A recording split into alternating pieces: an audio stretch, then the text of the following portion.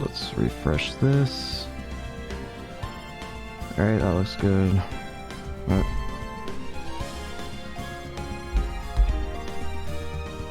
Pull this up. That there. And pull this up. And I can hear myself. Good. Alright. Hello everyone. My name's Caden and welcome back to the King can't say anything without yawning. Sorry. Welcome back to the Ace Attorney trilogy, and today we start the final game of the trilogy, Trials and Tribulations. Once I actually complete the trilogy, there is another Ace Attorney game that I want to play. It's not going to be the next one in the series chronologically because I don't have access to that. But there is another one available, well, two specifically that are available, that I'm probably going to do at some point. But that's not here nor there. Right now, let's just get into this. How many cases are in this game? Oh, it doesn't say. Anyways, first case, episode 1, Turnabout Memories.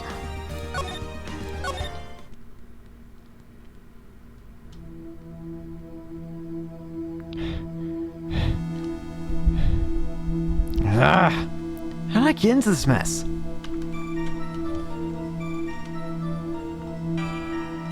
Why? Why did I do that?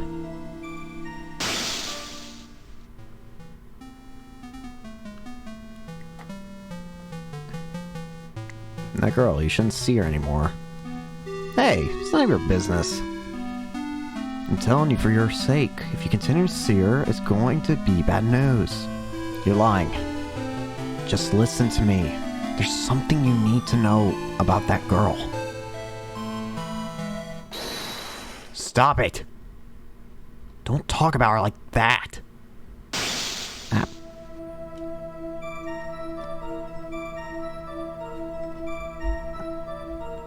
Oh. It wasn't me. I didn't do it.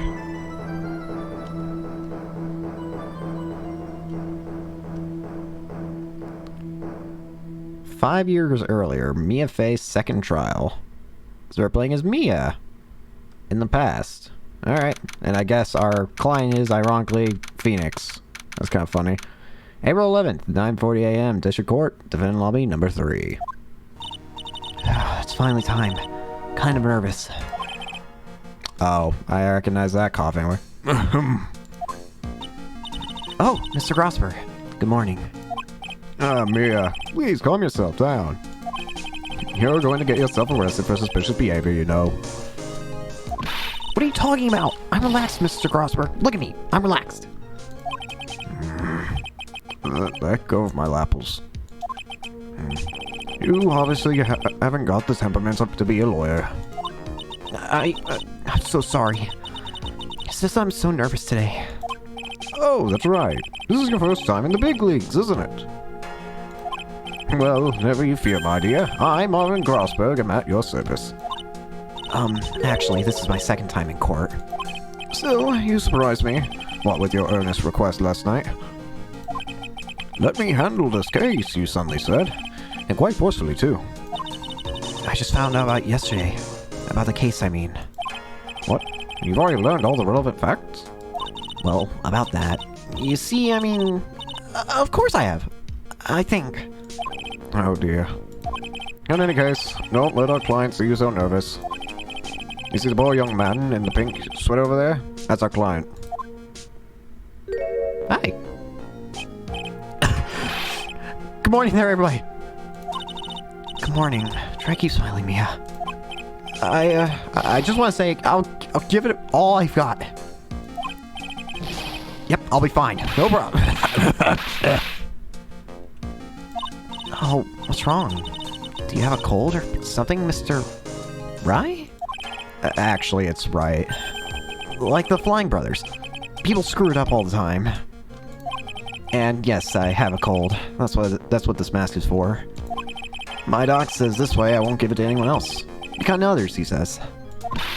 Right, Mr. Wright. You have nothing to fear in court today. If you're truly innocent, I promise I will save you. Please let go of my shirt. That's right. He's the one on trial, not you. He's the one who should be nervous. You need to stay strong for your client, Mia. My name is Mia Fey. I'm still pretty new at this lawyer thing. The first time I appeared in court was a year ago. But that trial traumatized me so badly I thought I'd never set foot in our courtroom. It's been 1 year since then, and well, here I am again. This time I'm going to win. For my client, and for myself. Well, so what exactly did Mr. Phoenix do? Is that? Court is now in session for the trial of Phoenix Wright. I, for some reason, look the exact same. Actually, now I think about it, why does everyone look the same? Strange. I mean, that's in the future. We also look different in the future. Whatever. The defense is ready, Your Honor. The prosecution is ready, Your Honor. The defense today is Miss Mia Fey, was it? Yes, Your Honor. Is there a problem? Actually, let's take a look at the court record already. Attorney's bad. Proof of my profession. The first and last time I wore it was a year ago. Doug's autopsy report, so the guy's Doug. Day and time of death, April 9th at 3 p.m. Cause of death was a fatal electric shock. Ugh. Marvin Grossberg, age 61. My superior in the head of Grossberg Law Offices. Phoenix Wright, age 21. My client, a third-year art student at Ivy University, currently has a cold. Wait, what's up? I haven't seen you yet, so I don't know why I have your name. Doug Swallow, age 22. The victim, he was a fourth-year pharmacology student at Ivy University. And Dahlia Hawthorne, age 20. Phoenix Wright's girlfriend, dated the victim Doug Swallow up until 8 months ago. Wait, hold on, what? Phoenix Wright's girlfriend... Oh, wait, no, that... Whatever. I thought the game was saying that they dated at the same time. Like, isn't that, like... Eh, whatever. I misread the situation. Also, I gotta move this real quick. Alright. Apologies. Let me make sure... Okay. Still good. Pick at that. Yes, Your Honor. Is there a problem? I was under the impression that Marvin Grossberg was to be leading the defense. Yes. Well, you see... Mr. Grossberg had a bit of an emergency. Emergency? But isn't that him standing right there next to you? Yes, well...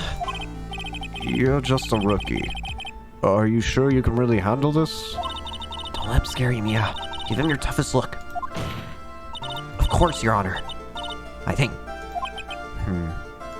Well, Mr. Payne, your opening statement, please. Well. I can't believe a veteran like me has to spend time babysitting a new defense lawyer. Don't worry, little girl. It'll all be over soon. What's that all about? Was he trying to trash talk me? Now then, I'd like to proceed with a summary of events on the day in question. Yesterday occurred on the campus of Ivy University. The murder victim was a student named Doug Swallow.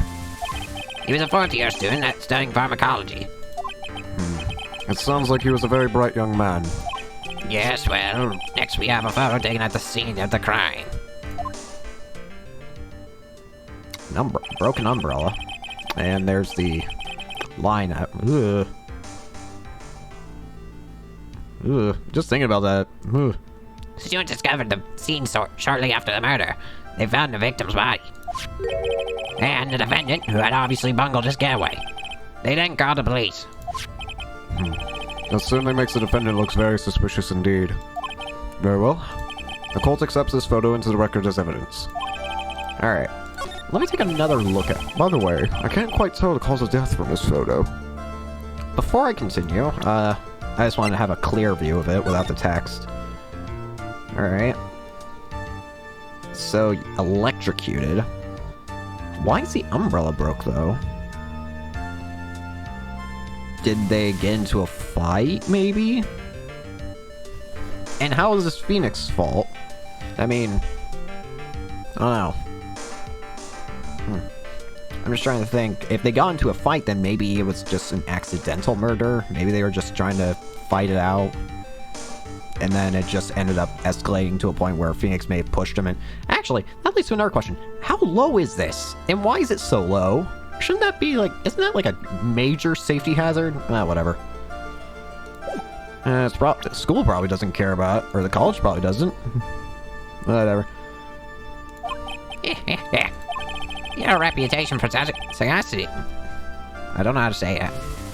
Sagacity is well earned, Your Honor. The truth is that this victim died a rather unusual death. An unusual death? What do you mean by it, Mr. Payne? Well, perhaps the defense would like to take this question. Huh? A simple question, and I might loosen you up a bit. I'm a gentleman, if you will. What? A what? Stand up to me. Show him what you're made of. Perfect opportunity. Well, what is it? What was it? The cause, go on. Please say that you know this, at least this much. I'm sorry. I didn't get a chance to read through the whole file. My hemorrhoids. What do you mean? What? Aye. Now see here. The details of the case are filed into the court record. But you knew that already, didn't you? It's the court record. I think I can see that by pressing that button. All the weapons we need can be found in the court record. Take a good hard look at the data there. Think carefully before you answer, my dear. Yes, sir. I'll do just that. I gotta stay calm. I can't let that prosecutor get the better of me. The court record. Okay, let's take a look there. I just pressed tab. Tab here. Cause of death, once again, a fatal electric shock. Very interesting. Very interesting. Now then, would the attorney for the defense please answer the question? What was the cause of death? Electrocution. According to the court record, it was a fatal electric shock. In other words, electrocution. Electrocution? How could such a thing happen? Did the murderer use some type of new superpowered stun gun, perhaps? Yeah, sir, but that will become crystal clear as this trial proceeds, Your Honor. But before that, there's one more vital issue. What's that? My motive, of course. Apparently, there was some bad blood between the victim and the defendant. Bad blood? What do you mean? Oops, I'm terribly sorry. I gotta just flick away at my pompadour. I think that's what it's called. To be honest, I wouldn't be surprised if I didn't know what a pompadour is, but whatever. You're a defense attorney, so you must know all about it. I shouldn't be stealing your spotlight like this. I really don't like this guy's smug attitude. That's Winston Payne for you. He's one smooth operator if you catch my drift. They don't call him the rookie killer for nothing, you know. Now then, let's hear from the defense. What was the source of the bad blood between the victim and the defendant? And this time I would like to see some supporting evidence. Evidence? No need to get all worked up over this. As I said, all of our weapons can be found in the court record. Find the evidence you need and shove it into the old Greybeard's face. Yes, sir.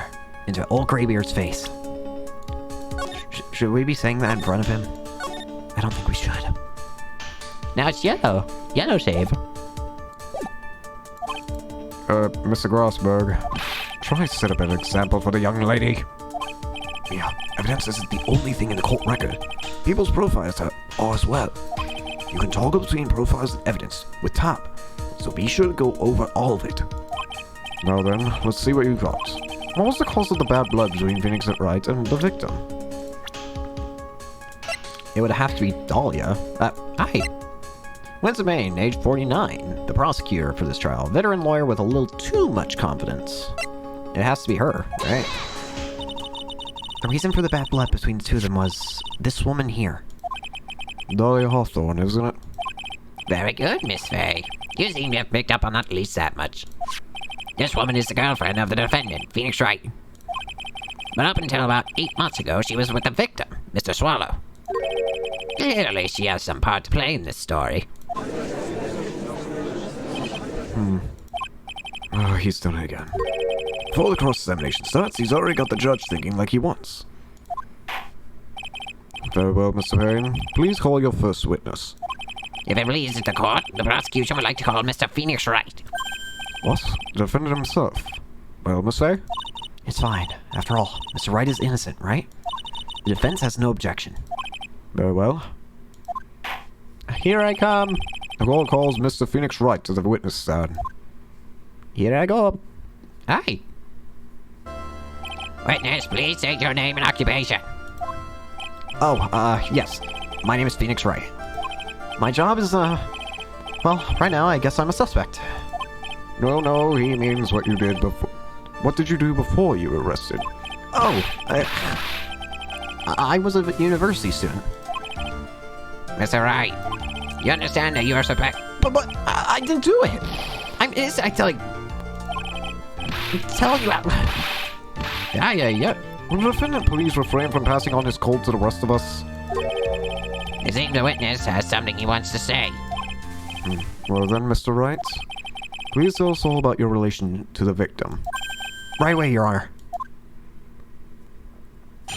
The victim and I. Alright, let's see it. I admit I was there. But I'm not a killer. All I did was find his body. I hardly knew the guy to begin with. I never even talked to that stuck-up British wannabe. That sounds a bit much. I see. So you hardly knew the victim. Right. Like I said, I'm not a killer. Looks like the judge understands. You're being naive, you know. Too naive. Huh? It seems you've forgotten one small thing, young lady. And that would be This witness still has to undergo something called cross-examination. cross-examination? He's right, and it's the defense's duty to carry out the cross-examination. The purpose is to determine if the witness' testimony contains any contradictions. Contradictions? If the witness is lying, their statements will conflict with the court record. But But Mr. Wright's my client. even if he is your client, in a court, all lies must be struck down. As a lawyer, it is your duty, you see. What does he mean by that? Is he saying that the testimony just now, that there was a lie, a contradiction? Your cross-examination, if you please, Miss Fay. Please, Mr. Wright, tell me you haven't been lying. You wouldn't do that to me, would you? Alright. Let's see if you can break the truth out of me. I'm a say. Alright, you were there. When you say there, you mean the place where the victim was murdered? Yeah, sort of. The place where something happened anyway. Something. You can't hide what happened. We have photographic evidence. Anyway, Mr. Wright, what were you doing at the scene of the crime? I thought you said you didn't know the victim, Mr. Swallow. It was just a coincidence. We bumped into each other by accident. A coincidence, huh?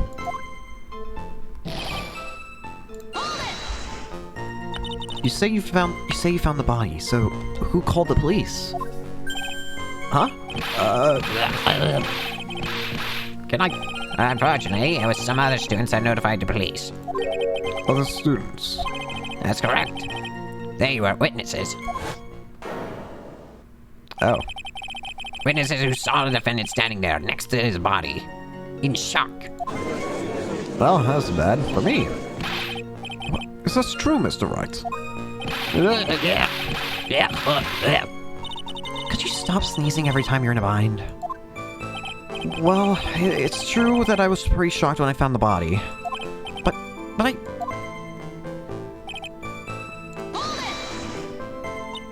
So you didn't know his face or even his name, right? Right. Well, no. That is... I mean... So, which is it? Did you know him or not? Now see here, you can't avoid answering the question by sneezing all day. Well, I guess I did know his name. News to me? Why didn't he tell me that before? I heard he used to date Dolly. Who's this Dolly person? Ah, yes, it would be the defendant's lover, Miss Dahlia Hawthorne. Oh, I see. Ah, young love, so bittersweet. But that's all I knew about him! I never even wanted to— Why am I the one being doing that? Mr. Wright, you stated the following in your testimony. I hardly knew the guy to begin with. That's right! I mean, why would I even— Well, that doesn't sound right. If you hardly knew him, then why would you say that the victim was a stuck-up British wannabe?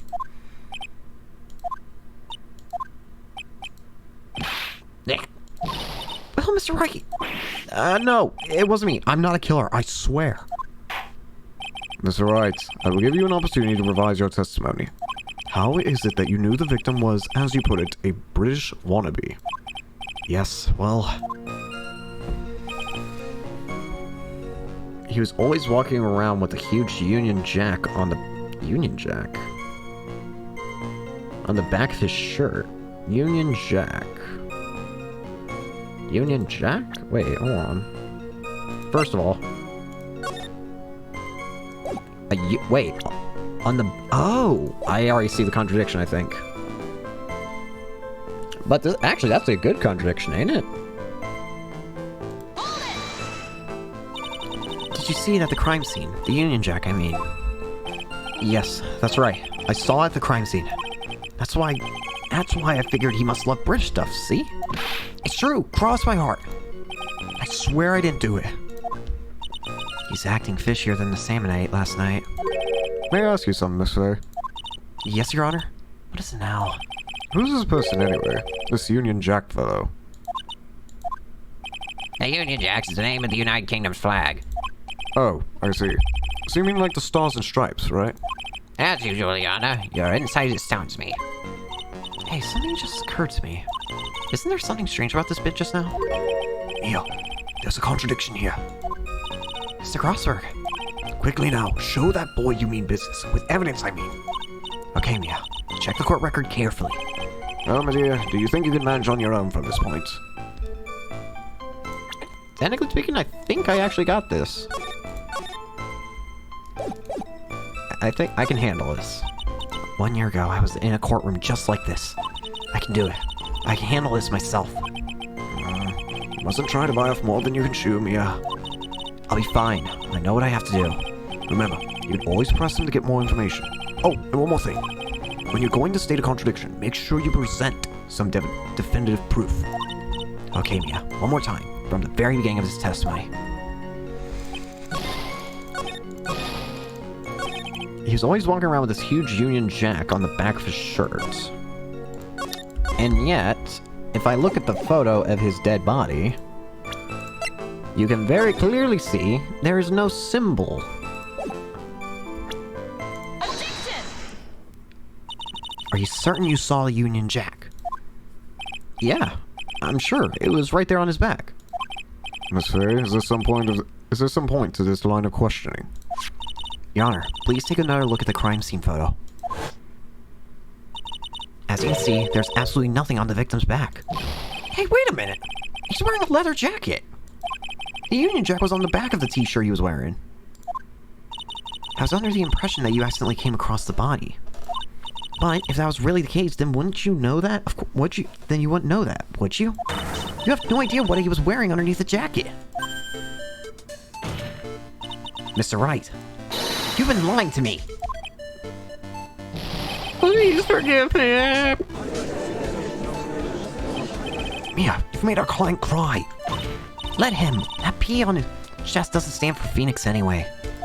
I can't believe I trusted him. Mr. Wright was all wrong. That was an impressive bit of a cross-examination. Thank you for uncovering the defendant's lies for me. It's quite clear this man did not simply stumble upon the scene of the crime. Uh-oh. Did I go too far? By the way, Mr. Wright, you seem to have a rather bad cold. Have you taken any medicine for it?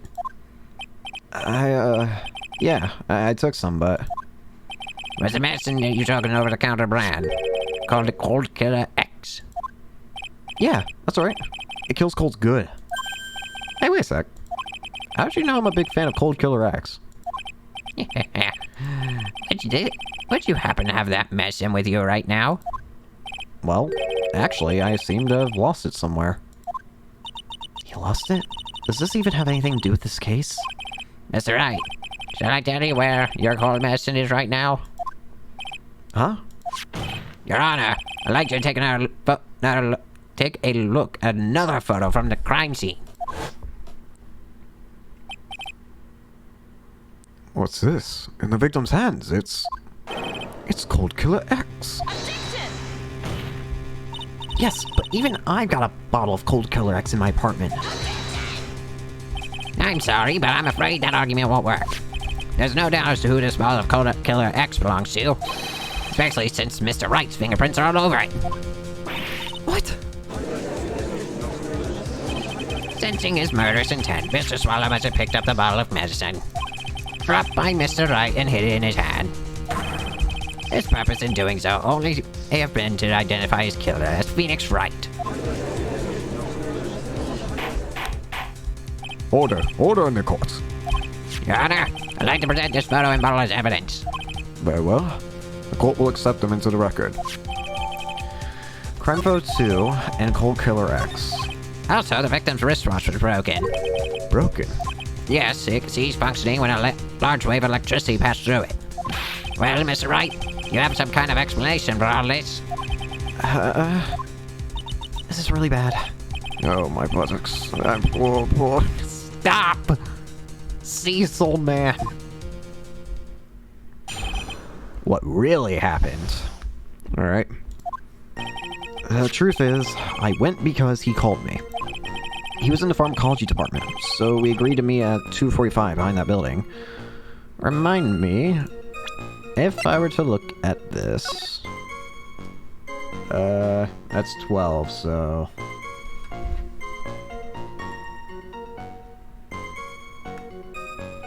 Three?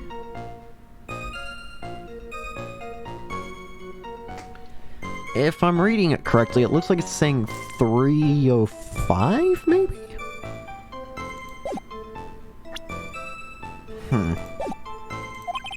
We talked for a bit, and then at around 3, we split up. Then, later when I went back, I found him lying there. I've been taking Cold Killer X for the last 2 or 3 days. But I lost my bottle of it around lunchtime on the day of the accident. Mr. Wright, that's completely different from the testimony you gave previously. I'm sorry, Your Honor. I was afraid you wouldn't believe the truth. You'll forgive me if I say I hardly find your current testimony any more credible. Miss Fay, please begin your cross-examination. Oh, please, Mr. Wright, don't tell me any more lies.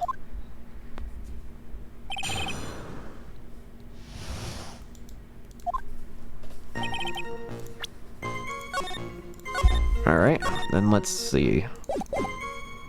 Breath. Have you ever met the victim before then? No, never! But that day, he called me up and told me he wanted to talk about Dolly. And this Dolly person is... My, it's kind of embarrassing. She's my, sweetheart. What was that for, Mia? Oh, I'm sorry. I just felt like slapping something all of a sudden.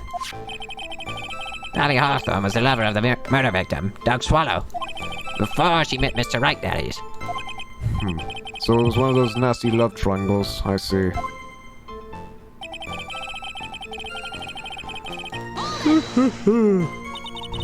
Was it Mr. Swallow who indicated you should meet at 2:45? Yeah, and we were both there right on time. You said the victim was in the pharmacology department, correct? Yeah, he was studying how to manufacture and improve pharmaceuticals. Everyone called him the alchemist of IBU. An alchemist, I see. I gotta admit, it was a little suspicious. He had a whole laboratory and everything. It's filled with chemicals and strange machines that run on high voltage electricity. How fascinating. It sounds like he was quite the ambitious young man. What do I do? Maybe I should ask for more details?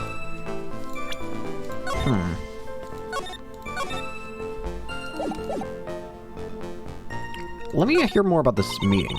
So you're absolutely certain that you met at 2:45? Yeah, pretty sure. That's the time class ends. But they're always doing experiments, so it doesn't matter much. Experiments? Yeah, those pharmacology guys are always in the lab whipping something up. Well, it looks like he's right about the time anyway. Ministers, go on with your testimony. Well, let me hear more about this pharmacology place itself. I was wondering if you could tell us a bit more about the pharmacology department. Well, okay, sure. I don't know all that much, though. A little bit earlier in your testimony, you said something interesting. You said the department uses strange machines that run on high-voltage electricity. That's right, and they sure look dangerous. They use non-standard voltages, so there are high-voltage cables everywhere. High-voltage cables? Yeah, there were electrical poles set up all around the building. The high-voltage cables run overhead around the roof. Finally, I think we're getting somewhere.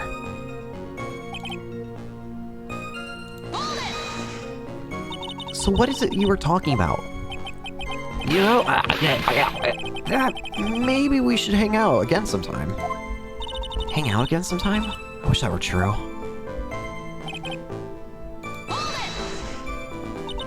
So you say you went back? Yeah. That's when I found the body. Yes, but why did you go back in the first place? Or weren't you angry with him? Well, that's right, I was. Then why, Mr. Wright? Why'd you go back there? I thought maybe we could make up.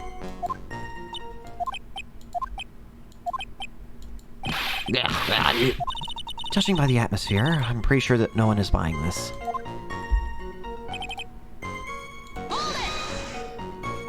It's rather unusual to catch a cold this time of year, isn't it? Yeah, I always get a little careless when the weather starts to warm up. And I guess I shouldn't sleep with the window open this early in spring, huh? I suppose common sense is not always common. So, did anyone else know that you were taking cold medicine X? Well, I always took one after meals, so I'm pretty sure all my friends knew about it.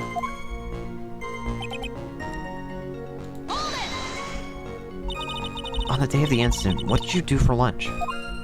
Huh? What does that have to do with anything? You can never be too sure. I always eat with Dolly, just the two of us. Dolly's homemade lunches are just the greatest. Her mini almonds are magically delicious. yeah. Why'd you punch me in the jaw? Oh, I'm so sorry. I just felt like hurting someone all of a sudden. What? I think that's enough for now. So the defendant and victim met at approximately the time of his death. And then the defendant returned to the scene for some unknown reason. I'm not entirely convinced by his explanation about the medicine bottle either. Let me be frank, Mr. Wright. Your testimony cannot be trusted. What do you mean? I knew it was too much work for a little girl. However, there's one mystery that still remains. There is, Your Honor. How the murder was carried out, of course. Just how was the victim electrocuted? I don't believe the murder weapon has been produced yet, correct? Well, that is, you are correct, Your Honor. So how exactly was Mr. Swallow killed? If I could somehow establish how it was done, maybe I could still come out of this mess smelling like a rose.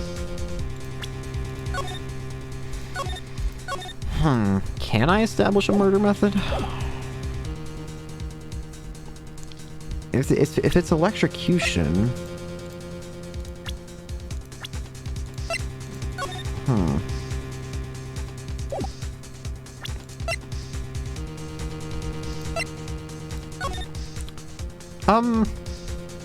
Maybe my perspective is messing with me, but is the bottle in this picture more empty than the bottle here? Maybe I'm tripping, but this bottle looks more empty. Like, a few of them's been taken. Meanwhile, the bottle that has Wright's fingerprints on it looks completely full. As for how, like, there's this line right here. Again, I feel like that's a terrible safety hazard, but I think... Your Honor? Yes, Miss Fay? I believe that if we were to piece together everything we've heard up until now, we should be able to solve the mystery of how Mr. Swallow died. That would be most impressive. Quite the brash statement coming from a rookie. But even a beginner like you must understand the basic rules of the court, yes? An attorney must be able to substantiate their argument with evidence. Of course I know that. Actually, I had totally forgotten about that. Now then, Miss Fay, let me see what you've got.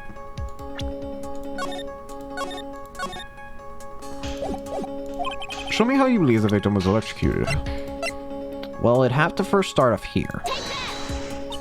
As for the cause of death, I'd say this picture captures it quite well. What? But there's nothing that even remotely resembles a murder weapon here. I'm afraid the defense is going to have to explain this in a bit more detail. Miss Fay, what exactly is the murder weapon in this photo? Well, naturally, it's right here. What is... What is that? A severed electrical cable, I believe, Your Honor. Remember the testimony we've heard. The machines that pharmacology students use in their experiments require high voltage. And because of that, there are special high voltage cables strung up everywhere. So then, the high voltage cable... Yes, the high voltage cable is the cause of death. That's the most likely explanation. That certainly sounds plausible. Well, Miss Payne, what do you have to say about this? Well, I believe some praise is in order. Don't toy with me, old man. Now, the victim's cause of death may indeed have been a high-voltage cable. However, I want you to think about what that really implies. The only one who had the opportunity to use the cable as a murder weapon was... the defendant. Ugh. That much is certainly true. Yes, and that's not all. We have proof. Irrefutable proof that will establish that Mr. Wright was the murderer. You do? Well, what is it? His fingerprints. Fingerprints? You mean that the defendant's fingerprints were on something besides the medicine bottle? Let's take another look at the crime scene photo. As you can see, the victim is wearing a leather jacket. And as you know, leather holds fingerprints quite well. You mean... Yes, he was correct. Clearly imprinted on the chest area of the victim's jacket. The palm print of the defendant's very own hand. What? I can only think of one way Mr. Wright could have left a print like that. Intent on murder. He squarely pushed the victim towards the severed electrical cable. Order! That's enough. I think we can conclude that there is no reason to continue with this cross-examination. Stick a fork in us, we're done. Mr. Grossberg? My hemorrhoids never lie. The show's over, Mia. I knew that boy was guilty the first time I saw him. No! You're wrong! Mr. Wright is innocent! No further evidence is required to convince me of the man's guilt. Your Honor! At this time, I am prepared to render a verdict in this case.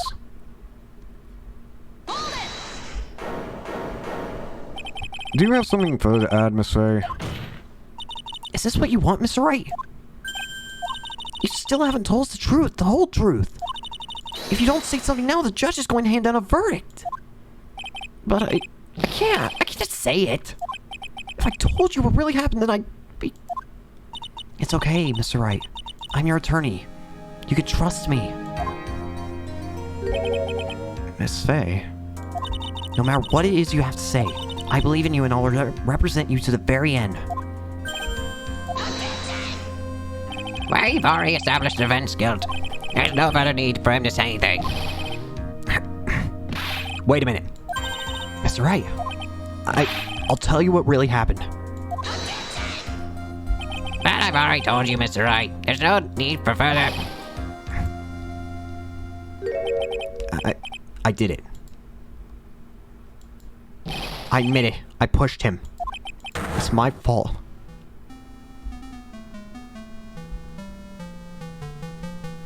That girl, you shouldn't see her anymore. Hey, it's none of your business. I'm telling you for your sake. if you continue to see her, it's going to be bad news. You're lying. Just listen to me. There's something you need to know about that girl. Stop it! Don't talk about her like that.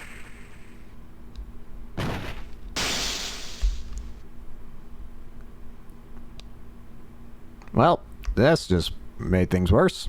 And he's confused too. What you just said, was that the truth?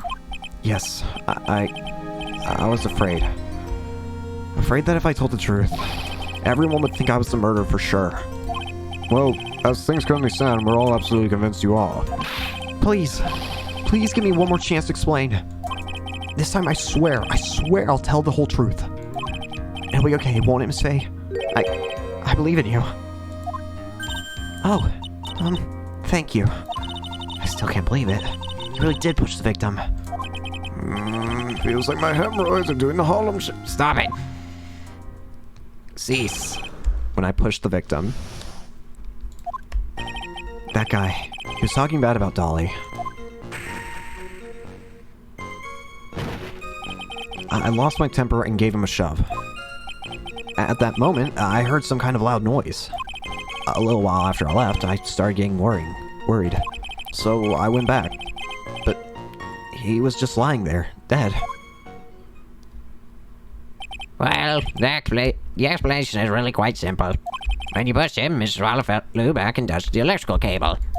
He died from the shock, and that, as I say, is that. A simple explanation indeed. At the time of the incident, a light rain had been falling. Wet from the rain, the victim was more easily electrocuted. But when I pushed him, there weren't any electrical cables nearby. If there had been something like that, even I would have noticed it. That's true. Even a doofus like him couldn't miss that. Miss Faye, let me warn you right now that if your cross-examination doesn't yield any new facts, I intend to deliver my verdict without further delay. Are we clear on that? Yes, Your Honor. Don't give up, Mia. If he is innocent, there must be some kind of evidence somewhere that will prove it. Alright. When I pushed the victim...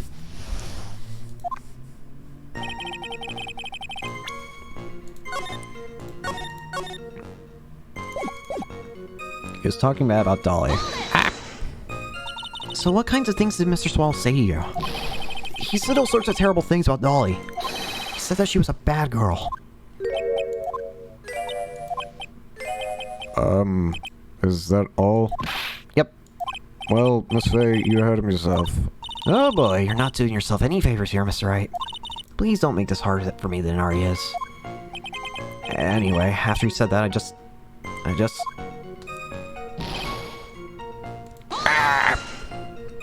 Can you tell me about what happened in a little more detail?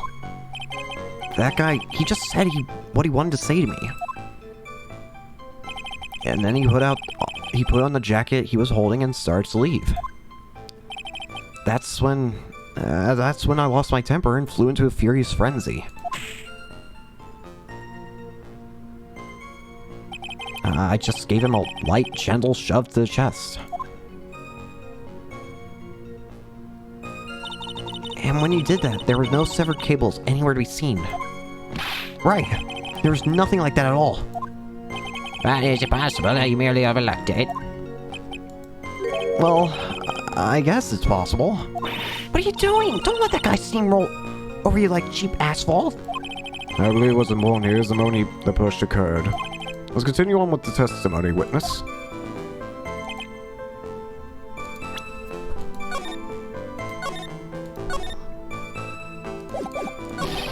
Whoops.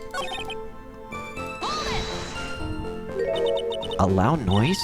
And what would you say that loud noise was, Mr. Wright? I'm not sure, but it was really loud. It was like snap. You know, come to think of it, I wonder what that was. Clearly, Your Honor, it was the sound of the victim and being electrocuted. Oh! Actually, I know what it is now. That snap wasn't the cord or the electrocution. What it probably was the umbrella.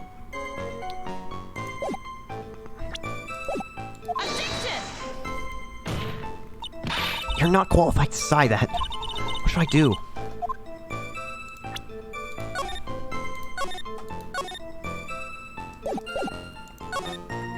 Mr. Wright, that loud noise you heard may be extremely important, so try to remember what it was. How do I put it? It was like sharp, a crack. Ah! Could have been... Yes, could have been... Hurry up and tell us! When I pushed him, he dropped the umbrella he was holding.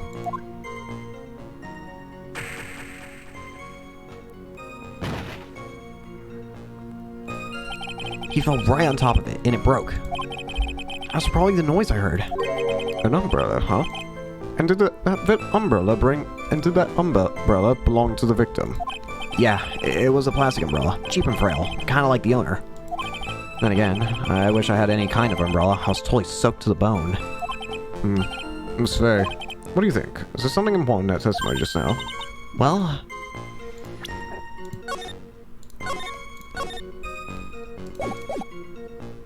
I would argue it is. This is it, Mia. New information you've been waiting for. Of course it's important. No, this cheap umbrella is more than important. It's vital.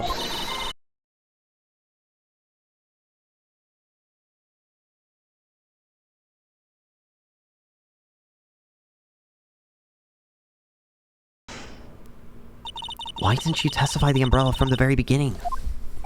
Come on, if I had mentioned that... I would have been able to counter the prosecution's arguments earlier. What do you mean by that? Take another look at the crime scene photo.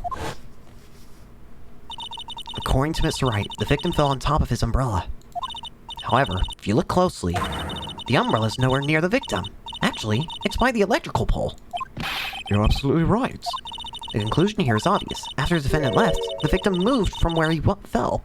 In other words, after he was pushed by the defendant, Mr. Swall was still alive. No! Order! The victim, he moved. Mr. Payne, the umbrella in this photo, where is it now? Well, it was collected by the police at the crime scene. I want to present it as evidence immediately. Oh, hey. Broken umbrella. Owned by the victim, found broken near the electrical pole at the crime scene. But the umbrella could have simply been blown there by the wind. If it was underneath him, no.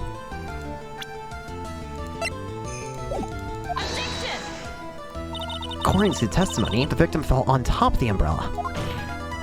There's simply no way it could have been blown there by the wind.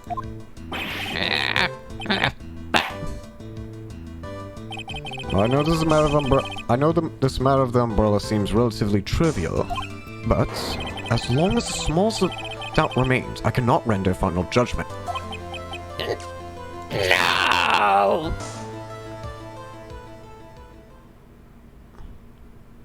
I must say, I still find it hard to believe that a huge hole has been blown into the prosecution's case by the defendant's testimony. Why is the chair squeaky weak? Phoenix's testimony, the victim fell on top of his umbrella. There was a loud snap when it happened. Well done, Mia. Let me take a look at that. Can I... Nope. Yeah. Mr. Payne, what are you chuckling about? Pardon me, Your Honor. It seems I was expecting too much of a free ride. It was foolish to think I could establish guilt through cross-examination alone. I'm afraid I don't follow what you're saying. Let me guess. You have another witness. Exactly. And this witness testimony will be incontrovertible. Well, who is this witness? Miss Dahlia Hawthorne. Miss Dahlia Hawthorne? You don't mean... Dolly? I do, Your Honor. The defendant's very own lover is a witness to the whole thing. That's right. He was at the scene of the crime when the murder took place. What? I'm sorry to break the bad news to you, my dear.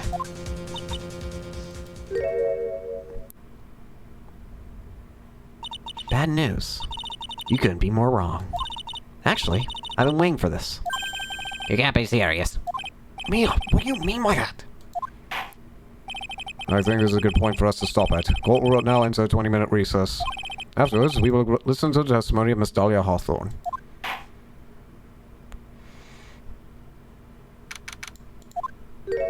Hey! Miss Faye, I'm sorry about what happened back there. It's alright. At least you told us the truth in the end, Mr. Wright. Yeah. So, I guess I can start to relax then, huh? Relax, my boy. You can't be serious. I'm writing such important facts. But the next witness is my dolly, right? She'll save me. I just know she will. Why do you think that? Huh? What do you mean? She's the love of my life, that's why. The love of your life, huh? Would you mind telling me more about you and Miss Dahlia Hawthorne? Sure, no problem. Dolly and I, we first met about 8 months ago, right here in this very courthouse. And actually, I'm studying to be a lawyer on the side. Anyway, one day, she and I just bumped into each other in the reading room downstairs. That's why I really think it was fate that brought us together. As soon as I first set eyes on her, I knew she was the one for me. Oh, here, take a look at this. She gave this to me the day we met as a symbol of our love. She had been wearing it around her neck that day, but then she took it off before she gave it to me. She said, "I want you to carry this." So she gave it to you as a present. I see. This darling little bottle was filled with memories of my darling little dolly. It certainly is a little bottle, alright. Makes me so happy. I show it to everyone I meet. I want to share my happiness with the whole world. A small ball necklace given to Wright on the day they met. He shows it to everyone. Anyway. So after that, you and Miss Hawthorne started dating. Can I look at that? Nope. Yeah, but she's so shy. Every time I see her, she always says the same thing to me. Please give it back now.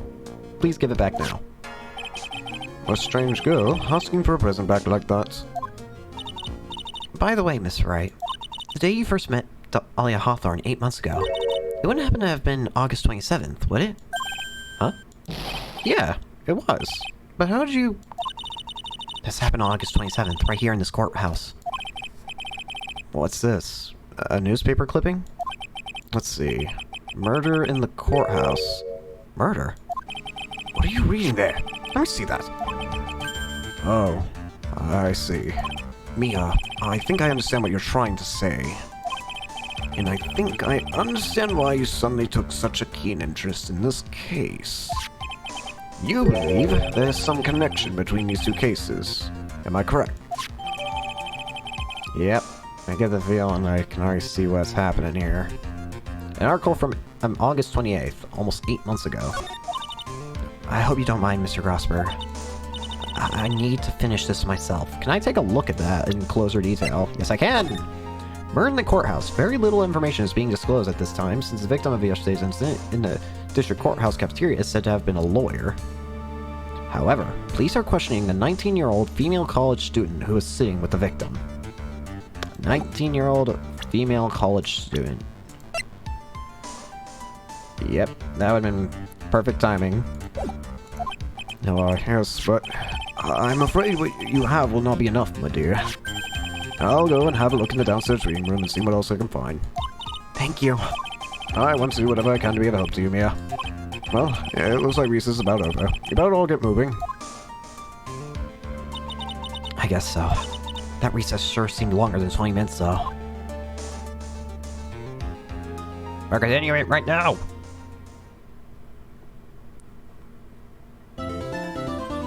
What? Whoa. Nice tune.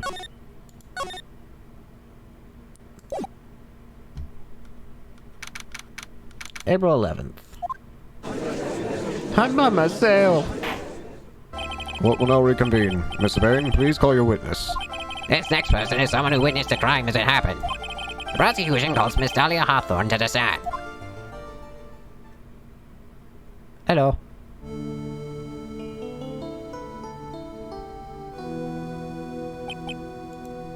Hi. What's with this stiff silence? In my long career as a judge, I have been deceived by many witnesses. It's my job to doubt, to take no one at their word. But in your case, I must admit that you radiate a glow of complete sincerity. I can't believe you actually said that. Payne? Oh, now then, witness, could you please state your full name? I am... Don't worry, sweetie, there's no need to be nervous. If anyone says anything rude, you can be sure I'll cut them down right to size. And I'll bash them with my gavel. I love how they look straight at me when they say that. Thank you for calming my nerves. You're all so nice. I almost feel right home. Not at all. It was nothing. If we may move on now, what is your full name and occupation? My name is Dahlia Hawthorne. I'm a junior in literature at Ivy University. I just want to say, it's an honor for me to be here in your noble presence. The honor's all mine.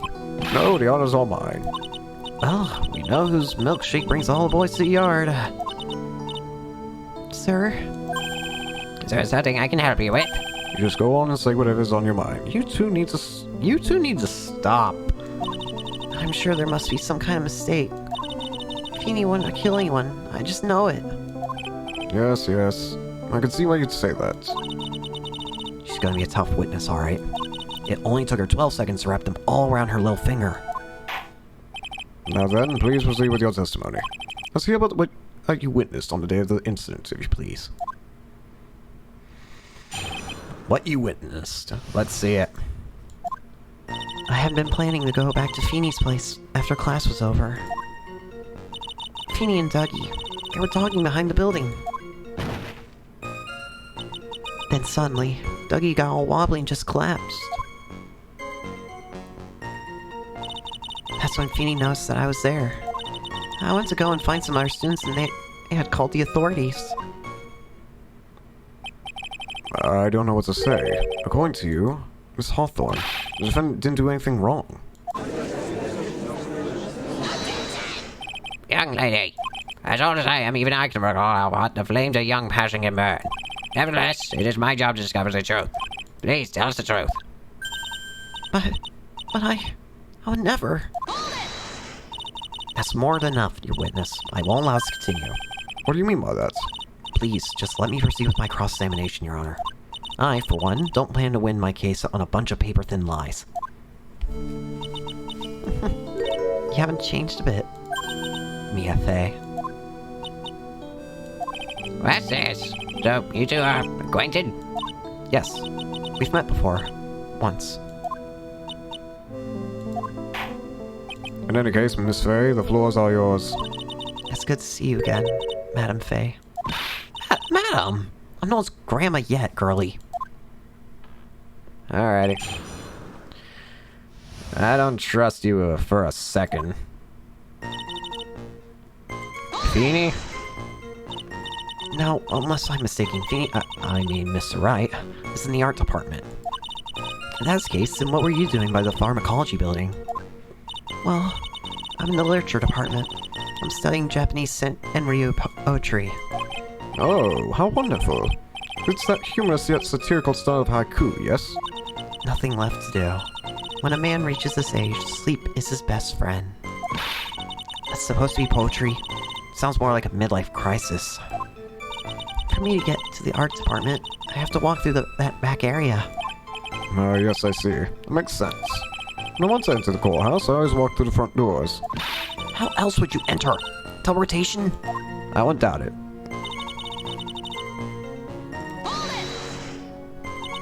So who is this Dougie person? Oh, I'm sorry, Doug Swallow. We were dating until about 8 months ago. So we're Dougie... Mr. Swallow and Mr. Wright talking about... Oh, anyway. How can you be so mean? I would never eavesdrop. I wasn't raised to be so rude and unrefined. That's right, Miss Fay. Don't drag the witness down to your level. Why am I being demonized here? Please, go on. What did you see next? Y'all need to stop. Are you saying that the victim just collapsed on his own? Yes. In other words, the defendant never touched the victim. Is that right? I was watching the whole time. Feeny never did a thing to Dougie. If I press her for no good reason, I just know the judge will get angry with me. So what should I do about her testimony just now? I noticed something.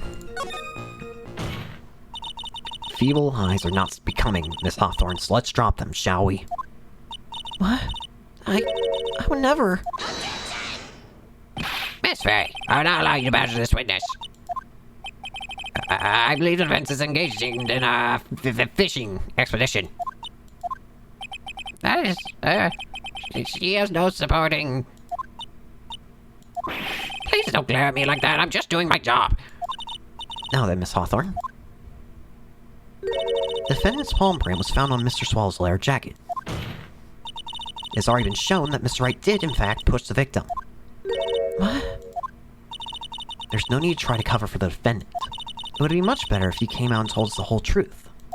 There's nothing to worry about, young lady. Just tell us everything that you saw. Yes, Your Honor. I will. If you don't mind, I'd like to revise my testimony. Looks like we're finally getting somewhere. You didn't see the moment.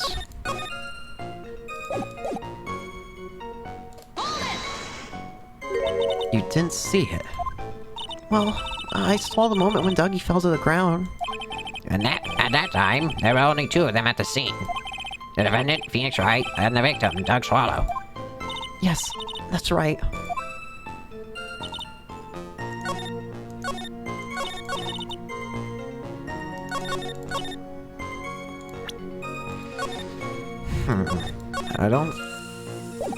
I didn't see the moment he pushed Dougie. Let's push the rest of the stuff first. So then what did it look like when they were... What did it look like they were doing when you... Doing to you? I thought they were having a nice, friendly afternoon conversation. Oh, give me a break. That's why I really wasn't watching them all that closely. Did you notice anything out of the ordinary at all? No, nothing at all, Mr. Judge. Oh, I like the sound of that. Mr. Judge. Now then, please proceed with your testimony.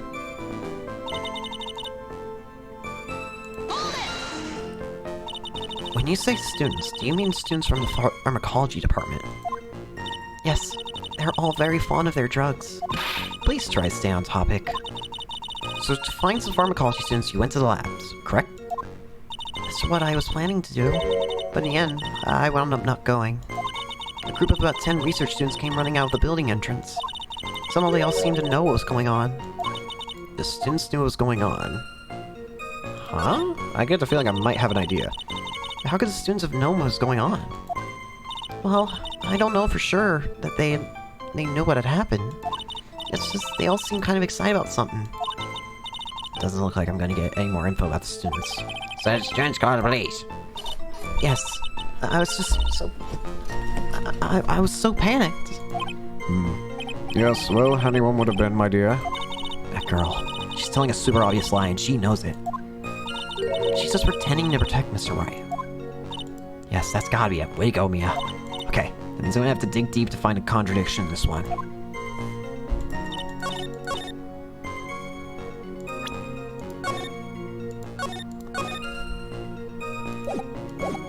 I didn't see the moment he pushed Dougie.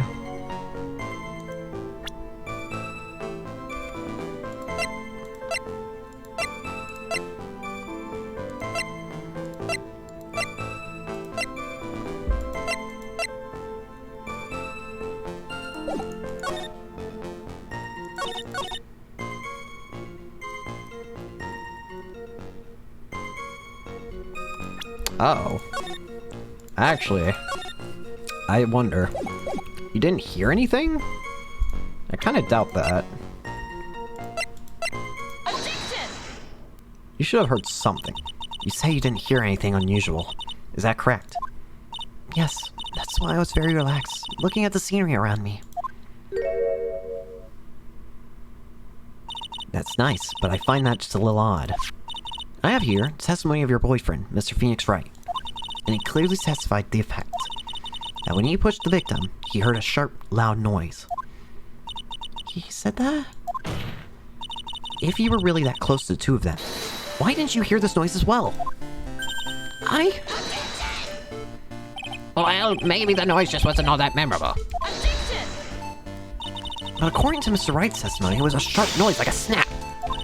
There's no way a noise like that could fail to make an impression.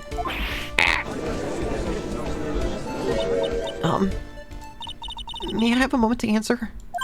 By all means. I know the reason why I didn't hear the noise. You see, the truth is, I had my headphones on, and I was listening to music at the time. Headphones? You mean that both your ears were covered? The rain was just beginning to let up, but it seems as though that Thor wasn't ready for his fun to come to an end yet.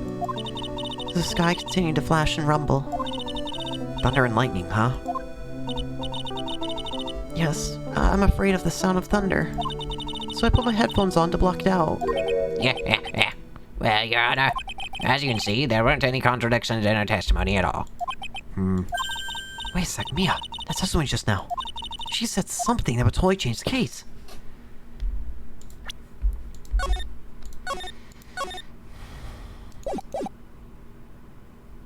Lightning. Lightning? Lightning. Wait a minute. Your Honor, there's a problem with the witness's testimony. What do you mean? Didn't you notice? She said there was lightning, correct? Yes, what about it? Well, lightning is actually a large discharge of electricity in the atmosphere, am I right? Now's not the time for a science lesson, Miss Faye. Yes, Your Honor. Anyway, since the cause of death was electrocution, isn't it possible that the victim died from being hit by a lightning bolt? Oh. I wouldn't say that's impossible. I mean, it's happened to me. I must admit that it had not occurred to me. Just what kind of thoughts do occur in this guy, anyway? This entire case is built on the premise that Mr. Doug Swallow was murdered. But that very premise itself is mistaken. The defense believes that Mr. Swallow was, in fact, the victim of a stray bolt. It appears the defense may be onto something. Could it be the death was actually accidental? Alright, you did it, Mia. Play taking that. Yeah, I didn't think that was it. Yeah. I've heard that you have such a low opinion of me, Miss Faye. Huh? I'm not a fool, you know. The prosecution has done its research, Your Honor. We found that there were no lightning strikes on that day at the location. What? What's more, we have evidence that the electrical cable is definitely linked to this case. Evidence, Mr. Payne? Well, what is this evidence? It's evident. And who is this evidence from? The pharmacology students who were conducting experiments in their lab that day. Allow me to read out the testimony of the pharmacology students. All equipment in the labs lost power all of a sudden at around 3 p.m. Was it a blackout?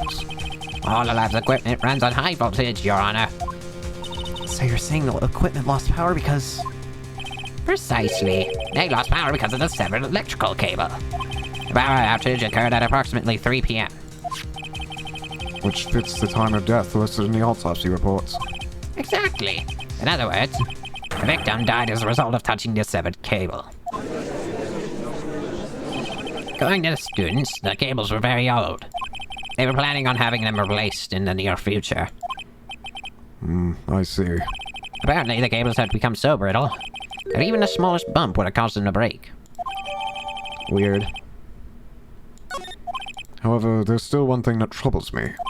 If the cable could have been broken by any small bump, then it wouldn't have snapped if it had been bumped into, correct? Well, I suppose you could say that. Miss Faye, do you have any thoughts regarding the cause of this severed cable?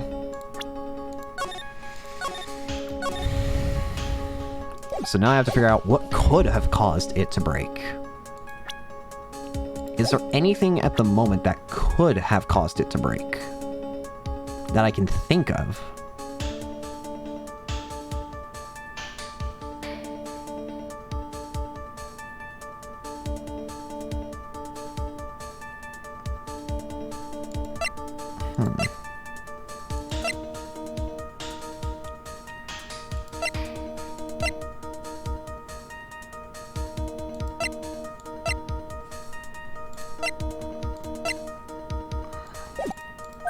Your Honor, I don't like how this is looking at one bit. I have to come up with something to try and regain the momentum. If it pleases the court, the defense would like to state its opinion. Well, then let's hear it. I gotta find a way to turn this around. Who or what was the cause? Was it that caused the cable to break? Who? It had to have been Doug. Right? Well, Your Honor. Snaps is my mind. One more chance. See, oh, I don't have to worry about getting hurt. What could have caused it to break? Do you think? Nope. No, stop.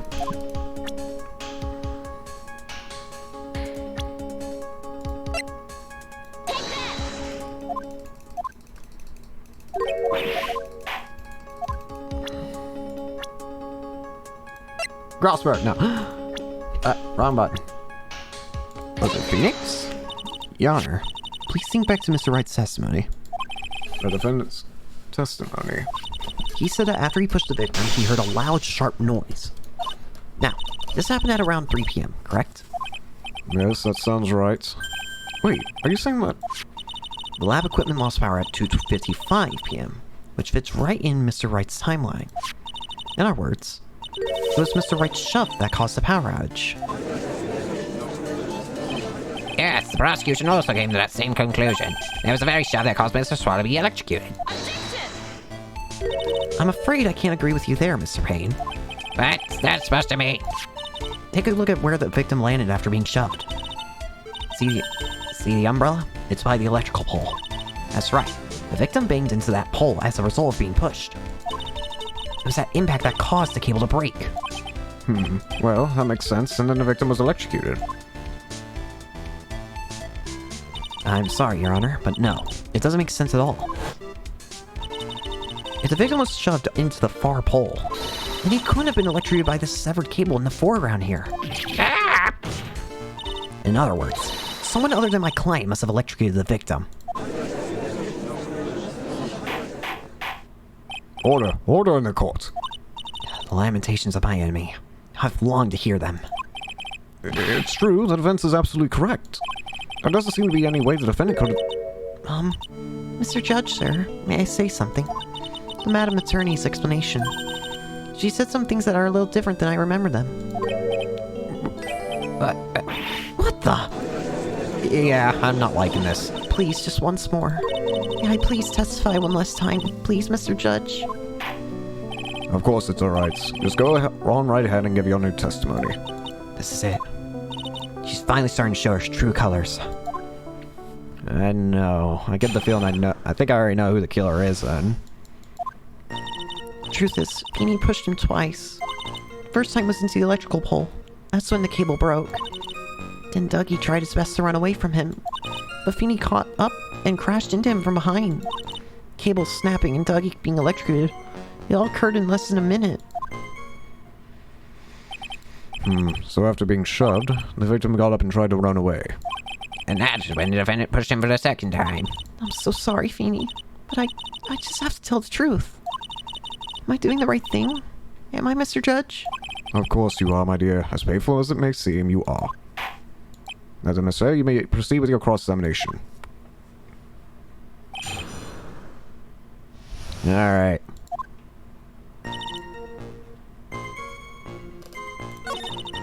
Wrong button. I meant to save.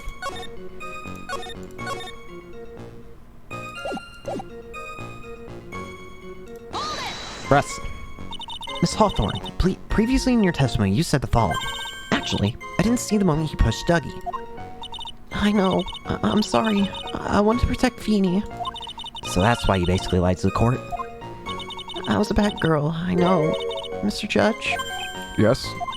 would you please forgive little me? Of course he won't.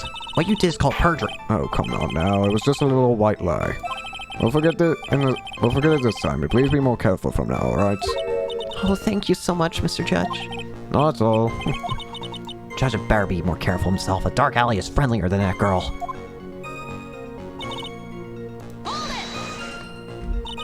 You're saying you actually saw the victim get pushed into the electrical pole. I know he doesn't look it, but Feeney can be a bit of an imp when he wants to be. Well, yes. Oh, really? But I never imagined that you would cause an electrical cable to break. Feeny really is scary when he gets mad. Yes, he sounds like a very dangerous individual indeed. So let me get this straight. You were happily listening to music on your headphones while you watched the scene unfold? Miss Faye, I'll have to ask you to stop badgering the witness. I wasn't happy, so I was so scared that I couldn't even move. All I could do was stand there and cheer them on. Cheer them on? What do you mean by that? Well, I wish the best for both of them, and that they would each give their all give the fight their all. That's very sweet of you to be so supportive. And what happened after that?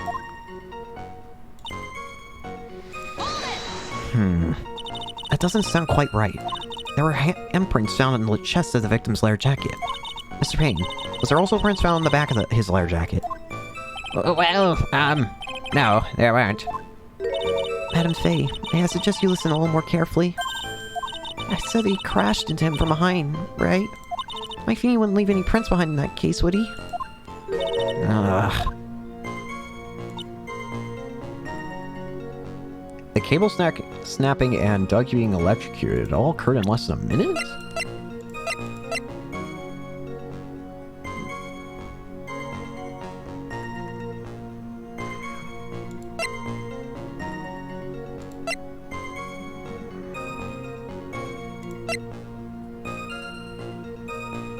I don't believe you.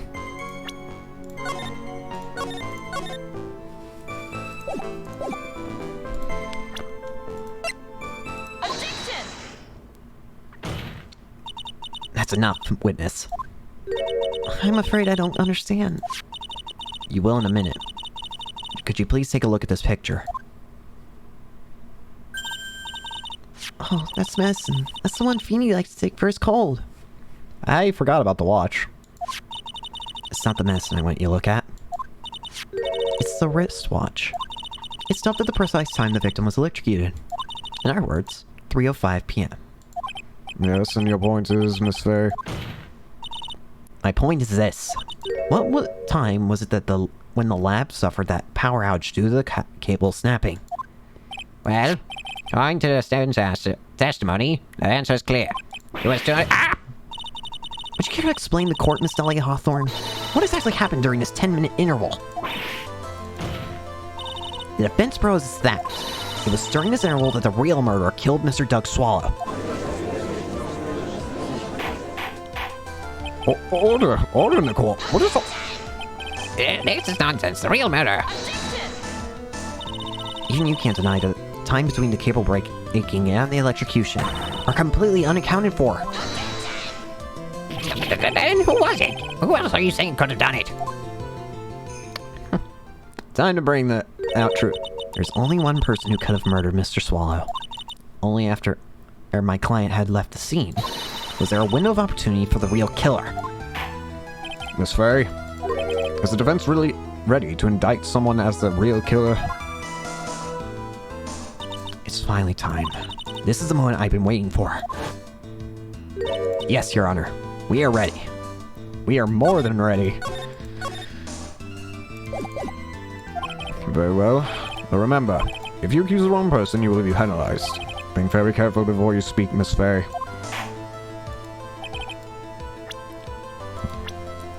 Dahlia, let's begin. It could only have been you. Dahlia Hawthorne. How can you...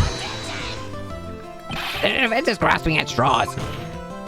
10 minutes passed between the time the cable broke and the time of the electrocution. What exactly were you doing that whole time, Miss Hawthorne? Were you really listening to some music while cheering them both on as they fought? I find it hard to believe that you didn't lift a finger to stop the men dearest to you. Order, Miss Faye. What? I mean, what? That's... Miss Hawthorne, I believe you did witness the two men fighting on that day.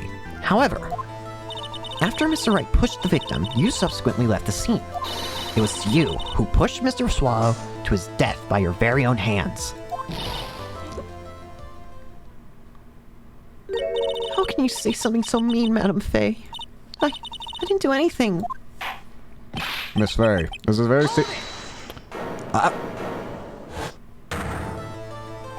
Your Honor, please, I have something I want to say.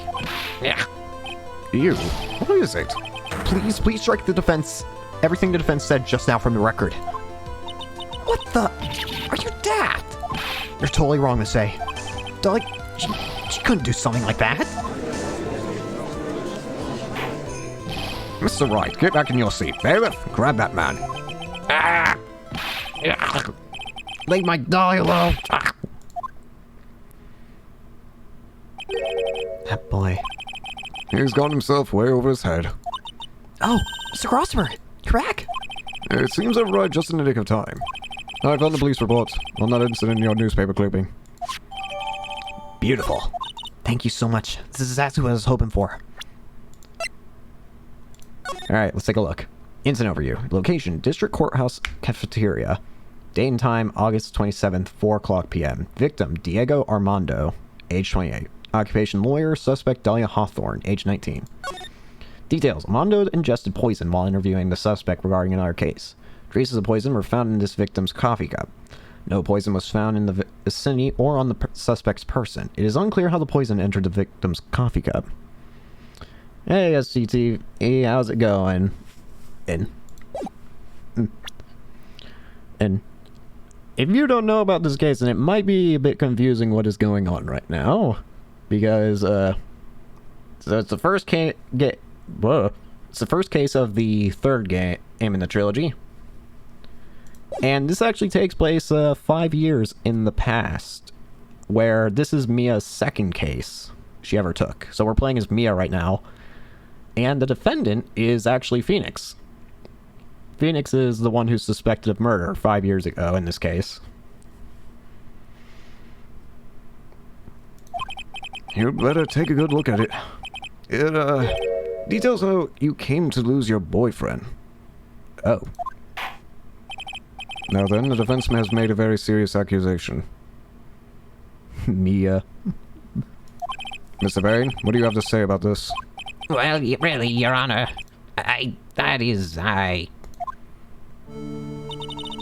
I interrupt you for just a moment, Mr. Prosecutor? Ah, don't you worry, my dear. I have the situation well in hand. That is go right ahead. Madam Fay, are you seriously accusing me of killing my sweet Dougie? Yes, I am. Not only am I saying you murdered Doug Swallow, but you also tried to pin the whole thing on your current lover, Phoenix Wright. I told you that you should let me handle this case. Sorry, please go ahead. How can you say that? I'm absolutely devoted to my dear Feeny. The notion that I would try to frame him is ludicrous. This is all just too much for poor little me to bear. I believe the girl is trying to ask what on earth her motive would be. Yep. Motive. The answer to that lies somewhere in this police report. It must. 8 months ago, an incident occurred in the basement cafeteria of this building. And then, that same day, the two of them accidentally met. Your Honor, the defense requests further testimony from Miss Dahlia Hawthorne. Further testimony? What about? About the events of the day when she first met the defendant, Mr. Phoenix Wright. What could that possibly have to do with this case? The witness claims that she has no reason to frame the defendant, am I correct? Well, I have evidence that suggests that she, in fact, has a very good reason. Very well then.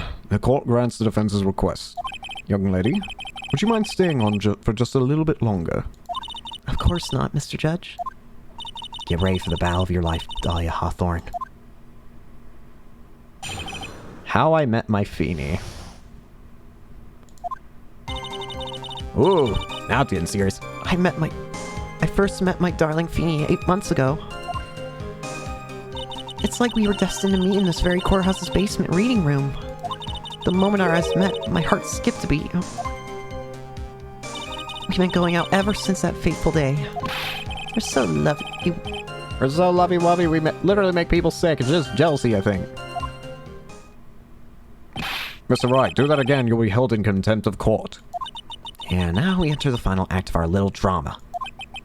As we used to say in the days of my youth, go get her. I thought you talked about lemons in your youth.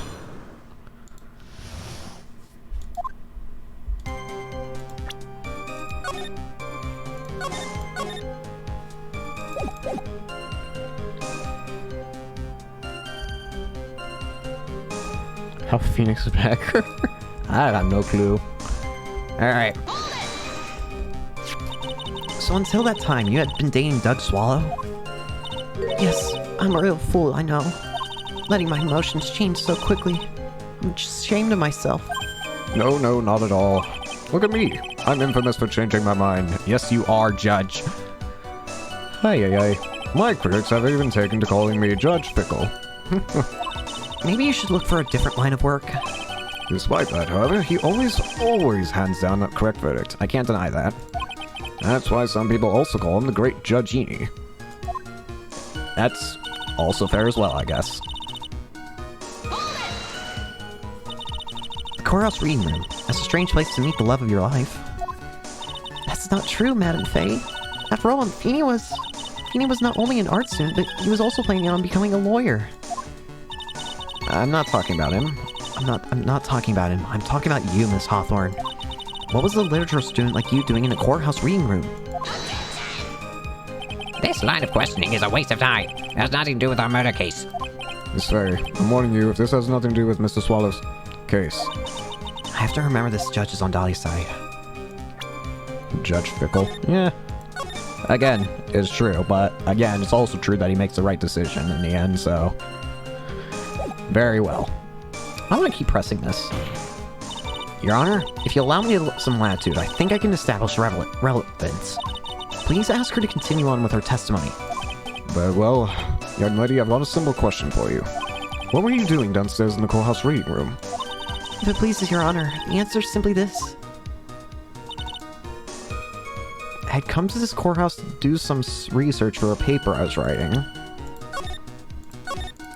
Yep, that's a lie. Let's look at the police report one more time. Suspect, Dahlia Hawthorne.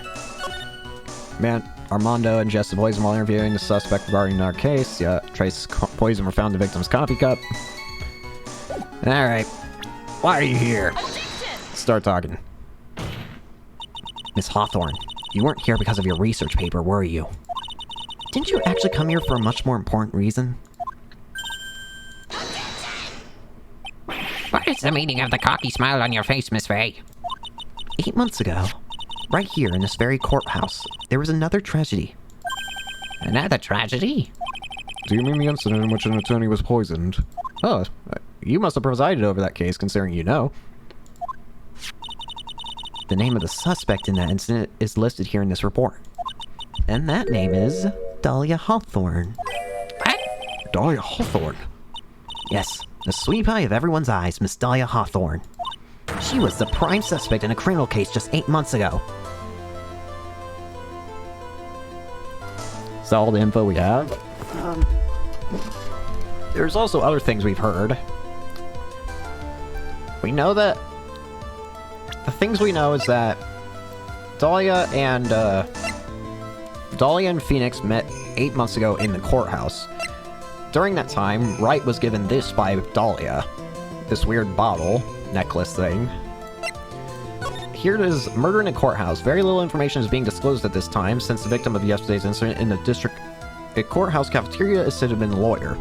However, police are questioning a 19-year-old female college student who was sitting with the victim. There's not a whole lot, but it is rather it does connect a lot.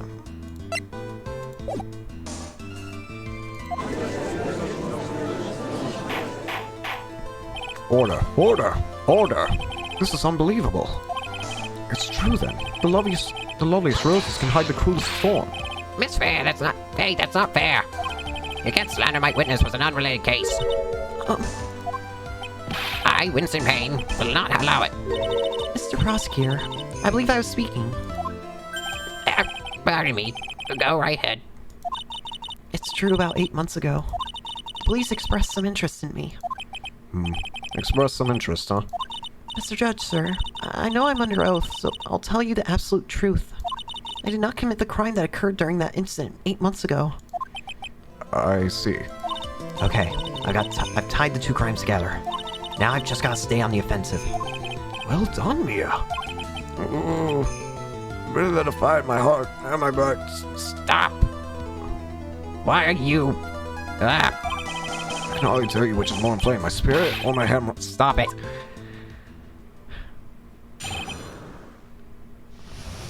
The poisoning. I met the lawyer who was poisoned to discuss something in the cafeteria that day. I left my seat for just a moment, and that's when it happened. From what I heard, it was a liquid poison that was lethal at just 2 teaspoons. Not only that, I heard it was a very special kind of poison. So you see, I'm innocent. I wouldn't even know where to get a poison like that. So that's what happened to here 8 months ago. However, as you heard from the witness testimony, she had nothing to do with it.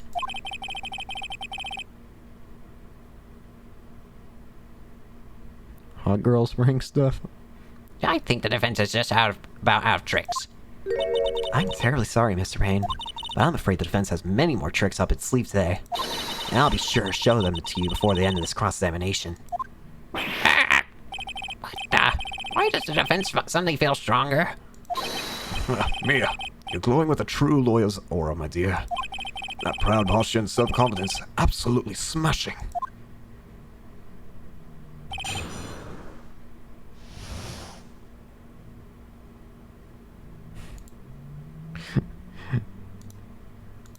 Alright, let's see.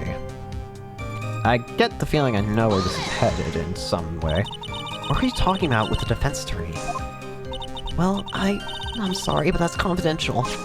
According to the reports, you were being interviewed regarding another case. The lawyer that was killed. He said he wanted to talk about an incident I was caught up when I was younger.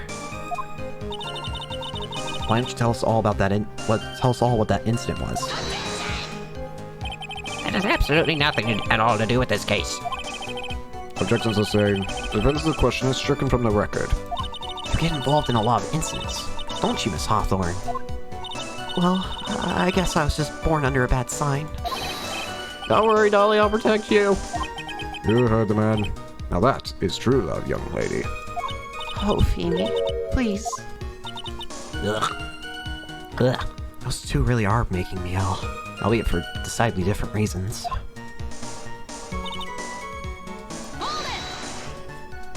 How long were you gone?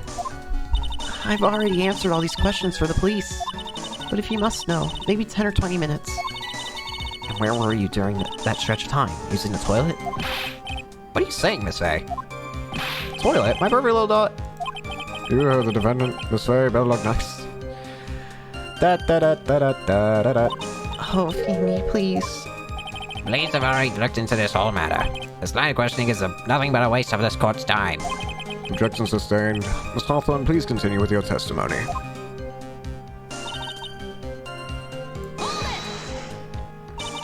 About how much liquid is two teaspoons? Well, let me see. My bottle of eye drops says it's half fluid ounce, which is equal to 3 teaspoons. So it's about 2/3 of that amount, huh? Poison was found in the lawyer's mug of coffee. It must have been after I had left the table. Someone must have quietly slipped it in there. Not only that, I heard a special... Phoenix down bad, he not in the same grind set like Mia.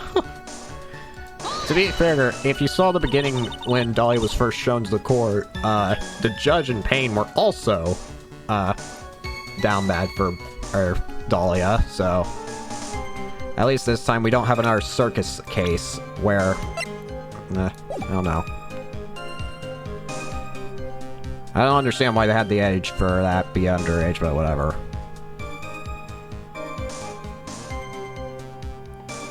I don't even think that. Whatever. Point is, today is.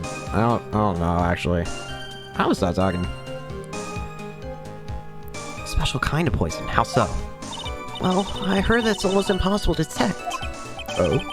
And where would something like that come from? I'm sorry. All I know is I overheard the policeman saying. They said something anything about using advanced chemical processes to purify it. Chemical processes, well, that's quite impressive. Most impressive. The better question is, how did a criminal get something like that? I wouldn't even know where to get a poison like that. I beg to differ. I might just know how you got your hands on some kind of weird poison. Presenting a student. You wouldn't know how to get that kind of poison. I don't believe you. What? In fact, you had easy access to that kind of poison, didn't you? At your boyfriend's lab. Boyfriend? You mean the victim, Doug Swallow? That's right. Up until 8 months ago, Miss Hawthorne was dating Mr. Swallow.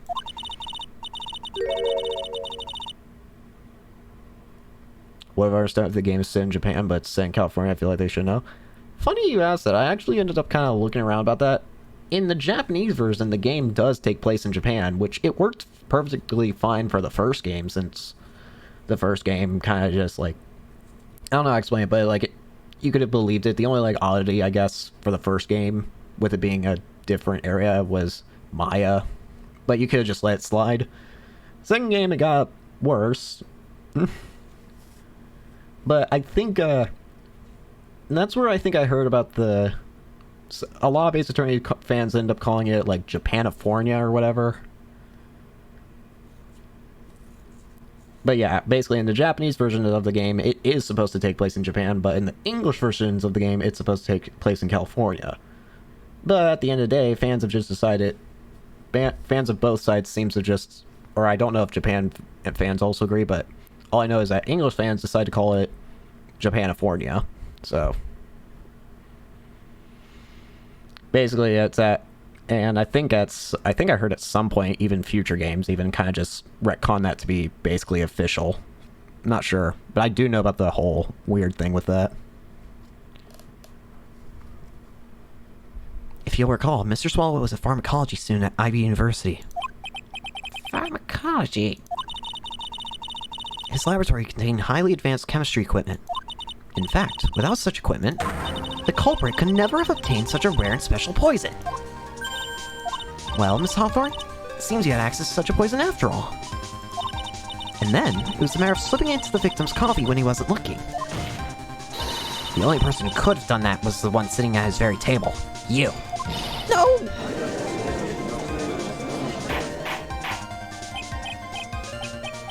Order!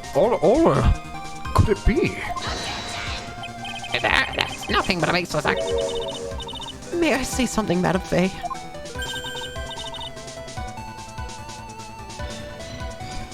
Mia's necklace, she got cheats on deck. Yeah, she does have her Magatama. Although, going by the looks of it, I wonder if it's actually not a charged Magatama, because the one that we have, that Phoenix now has, glows, like it's charged. So I wonder if this one's not even charged, because it doesn't look like it. It just looks like a gray stone. What is it, Miss Hawthorne? The amount of poison in the coffee was 2 teaspoons, correct? In order to carry that much liquid, you would need some kind of container. Well, yes. Aha! I was searching immediately after the incident took place. Like true. In fact, the entire courthouse was turned upside down. But they didn't find a suspicious container anywhere, did they? She's right. They even mentioned that in the report. Well, you could have easily gotten rid of something that small. Excuse me, ma'am, but this is a court of law. If you're saying I threw the poison container away, I think you need to show some kind of proof. Proof? She got me good with that. Provide some evidence, or I'll have to disallow this line of questioning, Miss Faye. Unless we can come up with some evidence, we're going to lose this lead. Police conducted a full body search of Dahlia in the entire courthouse. And yet the container holding the poison disappeared right after the crime occurred. And that's where Phoenix gets dragged into all this. If you're going to accuse the young lady of committing the murder, then where's the container? Right here. You were forced to get rid of the container in a hurry, weren't you? And that's why you passed it on to someone that had nothing to do with the case. Someone that you knew wouldn't be searched. Who is this person? Phoenix Wright, of course. So the defendant was a witness's accomplice? Of course not. She gave the poison to him disguised as a present. But that's... That's a charming little necklace.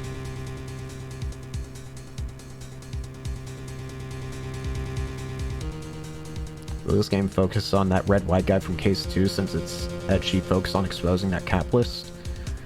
I don't think so. I'm not sure. I don't think so, though. Is this a little bottle? It's really quite cute. So what about it? What does it mean, Miss Fair? The day the witness met and fell for Mr. Phoenix Wright was 8 months ago. August 27th, the very same day as the poisoning incident. Under the pretense of love, the witness gave my client a present. All for the purpose of hiding the one piece of evidence that would give her away. What? Are you saying there's like deadly poison in here? No, there's no longer any poison in that bottle. However, I'm certain if the crime lab were to analyze it, they would find a trace amount. No!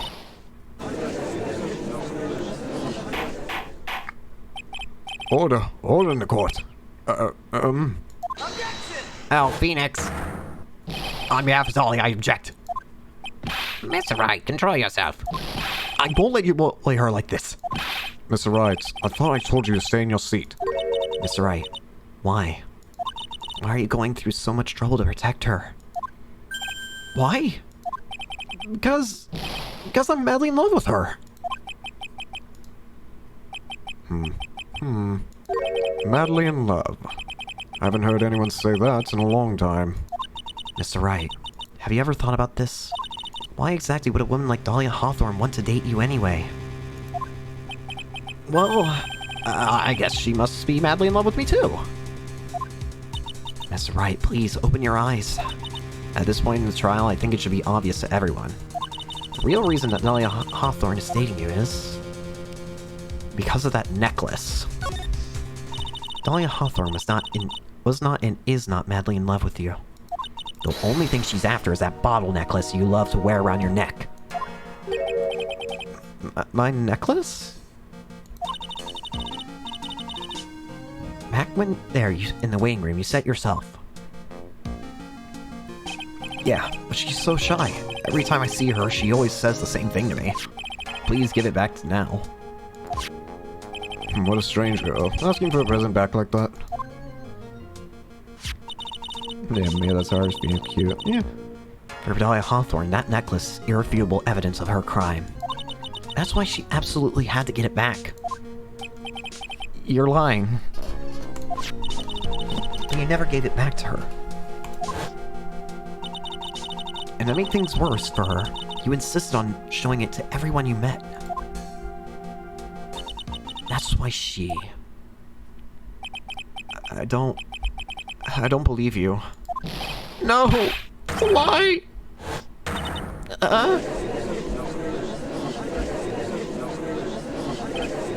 Mia, are you right? Elephant, he's getting away! Bailiff, hurry after him! What is happening? Mia, are you alright? Yes, I think so. That boy, he went completely insane! Where's Mr. Wright? It looks like the bailiff caught him, so he should be back soon. Thank goodness. Oh no! What is it? The ball necklace! Miss Hawthorne's present! It's gone. What? That's terrible. Mr. Wright must have grabbed it when he slammed into me. Foolish boy. That's the only thing that could have saved him. What the blazes are we supposed to do now? Phoenix, isn't it not a smart idea to eat poison? Mr. Wright, this sort of behavior is unprecedented in the history of this court. I'm sorry. I'm afraid your apology is not enough. Mr. Wright, what did you do with the bottle necklace? Forgive me. I'm sorry. It's okay, just give back the necklace.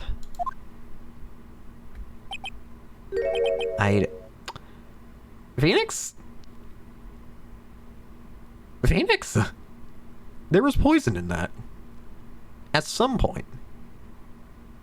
At some point there was poison in that. Whether or not it doesn't kill you, we know that because you're alive. We have 2 other games worth of proof that you're alive. But why would you eat something that... Oh, whatever. You what? You ate it. It was too big to swallow, so I had to chew it into... How strong is your teeth? It was glass. That's more impressive than anything. But you're also, like, going to destroy your insides. What the... What is he doing now? Get him a doctor! Your Honor, I've got stomach trouble. It's right. Are you feeling great? Does your stomach hurt? May have had some poison left in it. It seems the defendant has proven the prosecution's case for us. Clearly that bottle did not contain a deadly poison. He's... Stop the trial! He's got glass shards in his stomach! How can you be so sure? I think that's obvious. As you can see, the defendant is still very much alive. As for the poison, more like a fledgling offense. I forgot to read that. Well, that's fitting for a... So it would seem... No, there must be some mistake. The ball must not have had any poison left in it. Either that or the poison must have lost its potency. There. It's alright, rookie. Trusting your client's the most noble thing a defense attorney can do. And it's heartwarming to see that you place this much faith in Mr. Wright. But that's how it is for us on the prosecution side, too. For example, I would trust a witness, Miss Hawthorne, with my very life. Which is why I can state that your assessment of her is completely wrong. Can we please get him a doctor? Whatever. That's enough. Unfortunately, Miss Faye, I cannot accept your explanation of the events. But why? This may be impossible for a beginner like you to understand. But in a court of law, evidence is everything. Even after I proved so much, is she going to get away with everything? Well, now that the suspicion surrounding Miss Hawthorne has been cleared up, I would like to proceed with... Mr. Wright? I'm sorry, Miss Faye. It totally slipped my mind. I'm really, really sorry. I know you believed in me, and I feel like I really let you down. Mr. Wright, what are you trying to say? There's something I forgot to tell you. What is it? That day, the day I met Doug Swallow. What did you... That girl, you shouldn't see her anymore. Hey, it's none of your business. I'm telling you for your sake. If you continue to see her, it's going to be bad news. You're lying. Just listen to me. There's something you need to know about that girl. Last night, someone stole some poison from our lab. Poison? The same thing happened 8 months ago. A drug sample was stolen. She came to the lab that time, too. It could only have been her. That girl is a thief. Stop it. Don't talk about her like that.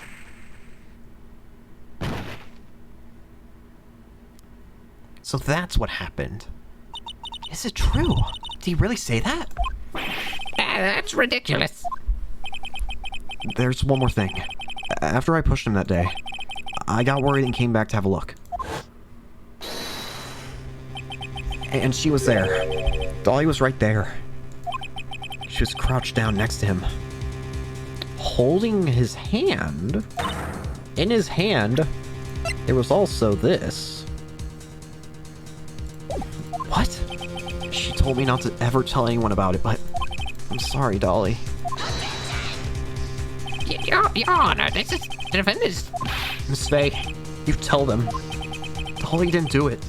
She's innocent. So Dolly stole poison 8 months ago too, huh?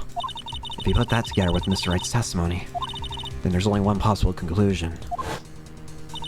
The defense believes that Miss Delia Hawthorne stole some poison on the night before she killed Doug Swallow. The night before? Naturally, her motive for stealing it was to kill someone. Miss Faye, You're so certain of the theory, then let me ask you this. yeah, this is your last chance. Think carefully now.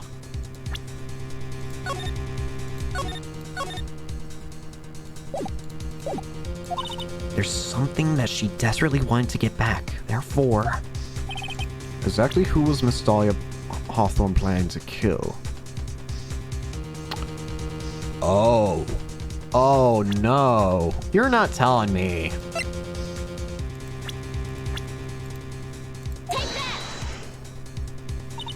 there was one person that was standing squarely in Miss Dahlia Hawthorne's way, and that person was Phoenix Wright. Me? That's preposterous. After all, it was Dr. Swallow that was murdered. Well, it's true that that's how things worked out, but let's remember that Mr. Swallow died of electrocution, not poison. The person that Miss Hawthorne was planning to poison was, in fact, you, Phoenix Wright. There's no one else that it could be. But how can that be? I thought Miss Wright and Miss Hawthorne were in love. Poor Mr. Wright. This must be killing him. Hang in there. I'll bring her to justice, I swear. As I said before, the only thing Miss Hawthorne truly cared about was the one piece of evidence linking her to that incident 8 months ago. That's right, the bottle necklace. That's all she cared about. But even so, why? Why would she go so far as to murder him? 8 months ago, just after the fall of that attorney in the basement cafeteria, Dahlia Hawthorne could think of only one thing: how to get rid of that bottle necklace as quickly as possible. No. It can't be. Hold on.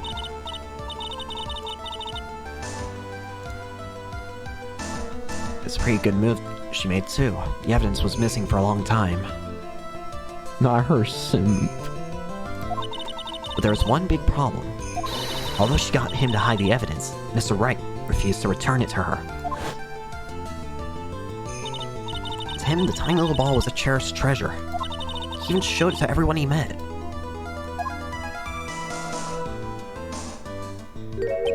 You mean that's why she tried to kill Mr. Wright? Correct, Your Honor. It was to retrieve that piece of evidence.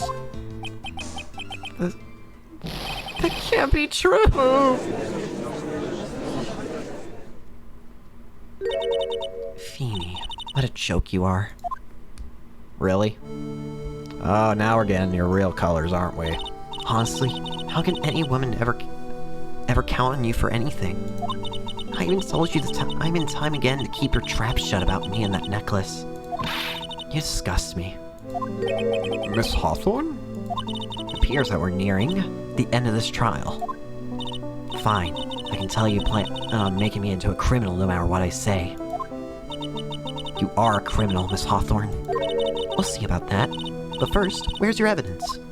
It seems like your sniveling little crybaby of a client has eaten the bottle as a snack. Ugh. Well, hey, old man, are you senile or something? Why don't you say something instead of sitting there with that dumb look on your face? Miss Hawthorne, what's happened to you? Are you really that shocked? Or do you prefer me? This way, Mr. Judge. With absolutely no proof, you treat a voluntary witness like she's a mass murderer. Well, I have nothing more to say. I'll be heading home now if you don't mind. But we're not finished. Fine. Then ask this nasty old hag to finish up already. Don't you leave. I can't let her get away this time. Stop, Mia. If you keep on pushing without any evidence, you could pay the ultimate price as a lawyer. The ultimate price? You'd be forced to take off your attorney's badge forever, I'm afraid. No. You'd better think it over carefully. Or should I say, Miss Gray? Well, Miss Fair, can you provide evidence that would establish her guilt once and for all? Can I?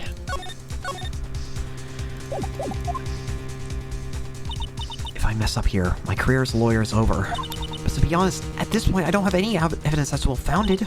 Even so, I'd rather lose my attorney's badge than let her get away with murder.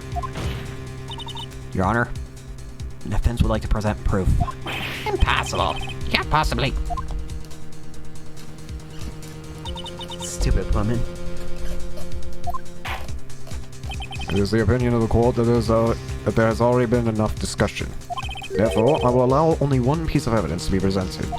Just one? If you are unable to establish her guilt, then I'm afraid that a very harsh verdict will immediately be handed down on Mr. Wright. I understand, Your Honor. I keep wanting to say... I can just imagine the headlines for tomorrow's newspaper. Up and upcoming lawyer plummets to earth before she gets the chance to soar. She's planning to poison Mr. Wright. If that's the case, then the poison was probably in there.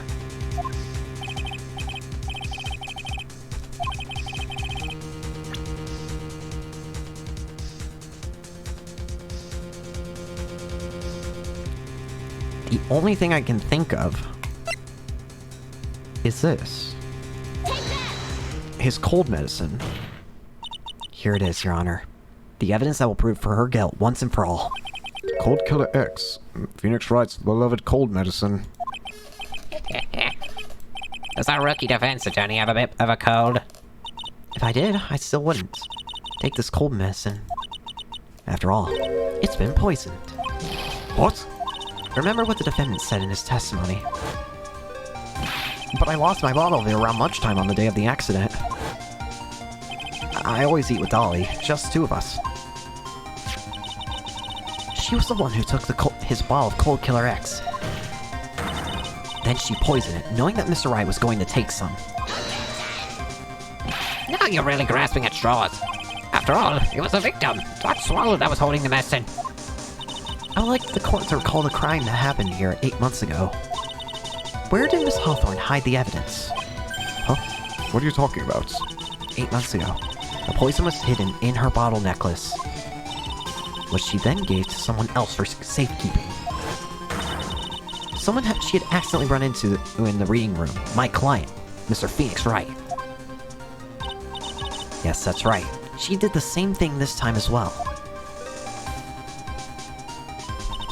After shoving the victim, Phoenix Wright left the scene of the crime.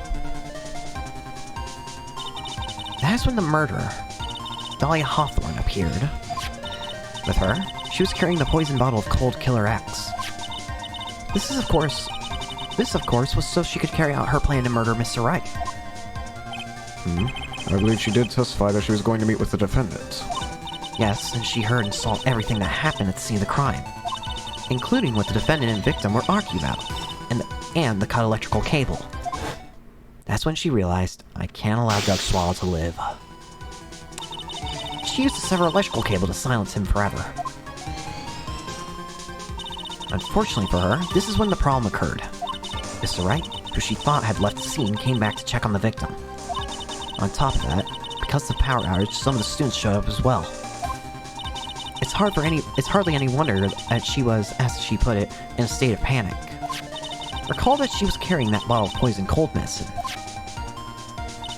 She must have thought, what if they searched me like they did 8 months ago? 8 months ago? Yes, she disposed of the evidence exactly the same way she did it back then. She had someone else hold it, in this case, Doug Swallow.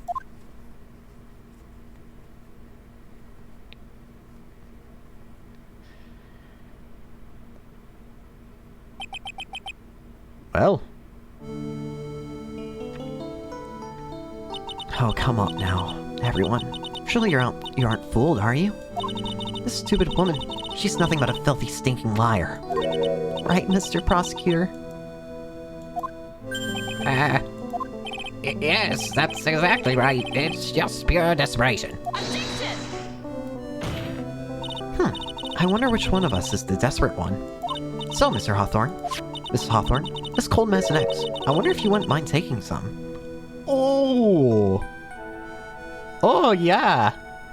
That'll be great proof. Oh. You want to take some medicine? If you're to be believed, this ain't poison. Well, Mr. Wright ate that necklace of yours, right? Then Now it's your turn to prove your innocence. What do you say? If I'm just a filthy, stinking liar, then there's no need to worry. So come on, show us. I dare you to take some of this mess in right now. Mia Fey. Mia Fey. Do you think you've won? Well, do you, Mia Fey?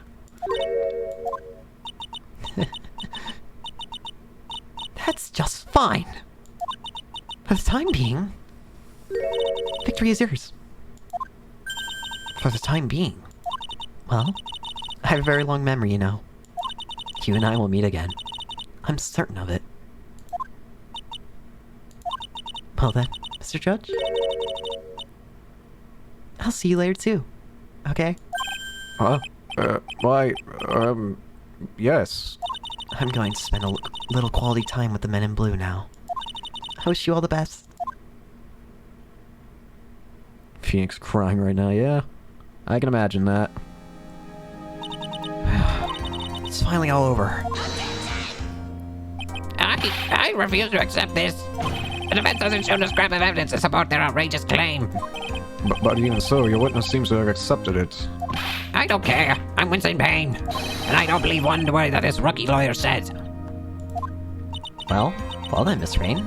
Let me ask you this. Yes. Would you care to die? Would you care to try this cold medicine? What? Just a little earlier, I could have sworn you said... There. It's alright, rookie. For example, I would trust this witness, Miss Hawthorne, with my very life. Oh yeah. So let's see a proof. So she's so trustworthy.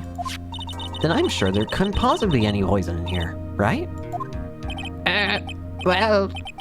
You see, yes. And here comes a backpedal. Come now, rookie killer. Show this rookie how it's done. How much trust do you really have for this woman? Are you willing to bet your life?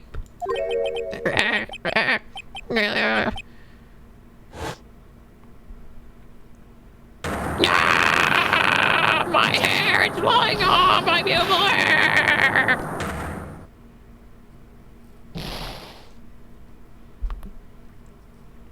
So that's how you lost your hair. Miss Vane, about Miss Dahlia Hawthorne. Yes, Your Honor. I'll file papers for her immediate arrest. Tragic, but not surprising. I knew there was something suspicious about her from the very beginning. You did... Stop lying. Don't lie, just admit you're wrong. By the way, Miss Fair, Yes, Your Honor? was it just me, or did you and Miss Dahlia Hawthorne seem to know each other? Your Honor, whether we did or not has no bearing on this case. Very well. Miss Vane, This can't be happening. It's a nightmare. It's like losing to my daughter. You lost your what? it appears Mr. Vane has lost his spirit along with his hair. How did he lose his hair? She blew the hairline out. Does the defendant have anything further to say? It can't be true. My dear... No. Very well then. I believe I am ready to pass judgment and bring this trial to an end. The court finds the defendant, Phoenix Wright. Not guilty. Phoenix, I swear to God if you object. Okay, then. This court is adjourned.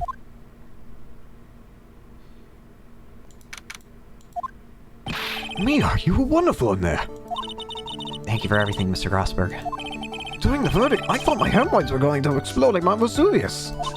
Mr. Grossberg, do you really maybe think you could stop talking about them? That's rather rude. Anyway, this case really made me think. What does it really mean to have a relationship of mutual trust with the client? Perhaps it is we veteran lawyers who have lost sight of this. Oh, Mr. Wright. Congratulations. Thanks. You know, I was thinking... Go on. The dolly that I saw up there on the witness stand, I don't think that was really her. What? Yeah, Dahlia I know could never have said those kinds of terrible things. Maybe she was like, I don't know, a fake or something. Boy, this poor kid still hasn't got a clue. You need to forget about her, Mr. Wright, for her own sake. Yeah, you're right. That's probably for the best. Also, you need to relax a bit more. Try to grow up a little. But, out of all my friends, everyone says I'm the most grown up. What kind of company does this guy keep? Larry.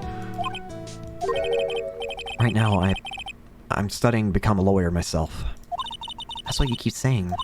I thought you were in the art department. Well, yeah, I am. But there's a friend that I desperately want to help. And if I hurry, then I should still be able to save him in time. I see. Say, Miss Faye, a lawyer is someone who can help people when they're in trouble, right? That's right. I'm still new at this myself. But I think that's exactly what a lawyer is. Okay. I'm gonna do it. I'll study my butt off. I'll become a lawyer for sure. I hope we see each other again someday. Maybe even in court. It's been 5 years since I was acquitted of all charges. I became a lawyer like I'd planned and managed to save my friend. But Mia had passed on to a better place. For me, this trial brings up a lot of painful memories. But it also brings up some very precious ones. And memories that I thought would never rise to the surface again. Mia's gone now. But even so, I can hear her in my mind. Phoenix, no matter what, always believe in your client. In a court of law, your greatest weapon is your belief. 5 long years.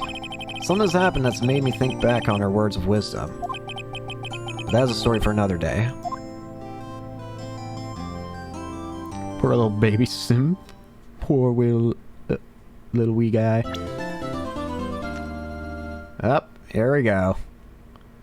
The Stolen Turnabout, and here, I believe, is our new prosecutor. For every game must now have a new prosecutor.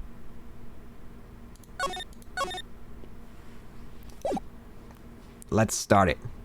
The time is 1 a.m. Beep, beep, beep. Begin! Chair squeaking. Detective, we made it. Oof. What a relief. Glad that the jewel is still safe. Oh. Oh, you said, pal. Must have been a rock-solid security that scared him off. Would you mind opening the safe to double check? I could not read that fast, sorry. Oh, for the love of Pete.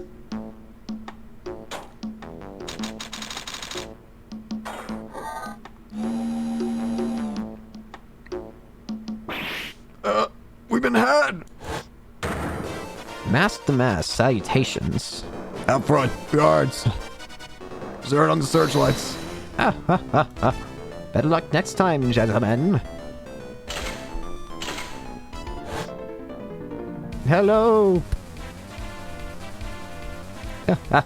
Excuse me, but I'm afraid I must be leaving now.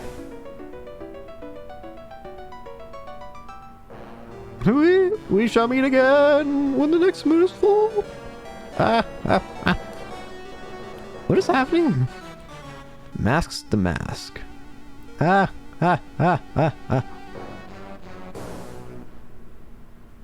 do you go to the moon? Right in Coal offices. Hey Nick, get a load of this. It's good to see you again. Hey, what are you listening to? Are you listening to me? You can clean this toilet later. This is important. What are you freaking out about now? Today will be the last time you talk to me that way. Huh? We're about to hit the big time. Big time? And what do you mean by we? Don't you mean you and me? Or... Huh, don't be silly. I'm talking about me and... Oh, hi Pearly. Pearly, of course. Hello. It's a pleasure to see you again, Mr. Nick. Pearls! You haven't changed a bit. Wait, what are you doing here anyway? What do I got? I got my Magatama.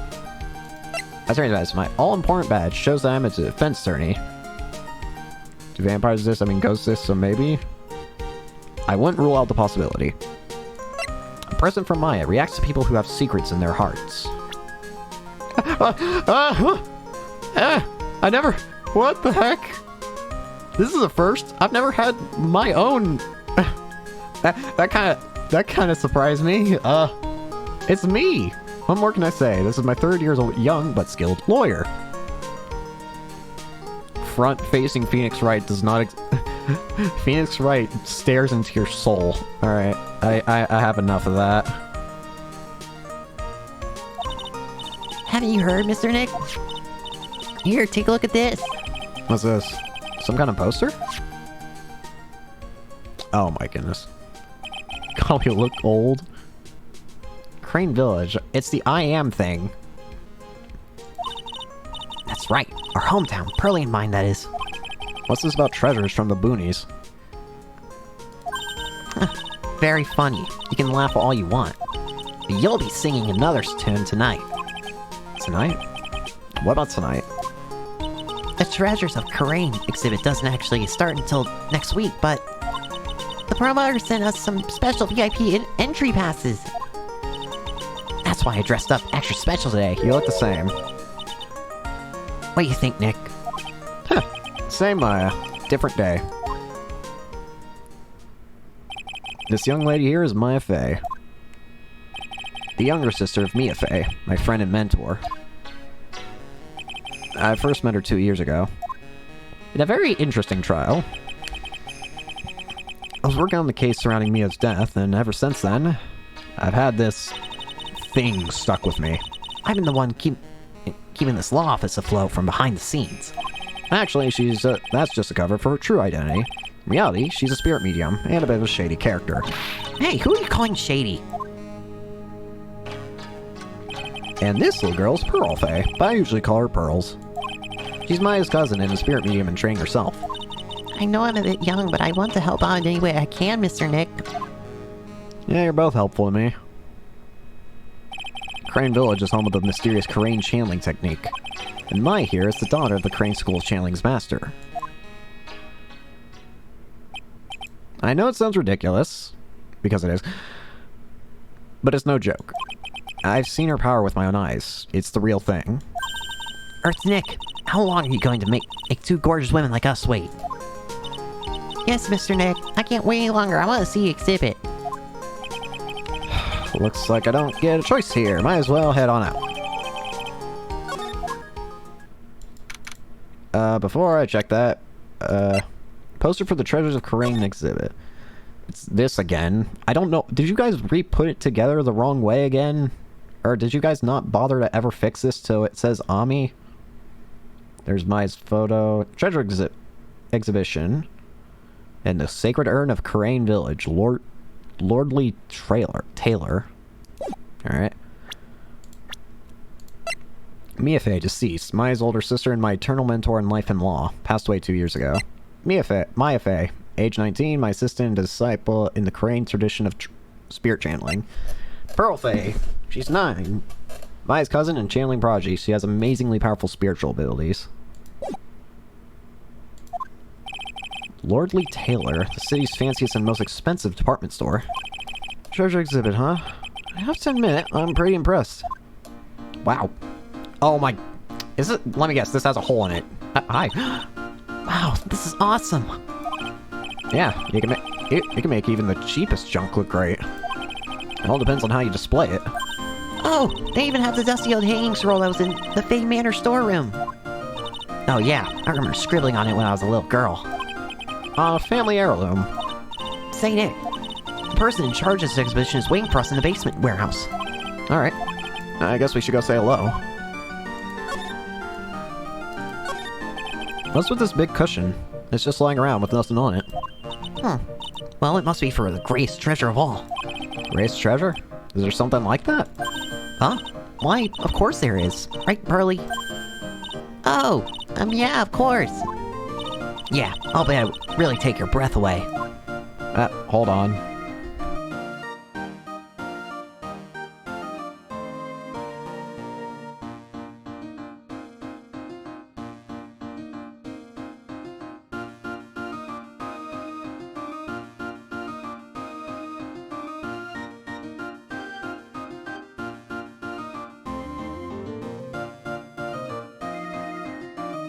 Alright, give me a second. I need to do something just real quick. Shouldn't take more than like 3 minutes.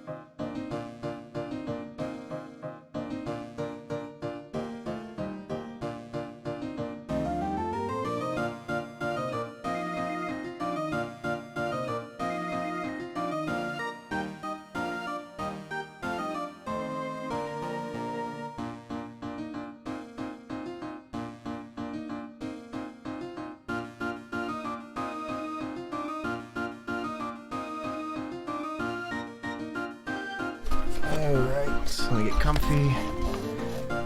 Chair squeaky. And we're good. Apologies for that. A piece of cloth was a ton of finely written characters jammed onto it. Probably esoteric knowledge only mediums would know. Let's see. Here's the title in English. 108 Ways to Save Money. Pretty sure the number has gone up since the last time I saw it. Well, we're always looking for new ways, you know. Being a medium sounds like a rough way of life.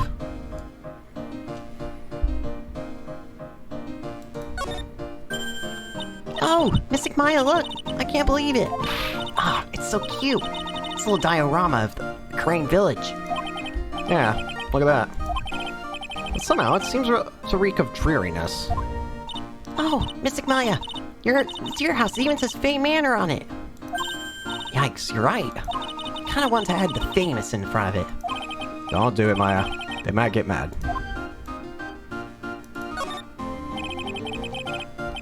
They're just a bunch of old urns. Are these really treasures, too? Of course they are. This is a treasure exhibit, isn't it?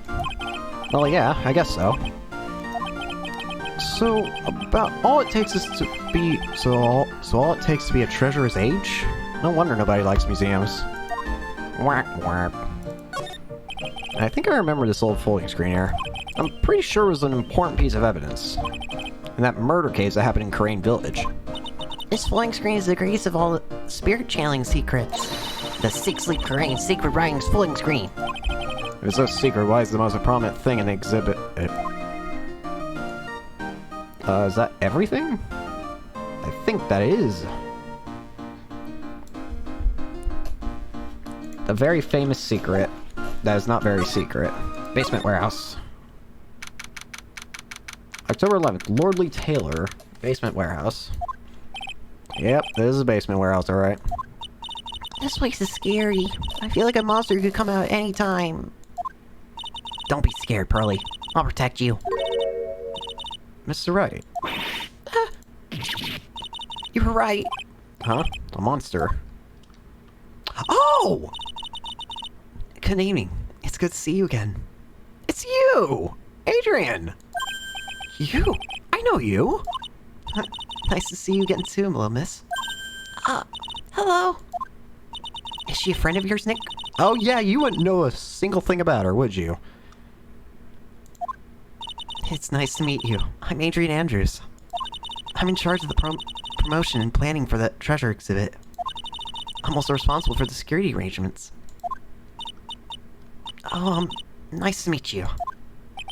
Adrian sure has changed since we last met. So this is the warehouse. valuable exhibit items are still stored away in here. Girl. It's nice to see you again. Let's look around first.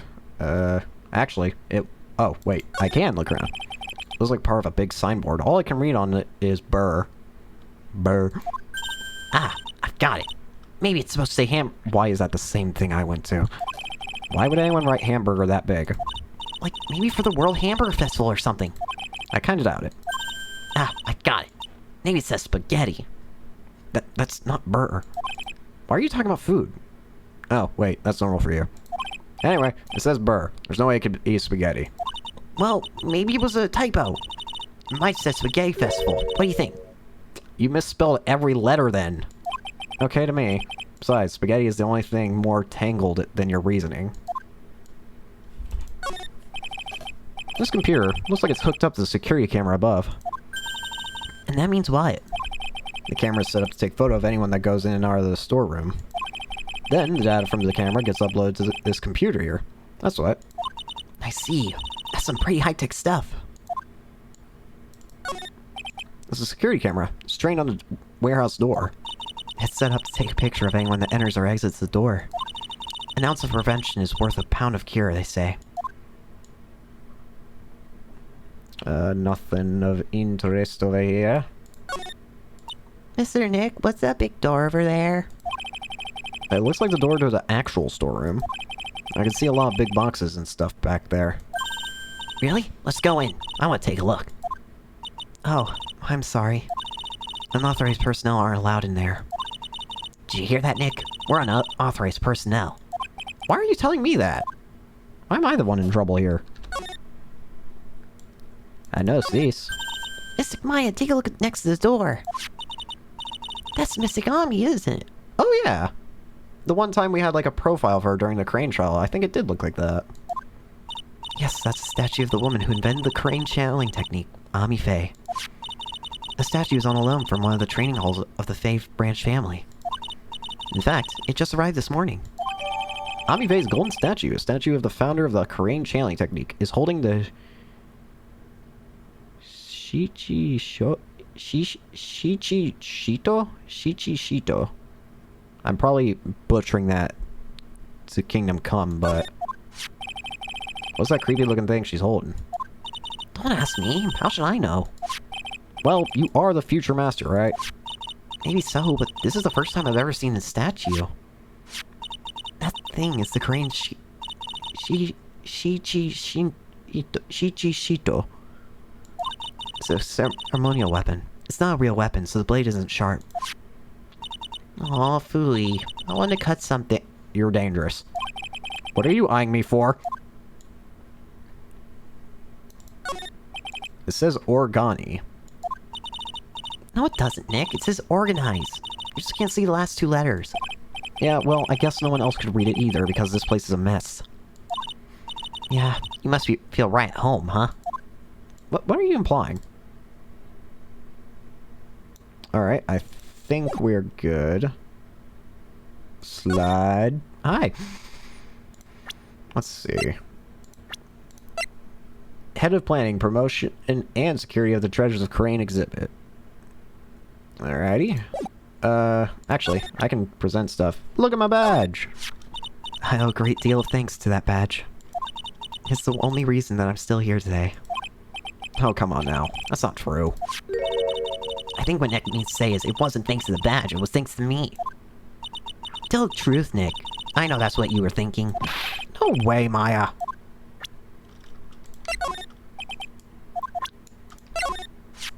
I wanted to do something nice for you and your friends, Mr. Wright. You're the one who gave us all the like Wanda's down here and like all the nice stuff. So that's why you arranged the exhibit? I knew that Crane Village was the hometown of your assistant, Maya. I thought it would be great to let the rest of the world know about it too. Well, that's amazing, thank you. Huh. But that's not exactly thanking me, per se, is it? Maybe, but who wants to see an exhibit on the treasure of Phoenix Wright? I guess I can't argue with that either.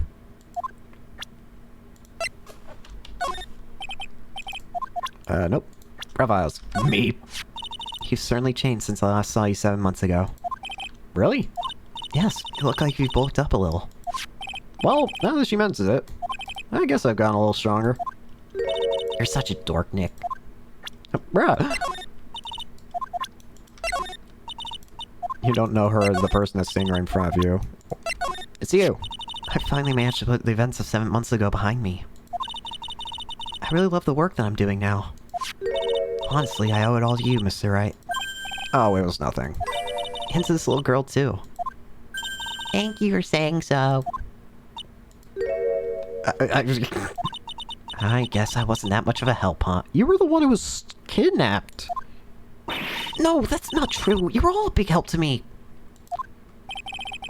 She shouldn't take it so personally. It's not as like she was exactly free to help. Also, great anxiety spray or whatever. It really has been a long time, hasn't it, Mr. Wright? Nick, what's going on? Who's this woman? Why are you freaking out on me? What? I thought I'd be more dramatic if I got all worked up. That's all. Mystic Maya, you don't let him off the hook so easily. Please, Maya, don't say anything that'll needle pearls further. Mr. Wright was there for me when I really needed help. It was something that happened 7 months ago. You remember, don't you? The Nickel Samurai case? Not really. I was stuck in a dark wine cellar. That escape your memory, Nick? After that, I quit being a manager and started this job. Wow, that's tough. I'm sorry, Miss Andrews. If it wasn't for us. No, don't say that. I'm glad the whole thing happened. Thanks to you and everyone else that was involved, I was able to change my whole life. I really am grateful. It's a relief. I'm really impressed, Miss Andrews. Handling a huge exhibition like this must be very tiring. Well, Lordly Taylor is celebrating their 200th anniversary this year. The works on display in the main exhibition hall are worthy of the finest museums. You hear that, Pearly? The finest museums. Yes, I did. That's really wonderful. So this basement warehouse is pretty well protected, huh? Of course it is. After all, there are some priceless treasures here. The security guards are all very highly trained as well.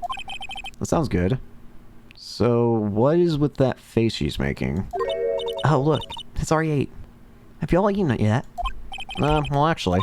I've already made a reservation at the restaurant on the 12th floor. Why don't we all dine together? Ooh, I like the sound of that. Dine.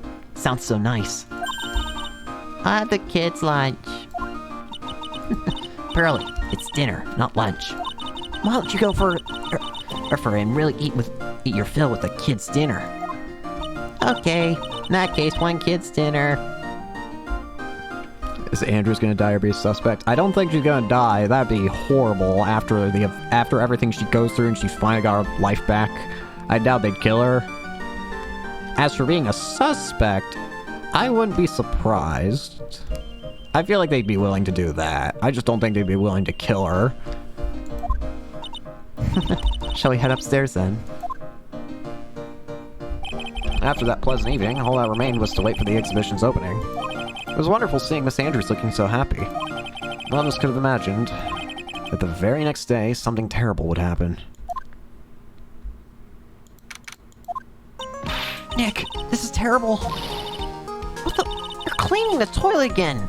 I never knew you were such a toilet freak. Give me a break, would you? My brain just hit the snooze button for the 5th time. I'm going to turn on the TV. What happened? We got an update on the recent treasure heist. Based on clues found at the scene of the crime, authorities have announced that they believe it is the work of a renowned phantom thief. Mask to mask. Wrong game. It's not Persona. Whatever. Mask the mask? According to this person, Lordly Taylor received a threat letter some days ago. This is the 5th heist by this phantom thief, who only targets rare treasures. Lordly Taylor! Well, Nick, what are you gonna do? Don't you dare go back scrubbing the toilet. Treasure? Lordly, you don't think... Yes, now get up, Nick. It was stolen by Mask to Mask. Gonna ship those guys for a second. Our most valuable treasure. The Crane's sacred urn was stolen. The one that says I am? What? First, look at my badge. Magatama. Oh, hey, it's my Magatama. So what do you think, Nick? Isn't it neat? It sure is. Being able to peek into people's minds is definitely a nice advantage. What? How did you do that? What do you mean? You gave me this thing. Well, I know Pearly put some sort of spiritual power into it, but I have no idea that it let you do something as so cool as that. Some future leader you are. Next time you use it, let me know, okay? I want to see into people's minds too. Alright. Urn. You know, even I didn't know this statue existed until a little while ago. Didn't Adrian say it's from the Fey Branch family's training hall or something? Yes, there are actually a lot of training halls scattered all over the country, hidden away deep in desolate mountains. Why does it always have to be desolate mountains? Forward-facing Phoenix. You're not very photogenic, are you? No. I guess that's the end of that conversation. Ah! Sis, I really miss her. Was Mystic Mia, was she a really good lawyer? Yeah, she was awesome. She taught Nick everything he knows. You should train hard and try and make her proud, Mr. Nick. Yeah, I'll do my best. You can join me on my next trip to a freezing waterfall. I hate to break it to her, but I don't think being frozen to the bone helps in court. I'm going to have to really buckle down and get serious. Well, you're the future master of the crane channeling technique, after all. Yeah, that, and I have to play the part of a big sister, too. For Pearly. And you, Nick. What? Don't I look like I was born yesterday? Pearly's such a cutie, isn't she, Nick? Yep. And she's smart, too, just like yours truly. She's got quite a future ahead of her. I bet she could be president someday. A president that can channel past presents. Huh. That might just come in handy. She certainly seems grateful to you, Nick. Well, she was in a pretty tight spot during that terrible ordeal. Actually, I'm grateful to her, too. Sounds like you're not telling me something. I'm gonna take that good look at that case file next chance I get. Don't. It's a long one. Charlie, a quite decorative plant. When she was alive, Mia really loved it. She even went up so far as to make it our mascot. Must be nice being able to be a plant being able to just sit in the sun and photosynthesize. Hey, Nick, no time for daydreaming. That's right, Mr. Nick, no time for daydreaming. Oh man, until I find that urn, they're not gonna give me a second apiece. There's a giant building outside the window. It's the Gatewater Hotel, a high-class luxury hotel. The chain is getting so rich that they bought a whole chunk of the next town over. It's dumb dad energy. Kinda does. They started building a huge theme park. It's gonna be called Gatewater Land. And to think that 2 years ago, it was just a little hotel for businessmen. An old movie poster. Apparently, this was the first movie that made Mia cry when she saw it a long time. You replaced the Steel Samurai one! Maya watched it recently and she cried all night too. Which I guess is why it's back up on the wall. Okay, Maya put it back up, that's why. I'll have to check it out one of these days. Difficult looking legal books stand in a formidable row. They mocked me. Actually, I neglect them so long that they're covered in a layer of dust. Maybe I should actually try reading them once in a while. Hey, Nick, it's no time for reading. Yes, Mr. Nick, you can always read later. I guess I won't be getting any peace, yada yada yada. It's my desk. I don't get to use it much, so the dust bunnies are starting to mount their assault. Maybe I should wipe them with a few well-placed swipes of my cleaning rag. Nick, are you trying to make me upset? Yeah, Mr. Nick, if you're worried about cleaning, leave it to me. At least Pearls is good at cleaning. I guess I better find that urn. Refresh my memory a little. What's the sacred urn? It's only the most important treasure in Crane Village. That's all. Look, it's right there on this poster. Don't you remember what's inside? The urn contains a very important soul. It broke. Nearly that of the soul of Mystic Omni Faye, the founder of the Crane channeling technique. Right, Pearly? Yeah, that's right. Hold up. Oh, yeah. I thought the urn had the name Ami written on it. Now it says I am. Any idea how that happened, Pearly? I wonder. Well, there are some things Miss left unsolved, wouldn't you say, Mr. Nick? Yeah. That's right. 1 year ago, there was a murder in Crane Village by sundown. The Sacred Urn turned out to be an important clue in that case. Oh, hey. One of the treasures of Crane Village, supposedly priceless. It looks like a plain old pot. Okay, the toilet is shinier than the judge's head, so... Poor judge, man. So let's see what's next. What's wrong with you, Nick? What do you mean? What do you mean, what? Nick, your beloved Mystic Maya's treasure has been stolen. Doesn't that even bother you? But I thought the urn was the village's treasure, so I don't see how... The village is Mystic Maya. She's the future master of the Crane School channeling. You know what I'm talking about, Mr. Nick. I'll let you say you don't. Okay, I do. So what am I supposed to do about it? Isn't it obvious? Go find the bad guy who did this. And beat them up. No. Get the Sacred Urn back. But I'm not a detective, I'm a lawyer. That's nothing to do with this. You're a real gentleman. You would have found it for your beloved Mr. Stop it, child. Man, oh man, there's no winning against Pearl's fairy tale image of love. So what's the name of the bad guy again? Master Mask, Nick. Make a note of it. Master Mask. I was terrible. I was arrested and everything. 1 year ago, the murder in Crane Village. A man was killed during one of Maya's spirit channelings, and this urn wound up being the key piece of evidence that proved her innocence. Mr. Nick, would you mind not telling Mystic Maya about that? You promised, remember? You said you wouldn't tell anyone I broke the urn. Oh yeah, that's right. Now I remember. This urn used to say Ami on it. And... until Pearls accidentally broke into a million pieces. She tried to secretly fix it. Let's just say it didn't work out so well. Sorry, I'm not good at arts and crafts, spelling out. Can we fix it for her? Like, can we... like, once we get this thing back, can we take it, re-smash it, or just, like, re-put... like, can we just, like, re-put the pieces back together properly? Clearly, she has all the pieces. So if we just make sure we just get, like, we could probably fix this for real. Like, let's get it back, let's just... and then break it again, and then we'll re-put it back properly.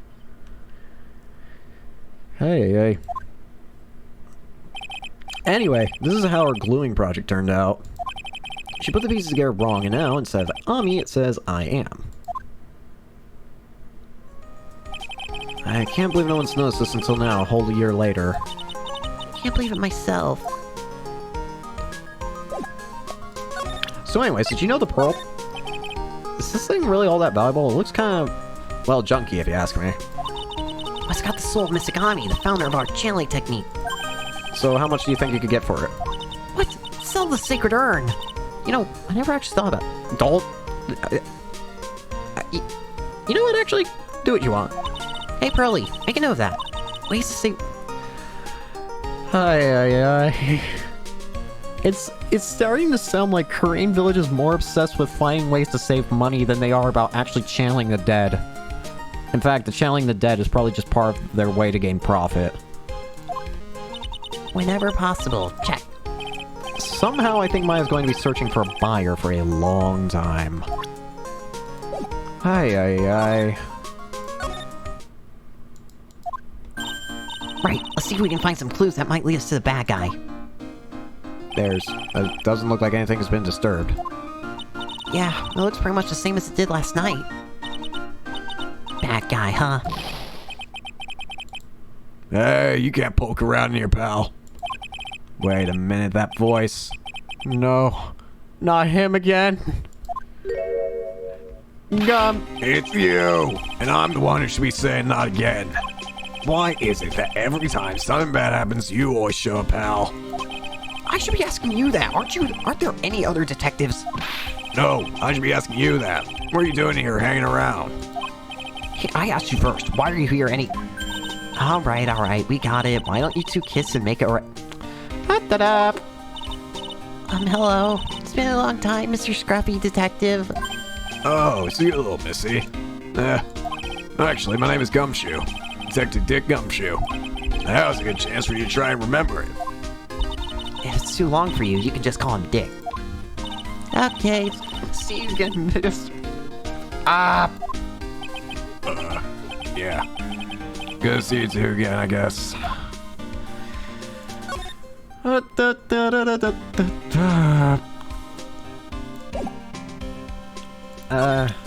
at my badge. Here, take a look at my attorney's badge. Are you still showing that cheap little thing off? Real man keeps his mouth shut. Carries a swell police badge, pal. Nothing on the Magatama. Wait, you actually said something. Be honest, pal, there's something that bugs me. What's that? All the other items that were stolen by Master Mask were ones that even I had heard of. They're all world-famous treasures. The Tear of Hamanon, or the Crown of Bongoro. Gora. The Sacred Urn of Karain is famous too, right, Pearly? Of course, everyone in Karain Village knows about it. Sounds like we got an unpredictable thief on our hands. What about this? Sorry, pal. I know nothing! You already said the same thing. Forward-facing Phoenix attacks you. What do you do? Very good-looking face, he asked me. Agree. Hey! What are you doing carrying that around with you anyway? It's not like we ever need it. She has got a point. Oh, that's Miss Mia Fey. She's truly a beautiful person, pal. Huh? You knew her. You know my sister? I'm actually kind of surprised about that, too. You only saw her for, like, one case, as far as I know. Sure. Everyone in the police force knew her. We all lost a great friend that day. Aw. Mr. Scruffy Detective. I just got something in my eye. I'm not crying. You don't know this person, even though you're literally talking to them? Same with this one. You don't know her? We had a... Look at yourself. You don't know yourself? Whatever. Actually, that wouldn't surprise me, considering it's you, Gumshoe. What happened? Mr. Detective Dick, can you tell us what happened? Oh, you're trying to remember my name. Ah, girl. It's just Gumshoe, okay? Anyway, the thief stole something called the Sacred Urn. They had their face we'll probably need at some point. That's what I think, yeah. As to why, I don't know. But they wouldn't just give our face for no reason. Gummy baby's crying. I know about that. Oh, well, the criminal's name is Master Mask. I know about that too. Detective, can't you just tell us something other than that? Well, I guess I sort of kind of owe you guys, in a way. The crime occurred last night around 1:30 in the morning. Oh, wait. This isn't a murder case. Is it? It doesn't seem like this is a murder case. Now that I think about it, I don't think we've ever, in the trilogy, at least up until now, there hasn't been a case that's not a murder case. Is there no murder in this case? That's interesting if so. Crime occurred last night around 1:30 in the morning. How exactly do you know that? We got an emergency phone call from a guard to see the crime, pal. He said the urn was just stolen. The scene of the crime. You mean here, right? Wrong. That urn was being kept under careful guard in the basement warehouse. Basement warehouse, huh? Who's guarding the basement warehouse? That guy. It's all his fault that the thief got away, pal. He solves one case and gets his swelled head thinking that he's an ace detective. Ace Detective? Hey, Detective Gumshoe. About this Mask the Mask? Is he famous? What? You're joking, right, Nick? Master Mask is the hottest thing since sliced bread. Sometimes he appears as a museum guard. Sometimes he appears as a big brown bear, known to surprise unsuspecting victims. How does he appear? You know what? It's this series. But underneath those disguises is the true Master Mask. Grim Reaper taking a break this case? It's kind of hard to believe that, admittedly. So he's some kind of master disguise, huh? And he only goes after the finest works of art, pal. Last night was his 5th heist. If Lordly Taylor had only cooperated, I could have caught him this time. What? And you knew he was planning on stealing the sacred urn. Of course I did. The guy always sends his calling card before he steals something. Calling card, huh? They mentioned that on TV. There's a fly. A fly. Alright, here's the ace detective. So, why do you call him an ace detective anyway? That's what he calls himself, pal. I didn't make it up. So, what's he like? Well, I told you, Master Mass has made 5 heists so far. On the 4th heist, Mr. Ace Detective managed to get the stolen treasure back. Wow, that is impressive all by himself. Yeah, I gotta admit, pal, maybe he really is as good as he says. Every time the thief sends one of his calling cards, we send our men on a stakeout. But none of us have ever gotten so much as a glimpse of the guy. But Mr. Ace Detective was able to retrieve the stolen treasure from the thief.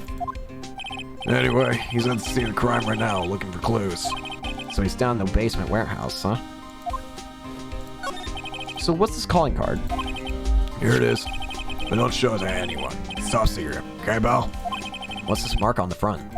That's Master Master's signature emblem, pal. You can say it's his mark. All his calling cards have got it on them.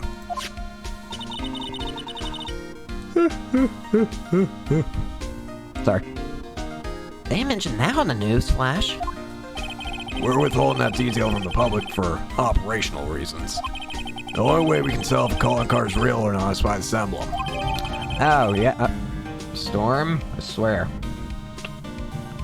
I guess that makes sense, though. If you told the public, then there's obviously going to be some people who are just like, oh, hey, why not we just make our own fake calling cards? Hey. That makes sense. When you get famous, there's always imitators. Yep, exactly. Yes, Sir Nick, if you work a little hard, maybe you can have your own copycat someday. Thanks, I guess. Remember, don't tell anyone about that emblem. Okay, pal? Does this thief ever send these to police? No, always to the victims. Up until now, the victims have always come to us looking for help, though. That's not what happened this time, you mean? You got that right, pal. Listen up. If you guys ever get one of these calling cards, I want you to try and come to us right away. Got me? Yawn musically. Yeah, sure. Alright, let's see who this ace detective is. Oh, the sword's broken. No matter how many times we come here, this place always gives me the chills. That's probably because it's air-conditioned. To protect our pieces, you know? Welcome to my private little banquet of chaos. Huh? What does that mean? Oh, hi there. I'm afraid I have very little to offer, but please, make yourself at home. Who are you anyway? Shh, silence! Hi. Now I see. It's all becoming clear. What do you mean? Svarty, the truth has once again been elegantly revealed to me. A lawyer and a spirit medium, neither very advanced at the trade. Am I wrong? That's scary. How'd you know that? How, you say? The universe skeptic would say that how is nothing but a question of why. I'm a traveler of both time and space, and a swimmer of dreams. What is he talking about? I can't make heads or tails of it. Without further ado, let me fulfill what should be the first duty of any gentleman. Looks like the penguin from Batman. I guess the monocle eyeglass. And introduce myself. The name's Acme. Look at me.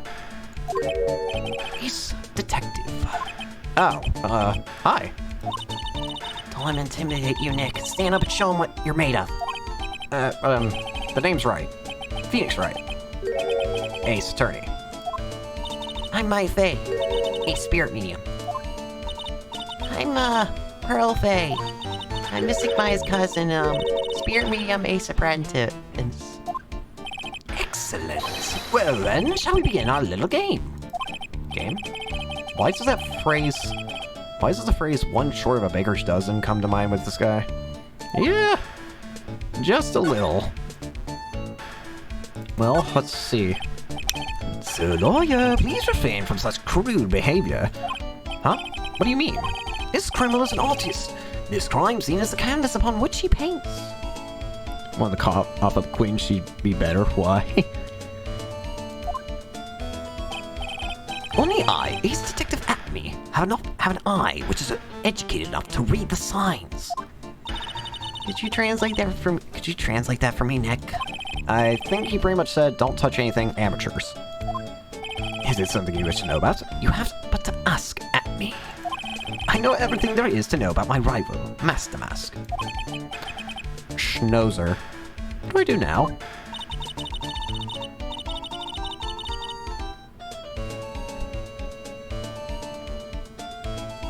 Does he have any top secret information? Stuff that only the real crime buff would know? I'll think about what to ask while I listen to what Mr. Ace Detective has to say. Oh, I actually can't explore anything. Alright, let's talk. So are you really as famous as you say? Of course. For a lawyer, you have a rather shocking lack of knowledge about the world. I had no idea anyone was left in the city that had not heard of me. Look at me. I'm Master Mask Sergeant Enemy, the Ace Detective. Look at me. At this moment, there are two mighty figures which loom large over this grand city. One embodies the nefarious forces of darkness, the other the angelic cherubs of light. Boy, now I'm really lost. What is he saying, Nick? I've been personally on the heels of this villain since his first crime. After learning his criminal's patterns, I thwarted his very latest loathsome larceny. I even returned the target of his tyranny, the portrait of Megina, to the crime scene. And I did it all by myself. I took it back from Master Mask, with my brawny mind and my brilliant muscles. Yeah, they mentioned it on the news in the Great People Around Town segment. They said the museum you gave an incredible jewels award. The museum gave you an incredible jewels reward. Well, compared to the treasure that I retrieved for them, it's not much.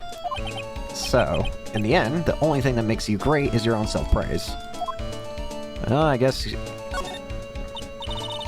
Oh, tell us about what you know about Master Mask, and keep it simple, please. Like about how I have devoted my life to thwarting his dastardly deeds.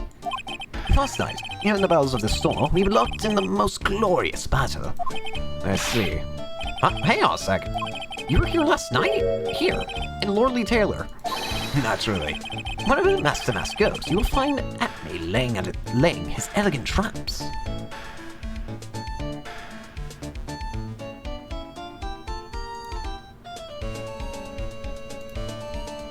Wait. Naturally. Wherever Master Mask goes, you will find Acme laying his elegant traps. Elegant traps? More like to mask out elegance to you and made a beautiful getaway. But this time, I allowed him to escape with the illusion of victory. I wonder if I should ask him about what happened last night in more detail. Murray's attention bullet. It's a mystery. Guessing the same person. I was actually thinking he is going to be Master Mask, but being the same person definitely has a possibility. Can you tell us exactly what happened here last night? But of course. After all, I always say there should be no secrets between aces. Fire will get you nowhere, Pinocchio. Fire will get you nowhere, Pinocchio. Thank you, Phoenix. I first received a request for my services 20 days ago. And it was 10 days ago that we received Master Mask's calling card. Huh? You were hired before the calling card even arrived? Yes, you see, the person who hired me is quite rigorous and thorough. That's Adrian for you. That's Adrian for you. A mere 10 days after hiring me, her worst premonitions were realized. A calling card arrived, right? Yes, so, ace detective that I am, I set a trap for the thief right here in the warehouse. And waited for him, alone. Alone? But why? Why didn't you go to the police for help? Ridiculous. Why would I seek help from such a singularly useless group of nincompoops? You got a lot of nerve, after all. It was you that let the mask get away. I was operate alone and concealed, out of the sight of others. Corn sealed. Precisely. Even the guards on duty here were unaware of my presence. To fool your enemies, you must first fool your friends. It's my own original proverb. Anyway, back to what happened last night. As I was saying, I hid here in the warehouse and waited for the thief to arrive. But I swear to you, not a solitary soul came through that entrance. Nevertheless, the sacred urn disappeared. But that's impossible. How could it just disappear? How, you ask? Don't be ridiculous, sir lawyer. If I knew the answer to that question, I wouldn't be here. Well, I guess fair enough. For someone who seriously messed up his own stakeout, he's rather full of himself. So you're saying that even though... Oh, So you're saying that even though one came through those doors last night, our precious urn still somehow vanished from under your nose? That's kind of impressive, considering how big it... Well, actually, you could probably... With how big his nose is, maybe it would be easy to take something from it.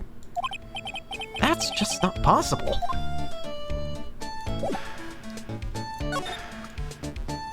Can I not examine anything else? Doesn't look like the game's gonna allow me to. Nope. Swear Pinocchio swordfish. Can't blow out tissue without tearing up the paper. Maybe.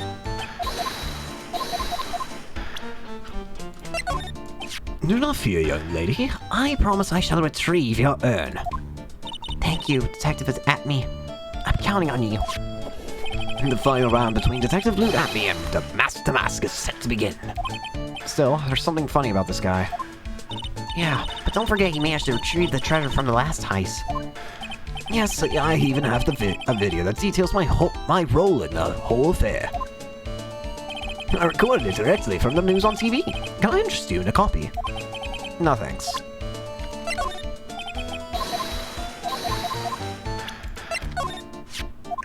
You know what? I should have guessed that would just show the same dialogue. Master Mask calling card. It's got his emblem printed on it, right? Quite impressive, but I would expect nothing less from my arch rival.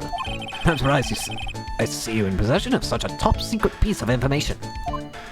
Well, we got an ace lawyer, an ace spirit medium, and an ace cousin apprentice here. Yes, indeed. I think I could learn to like you, my fellow ace professionals. I don't know if I really want this guy to like us. Ever. Well, Sir Lawyer, I've been told that you two are pursuing the mysterious thief. Well, I'm not sure I would say that it's... That's right. We're going to find the sacred urn no matter what we have to do. Excellent. I will trust you. I will mention you to take a look around here while I investigate elsewhere. If, perchance, you should discover something of value, return then to my office. My Office of Earthly Delights, the Atme Detective Agency. Office of Earthly Delights? Well then, Sir Lawyer, if you'll excuse me, I have much to do. Well, thank you for at least allowing me. Wait a minute. He's gone. I don't like the idea of doing this guy's work for him. Well, at the very least, he lets us work. Come on, Nick, don't worry about it. It's no big deal. Let's hurry up and investigate before he changes his mind. I want to go to his office too. Take me with you, okay? I guess I have 2 assistants now. Also, nice music. That pathetic-looking wooden box. That's the box that had the sacred urn in it. Don't touch it. It may be clues to there may be clues to the thief's identity in there. I worked so hard to make that box. Huh? You made that poor excuse for a box, Maya. What's that supposed to mean? That urn has always been on its stand in the winding way of Fey Manor. So there was no box suitable for it, Mr. Nick. And I was so proud of it. Poor Maya. It'd have been better if Master Mask had taken the box, too. He's not even apologizing for the box. Hey, Pearly, do you know what this is? It's a computer. A computer? Oh, I've heard of those. It has such a cute name. It looks like this computer is for storing the data from the security camera. When someone comes in or out of the warehouse, the camera takes a photo of them. It's It's probably the trap that the detective set up. He looks so lame without his magnifying glass for a monocle. It's part of his aesthetic. Let's see if we can't find last night's data on this thing. We might even be able to find a photo of Mask to Mask. Let's see here. Man, I really stink at working these things. What's wrong, Mr. Nick? You're sweating an awful lot. I don't know how to pull up the photos. I had no idea you were so pathetic with high-tech stuff, Nick. Yeah. Well, I managed to print out the camera data anyway. I guess you have to learn to crawl before you can walk, right, Nick? Yeah, sure. Anyway, it looks like the camera only went off once last night. Camera data, that's a court record. The warehouse camera went off around 1 a.m. on the night of the crime. It's a security camera. It's trained on the big door to the security room. It's set up to take a photo of anyone that goes in or out. A security camera? Yeah, go stand in front of that door and it'll snap your photo too, Pearly. Mystic Maya, do you think I should smile? Nah, it's for criminals, so I think you should make a really scary face. Like this? You're gonna get your cousin in trouble. Look, Don't start this! Don't you dare! We've had this discussion for 3 games now! Look, a ladder. That's a step ladder. So, what's the difference? You stop judging things based on narrow-minded cultural assumptions, Nick. Right. Sorry. Why do I feel like we've had this exact same conversation before somewhere? Cease. Burr. Let's see. Anything else? There's a sword. Wow, this is awesome. What did Miss Andrews say it was called again? Shichi Shito. It's literally 7-branch sword in Japanese, or so says Miss Andrews. Whoa, it's pretty heavy. One hit 7 times the fun. Pretty catchy, huh? I bet to sell like hotcakes. There's something about it that bothers me. Wow, you're really firing all cylinders today, Pearly. This sword. Wasn't it Mystic Ami holding it last night? Yeah. So why is it oh. And another thing, the sword wasn't bent last night like it is now. You're right. Awesome, Pearly. I wouldn't expect any less from my little ace apprentice. Just a ladder, I'd say. I mean, it looks like a ladder to me. Just looks like a ladder. When I think of step ladder, I think of like a tiny, like a step ladder would just be like 2 steps. Like, it wouldn't be this tall. It'd probably be like, if the ground's down here, then it'd probably be like right underneath these buttons, maybe a little lower. This little piece right here, maybe the bend. I don't know. The point is, I'd say a step ladder is only like 2 steps of a ladder. The sword's bent, so that must mean last night someone used it somehow. I just saw something. Maybe Detective had me smash Mask to Mask with it. Like this. Please don't hurt me! What the heck? What do you think, Pearly? I think it's even more bent than it was before. Oh man, my head. My hair! Wasn't bent before the crime. Ay. Why am I the punching bag for these children? Whatever. Mr. Nick, what's that big door over there? It looks like the door to the actual storeroom. I can see lots of big boxes and stuff back there. I guess that's where they are keeping the sacred urn. Remember, Maya, Miss Andrews said we're not allowed in there. Look what you did, Nick. You spilled paint over here. Why is it? Oh. The box must have been over here. Because it's a perfect line. I didn't do that.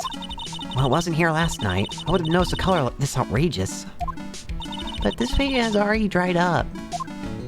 Well then, you should have cleaned it up before it dried, Nick. Paint doesn't dry that fast. Besides, I told you it wasn't me. Looks like it's been several days since it was spilled.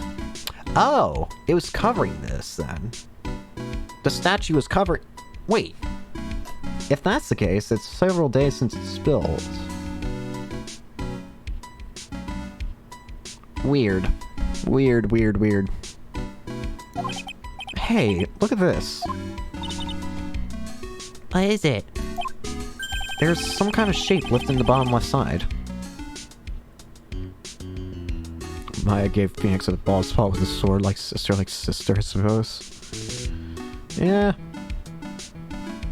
There's some kind of shape left in the bottom left side of the stain. Huh?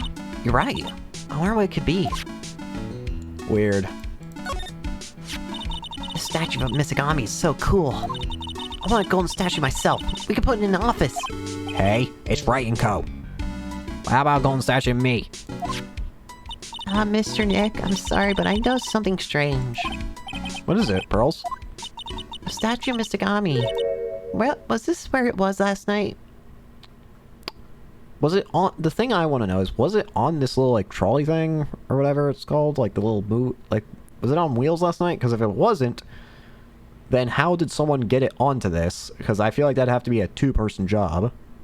But... Oh, no. It shows me right here. It was on that. Weird, then. Huh. I'm pretty sure it was closer to... Or, this is weird to me now. If we're going with the logic that the paint splatter was there to begin with, like, the paint splatter was there for a while, that would mean that the box, like, it left, like, a little, like, imprint of, like, a box shape. Like, there's a spot that's, like, very clearly something was sitting in.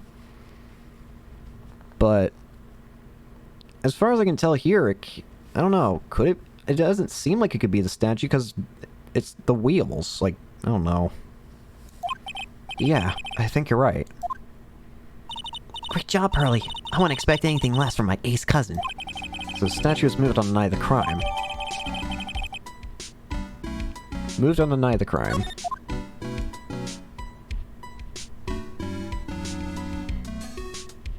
Well, it doesn't look like there's anything else here.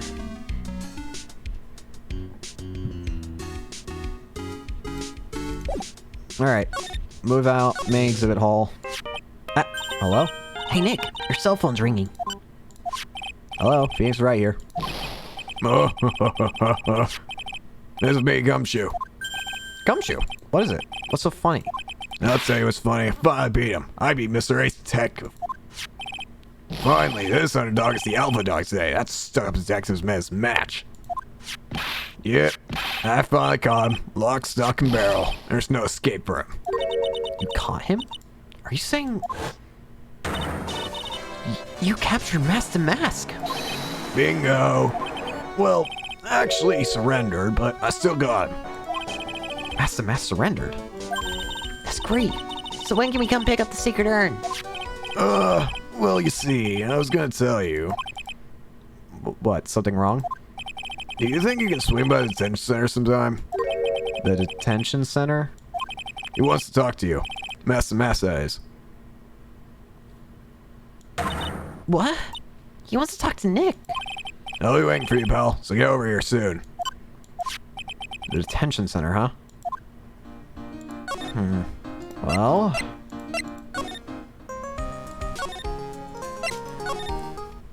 Master Mask? Hey, pal, welcome to the detention center. You're sure in a happy mood, aren't you?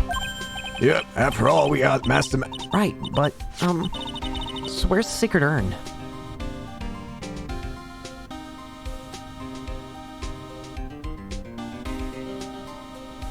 Let's go over there. Is he on a radio? Oh, sorry about that, pal. I guess I didn't really think about it before. But you're the victim, in this case. Huh? Well, I guess you guys should hear the story straight from the horse's mouth.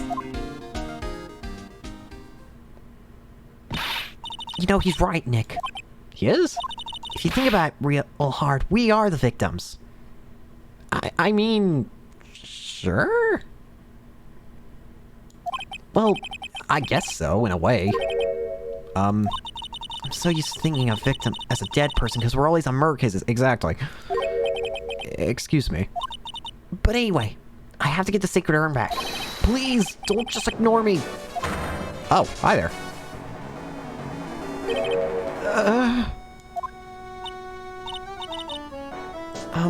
Who are you? I'm the mask? Okay. Hey, Nick, doesn't he look kind of, well, gangly? I'm Ron Delight, the famous Master Mask. I don't think this guy could punch his way out of a wet paper bag. Pose for the fans. Smile, you're on candid camera. This guard monitors the visitor's room. He looks nervous being this close to an alleged thief. Hi there.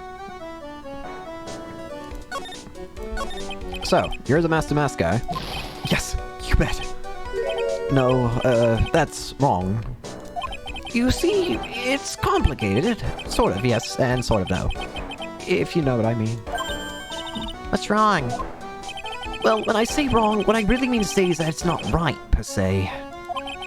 You see, it's not spelled Master Mask, it's actually Master Mask. What's with this guy? Well, he's a timid little weakling, we know that much. Don't do that. Don't look at me like that. I don't need your pity. And a major crybaby too.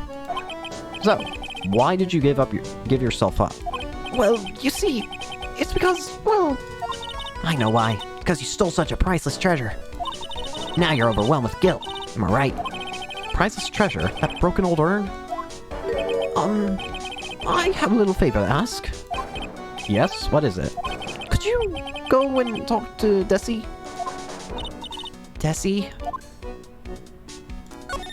Look, we really want our urn back, so where is it?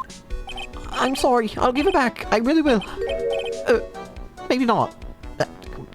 How about you make up your mind? No, I can't. I can't make promises I can't keep. I'll just end up hurting people. Mr. Nick, I couldn't hear what he said. Just said, especially the last part. Mr. Damask, do you think you could speak up a little? Yes, sir. I promise. Maybe not. You see, I'm already speaking in my normal voice, so I can't really do anything.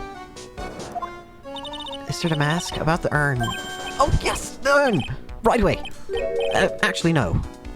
This guy's very indecisive. I wouldn't mind telling you, but actually I'm very afraid you wouldn't believe me anyway. Enough already, just tell us where it is. Please don't yell at me. I'm sorry. That urn, I lost it. What? What did you say? Did you say you lost it? Yes, no, maybe so. I mean, yes, I lost it. What do you mean? Well, you know, I lost it. Like I said, these things just happen. You're on a train and you get distracted and you forget your bag, you know? What? You forgot our sacred urn on a train? Wait a minute, you went on a train dressed like that? They let you on a train dressed like that? He got cinnamon rollers, such a sweet cake. No, I was just speaking hypothetically, that's all. Anyway, I'm sorry. I just lost it somewhere, I don't know where. This guy's story is more surreal than a Dali painting. Are you really sure this creep is the mask? Maya, don't call him a creep. Although I do have to admit, I understand your doubts about this guy. So who is this Desi person? Please don't talk about my wife. Wife? Oh. I guess she must be his wife. I'm sorry. The truth is, it was my wife that told me to have you all come here. Do you think I could go visit her at my hideout? Hideout? Mr. Nick, what does he mean by hideout? Oh, sorry. Naturally, I meant to say my secret base. Secret base? Well, my apartment, actually. Palazzo Palpepe. Third floor. Let's go have a look, Nick. To Master Mask's hideout. Something tells me she just likes the sound of the word hideout. What do you think about this? Nothing. I'm really sorry I caused so much trouble. If you're so sorry, then you shouldn't have stolen it in the first place. But the only thing that I did wrong was lose it. Oh, that's not right. I was wrong either way. I'm sure the owners of the other treasures feel the same. You sure seem sorry. Who would have imagined that such a famous thief would have a pure heart? I wonder if he's trying to cover for someone. I just read the same thing. It feels like he might be trying to cover for someone, because I can't believe this guy would be the thief. Oh, that's Master Mask's calling card. Pretty nice looking, huh? He looks so happy. You know, I wonder...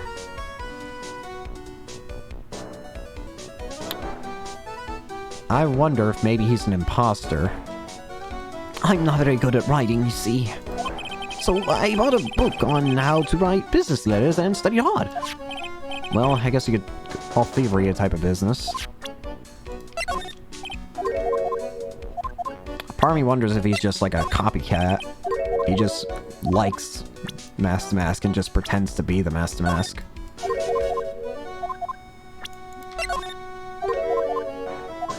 Show everyone.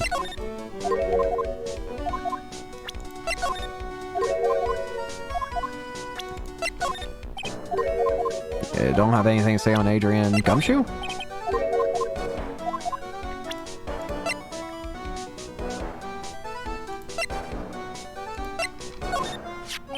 Ever since I was a little boy, I've always been interested in mysterious masked men.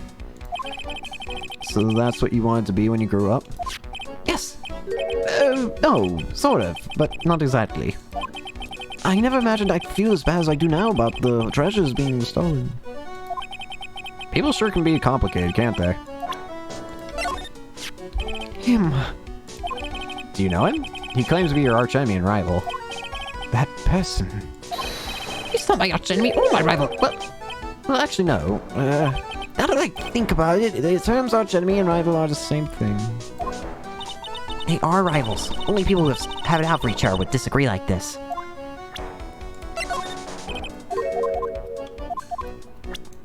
Alright. Let's see the mask's hideout. Whoa.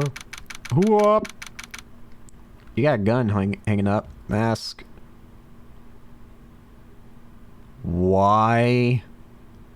Why do you have this? Why do you have that? You know what? I don't want to know. I wish to not know. Wow. Check this place out. No doubt about it. This is Master Mask's hideout, right? Who is there? Is that you, Ronnie? Whoa, hi there. Who are you people? Are you Desi Delight? That's right. I'm Desiree. Oh, you must be the lawyer. And the victim. Yeah, that's us. Your husband told us to stop by and speak with you. I'm Maya Faye. This is Phoenix Wright, attorney at law. Nicky Boy and Maya, huh? I can't tell you how grateful I am that you decided to help my Ronnie. Well, you're welcome. Did she really call me Nicky Boy? I need to examine. Hey Nick, look on top of that chair. Looks like an envelope. And a letter. Well, don't just stand there. Come on, let's read it. Maya, you know we shouldn't do that. What are you talking about? This could be an important clue. She's got tire for ears? No way, you can't just go reading a private letter because you feel like it. That's not just because I feel like it. It really could be important. If I was sure it was a clue, then I would guess I wouldn't mind. Oh yeah, she does have tire earrings. That's cool. Yeah. There's a fly!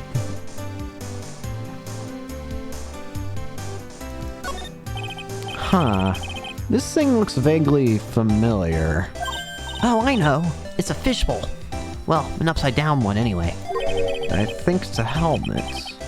An alien helmet. And that looks like a tape recorder or something next to it. I think it's a transceiver. An alien transceiver. Nick, do you think maybe you could act like a grown-up for a little bit? Getting lectured by Maya to be more of an adult, now that's a new low. Oh, that's so cute. It's called a hot air balloon, you know. Wow, there's no fooling you. I want to make my own balloon now. I'll even let you ride in it, Nick. That emblem on the balloon is supposed to be top secret. That's proof enough that Rondelai really is mask to mask. But not so Maya, she gets kinda scary when it comes to celebrities. It's mask to mask. There's a tape recorder hanging from his neck. Let me see that. I'll be taking this crown now. Better luck next time, gentlemen. I don't get it. What's this supposed to be, Nick? Don't ask me. I don't know. That's some bug spray, dude. The problem is it's not even a lot of bugs. It's just a singular. Just like one singular fly, and I don't even usually have problems with bugs. Ay, ay, ay. But at the same time, probably should invest in that at the same time. Maybe not the worst idea. I don't know. Just at the same time, I haven't gotten too many, so... It's a bunch of cheap costume pieces arranged inside a nice frame. Look, Nick. It's a fake beard. There's also a mask made out of cardboard. Here, Nick. Try on this fake beard. Come on, try it. Hey, cut it out. Now put on the mask. It's Phoenix the mask. Let's borrow it for a little while. No way, I'm not stealing from a thief. I have enough bad karma as it is.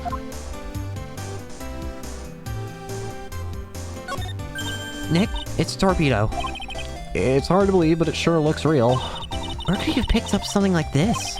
Please don't say that torpedoes are things people just leave around.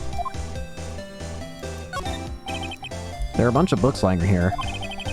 They're all romantic-sounding novels about famous heists and fantastic thieves. Wow, look at all the bookmarks and notes stuck into them. Let's see here.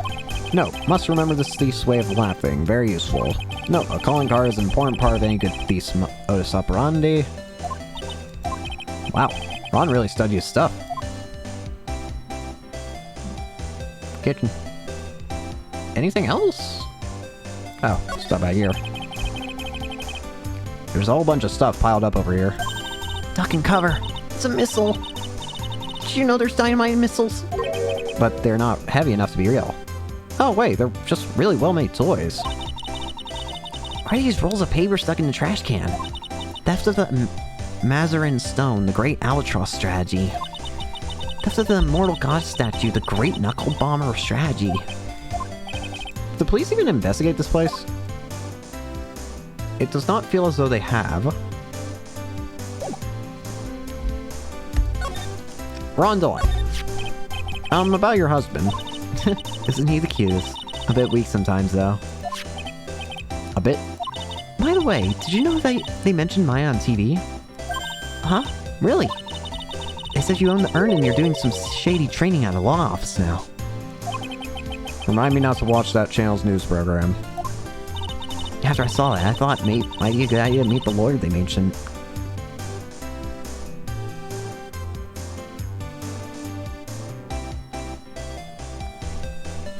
Guessing he's the mask guy, but he didn't actually steal them. He just wants to craft for the fun, I think. You know, that could make sense. It doesn't seem like he'd be the guy to steal stuff, but... I wonder... I'll wait to mention what I'm thinking, but I have an idea of something. But I feel like I need more context before I can state it. I see. My Ronnie, he has a powerful imagination, gets deluded easily. He kept insisting he was going to surrender police. I didn't know what to do. It was me, I stole that urn, he kept saying, as if it was even possible. Huh? But, are you saying he didn't? Of course he didn't. Why would my Ronnie ever do something like that? Well, you know, it's a priceless treasure and he's, you know... Is it possible his own wife doesn't know his secret identity? Me? I'm the kind of woman that needs excitement in her life. Oh, Excitement, huh? Yeah, I'm at my happiest when I'm racing along with my bike going at full throttle. Riding a motorcycle is like putting your life on the line. You know what I mean? Well, I think that depends on how you write it. I'm sorry I can't stand living a boring, dreary life with no action. No offense, but your husband, Ron, doesn't exactly look like the risk-taking type himself. You're right about that. He's definitely not one for thrills and danger. But I do have to say that he makes up for it in other ways. Other ways? Yeah, money. Ronnie's incredibly... He bought me a bike that's so fast it would make your head spin. And shopping? I like to shop so much it makes Ron's head spin. The other day, it actually happened. His head actually started spinning. Man, talk about a high-maintenance wife. So where does Mr. Delight get all his money from? Ronnie's a security guard. They put their lives on the line, right? So they get paid tons of money in return. Tons of it. He's a security guard. I think it's my turn for my head to spin. Can you tell us about what happened last night? What time did that incident take place again? What time was it again, Maya? Well, according to Detective Gumshoe, it was around 1:30 in the morning. Last night was horrible. I got pulled over. Desiree, mess. I always do my best flying at night. Flying? You're talking about your motorcycle, right? Yeah. Anyway, last night I got pulled over by a policeman. I can't believe he caught up to me. It was a great chase, let me tell you. When he finally caught me, the poor man was as white as a sheet. It was about 3 in the morning when I finally got home. Sounds like she's got an airtight alibi. Well, what about Mr. Delight? I don't really know. We weren't together at the time of that night. When I got home, he was already fast asleep. So basically, he's got no alibi. Cool. By the way, do you know about him? This is like, you must know, right? About your husband and Mask to Mask? Mask to Mask, of course I know about it. My husband is his baby. I knew it. I knew it. He's a copycat. He's pretending that he stole it. He's not actually Mask to Mask. Yep. What? Huh? Biggest fan. Yeah, and Ron can be pretty delusional sometimes. That's how this whole misunderstanding happened. Wait a minute. Did you just say delusional? Yeah, that's right. I just don't know what I'm going to do with him. You see, Ronnie actually believes that he is Mask to Mask. Yep. What? What are you talking about? So, when did Ron first become Mask to Mask? What are you talking about? He's not Mask to Mask. Huh? But... Wait a second. Look around this room. This place is obviously Mask to Mask hideout. No, you're totally wrong. A real face hideout wouldn't look like this. It's because Ronnie is so timid himself that he looks up to heroic figures. Heroic figures? The Mask to Mask is a bad guy. So he's deluded, huh? Could that really be true? But anyway, if he really had the stolen urn, wouldn't he still have it? Well, I suppose so. Then why don't you ask him if he has the urn or not? She has a point. Mr. Delight isn't exactly the criminal type. But something about Ron's behavior bothers me. Maybe it's true. Maybe Mr. Delight isn't Mask to Mask at all. Say, can I ask you something, Nicky boy? What is it? I know I may seem like a bad girl on the outside, but the one thing I won't stand for is illegal activity. Didn't you speed? Whatever. I had the feeling you wouldn't. And you're tough, but I can tell you've got a good heart. We'll ignore the speeding. Somebody framed my poor Ronnie. I just know it. Could you give this to Ronnie for me? A letter? A letter? Yes, for Ronnie. I want him to fight back. Miss Delight. Okay, you've got it. Just relax and leave it all to us. Alrighty. Let's get that man talking and start making him face reality. It is interesting, though, that this is not a murder case. I'm so used to having murder cases, so not having one is rather fascinating. Oh, that's right. Here. This is from your wife. Oh, from Desi. Thank you. They were given to Mask to Mask. Actually, more like taken. My dear Ronnie, how are you? I'm doing fine. He's clutching onto that letter so hard the ink is going to be squeezed out. She's a speed demon? Yeah. He looks so happy. You should write a letter to, I forgot you were with us. Holy crap. you should write a letter to Mystic Maya too, Mr. Nick.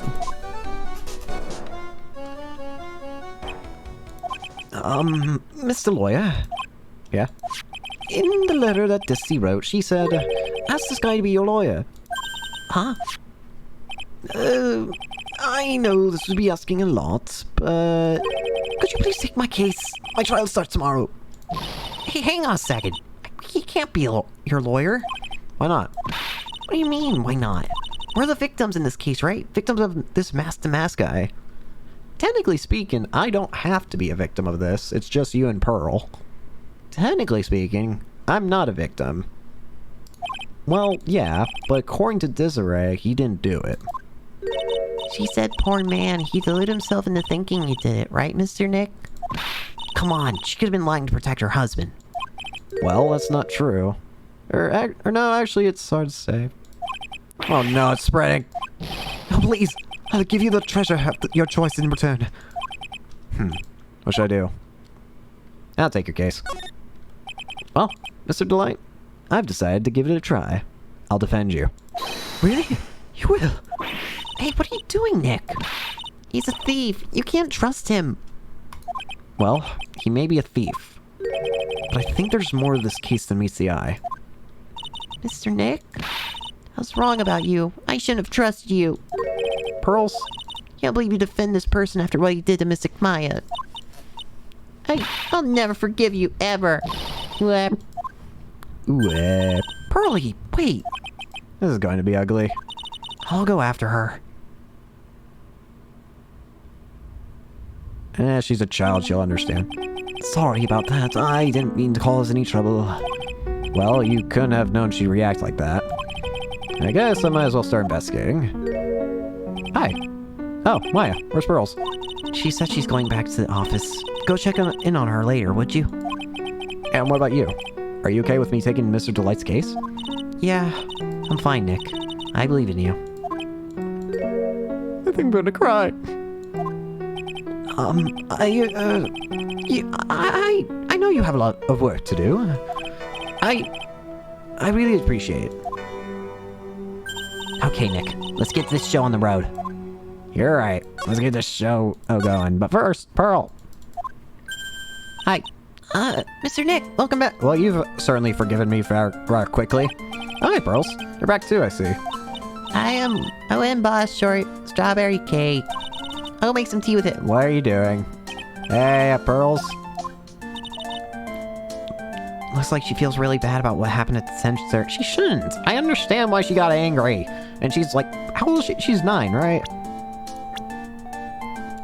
She's 9 years old. She's fine. My goodness.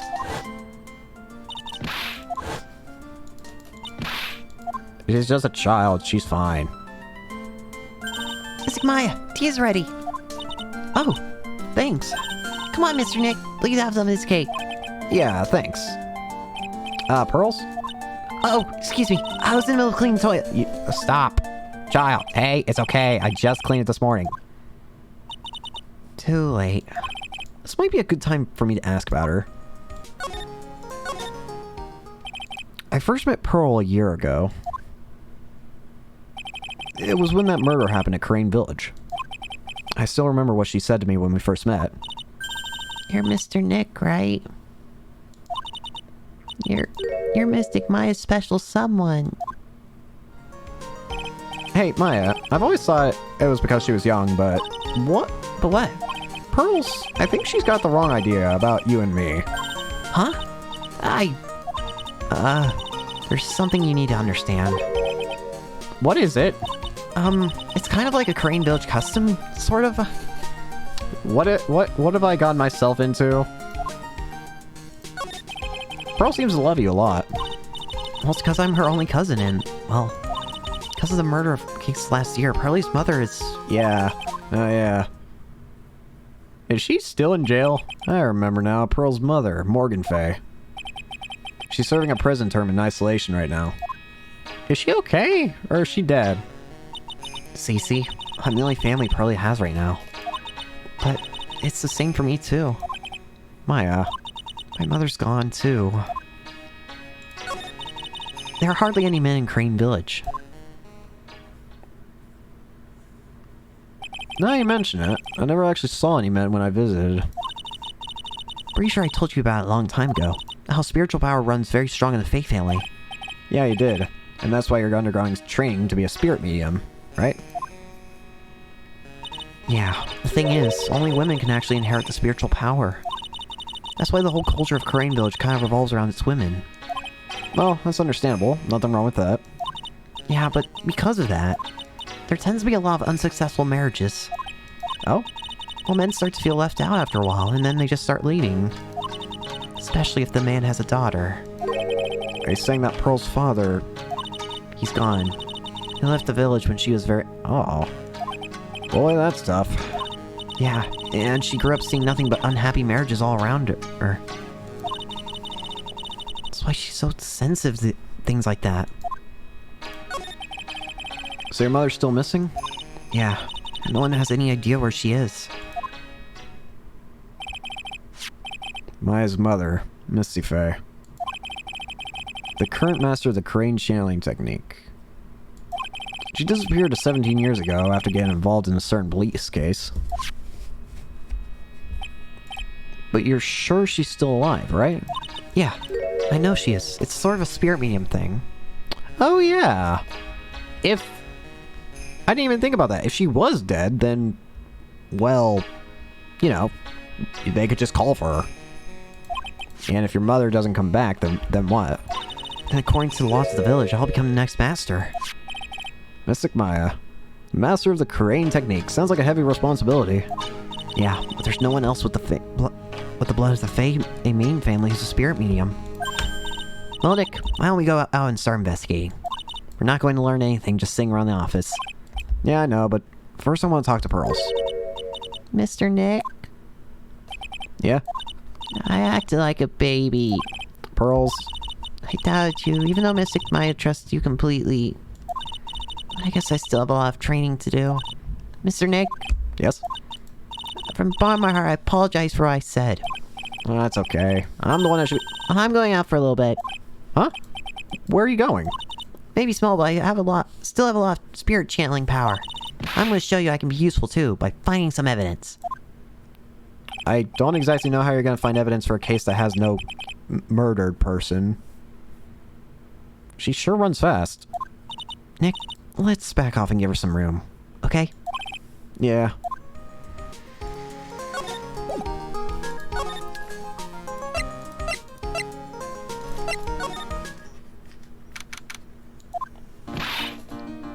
Maya! Oh, yeah. Oh, Miss Andrews.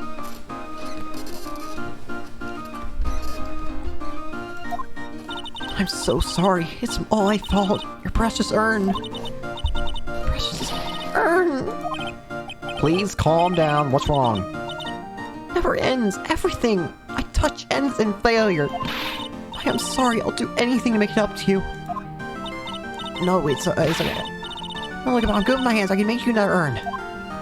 Hold on. Just wait, okay? Breathe. Calm down and talk to us. Forgive me. Forgive me.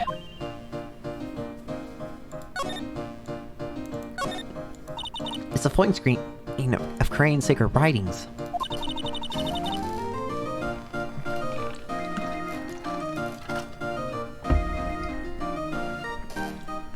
I can't read what it says on it. Really? But I thought it was some kind of important spell. Yeah. My mother read it and taught me to memorize it. I'll be in trouble if I ever forget. Looks like the Crane Channeling School is teetering dangerously on the edge. Ay. Wow, this is incredible. It's a tiny version of my whole village. Hey, I got a great idea. We can make a miniature of your office, Nick. I don't know about that. The whole place is overflowing with junk. You'd die before you finish painstakingly recreating that mess. Well, we can always clean it up first. Sure. That's probably where the sacred urn is going to be displayed. I guess so. I should put my attorney's badge there. Should I put my attorney's badge there? You know, as a replacement. I think it's a little too small for that. What about my Magatama? Now you're being silly. That's definitely too small.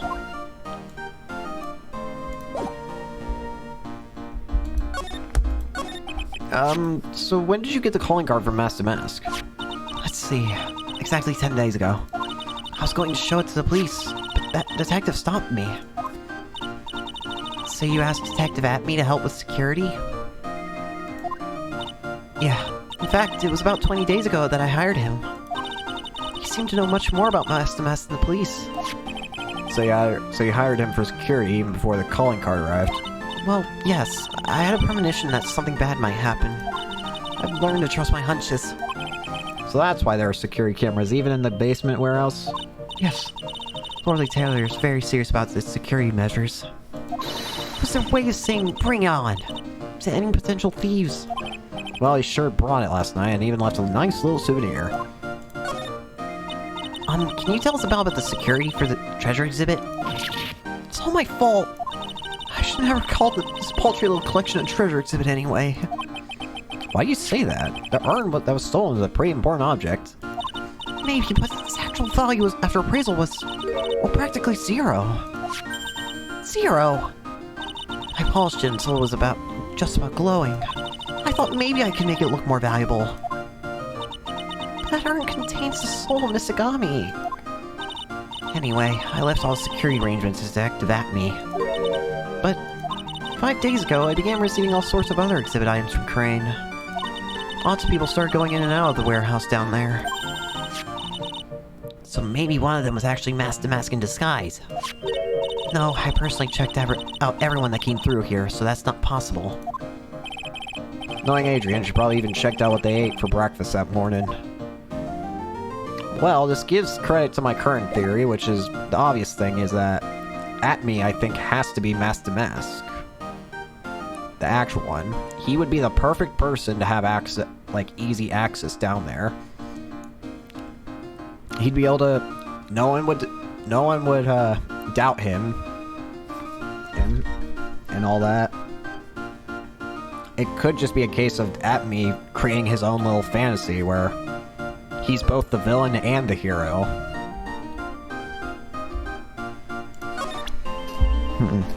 Look at my badge!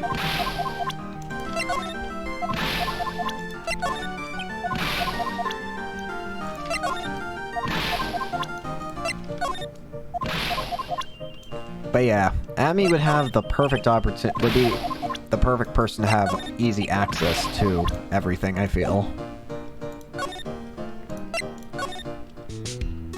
Is there nothing else here? I guess not. It would have shown something. You're awfully calm now. Maybe I should give you more stuff. You don't know that person. Nothing. Well, if you're not responding to important people, I imagine you're not going to respond to anything, so I'm out of here. Well, ain't this guy full of himself? At me, Detective AC. Hello? Well, well, how lovely it is to see you again, my dear. Welcome to my abode. Relax and soak up the atmosphere. We're actually kind of... Shh! Silence!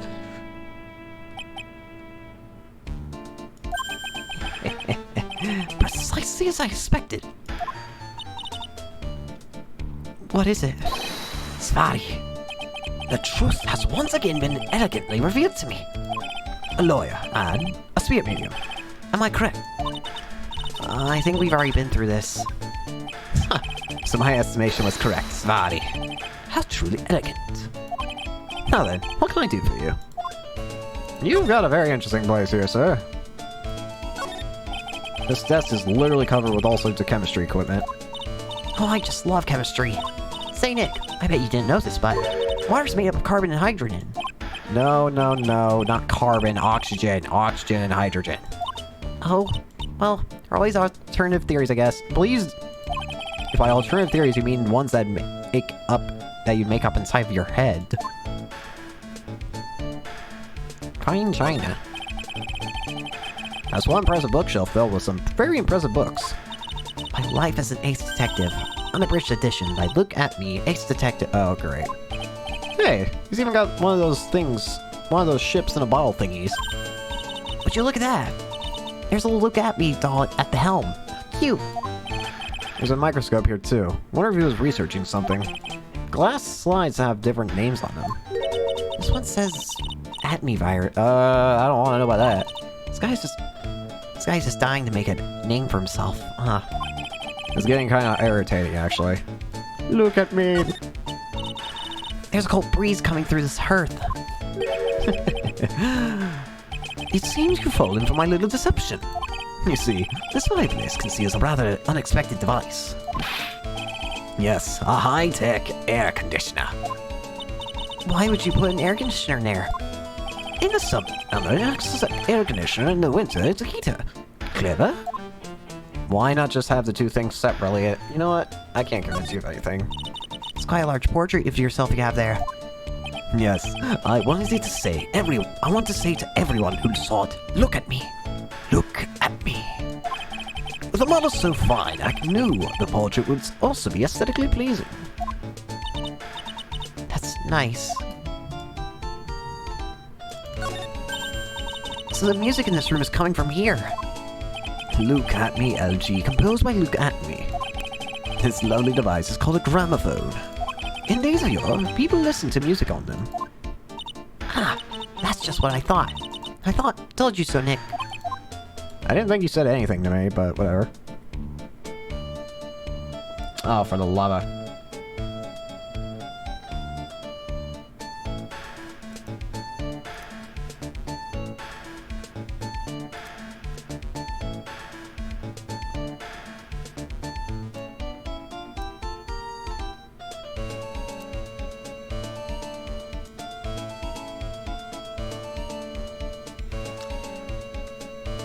Yep, that guy's gone. That bot's gone.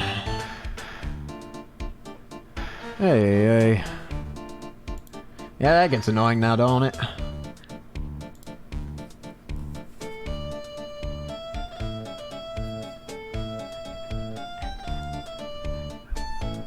Let's see. Doesn't look like there's anything else here. Alright. Look at me! You mentioned before that you were on guard duty all alone last night. Precisely. That's my 5th encounter with my arch enemy. I refuse to allow anyone to interfere with the rightful pursuit of my prey. I heard you've been after Master Mass since his very first theft. Yes, my dear, I see you've done your homework.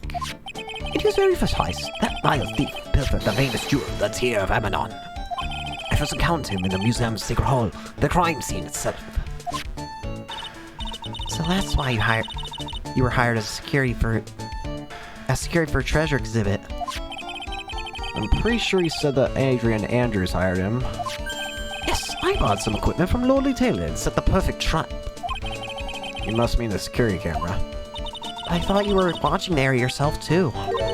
So how did Master Mass manage to steal the urn? That's the $1,000,000 question. What is the mask's modus operandi? Mr. Atme, did you know about the secret urn? I'm interested in only one thing, my dear, and that is Master Mask. Secret urn? That has nothing to do with this case. But wasn't that what Master Mask stole this time? I am a hunter, sir. The urn was nothing more than a lure to catch my prey. Do you yourselves remember the shape of the individual little peanuts you throw to pigeons? I don't think I like this guy's attitude, Nick. Well, anyway, it looks like he doesn't know about the urn. There's something kind of bothering me. Please, my dear, ask me anything you like. After all, you're all but seekers wandering alone in the dark. Well, I was wondering how Master Mass managed to steal the urn. I mean, isn't it strange that you don't seem to know? Yeah, now you mention it, it is strange. After all, you were on guard that night at the scene of the crime. Unless you were sound asleep, you should have at least seen Master Mask. You son of a... What the? It's a Psycholock. Psycholock?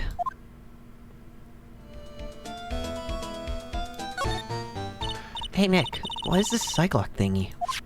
Well, your Magatama lets me see when people are keeping secrets. By breaking their mental locks, I can find out what those secrets are. What? This Magatama has that kind of power! Maya, you're the one who gave me this Magatama last year. Well, it's true that this Magatama is a prized fate, a family heirloom, but Pearlie was the one that actually imbued it with spiritual powers, right? That's why I don't really know much about what it can do. This is the woman that's going to take over the Korean Jailing School someday. How do you do it? How do you break the Psycholock thing? Well, you present the Magatama to the person with a secret. Cool. Can't wait to see it in action. Come on, try it out. Oh boy, I think the future master still needs to learn how to be the patient. So you're hiding from me. Thankfully, it's just a singular lock, so you're not that unwilling to say it, I guess. Alright. Let's see it.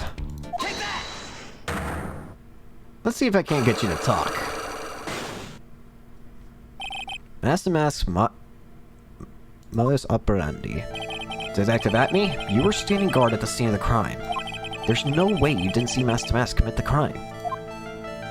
Well now, I can hardly see why you're so positive about that.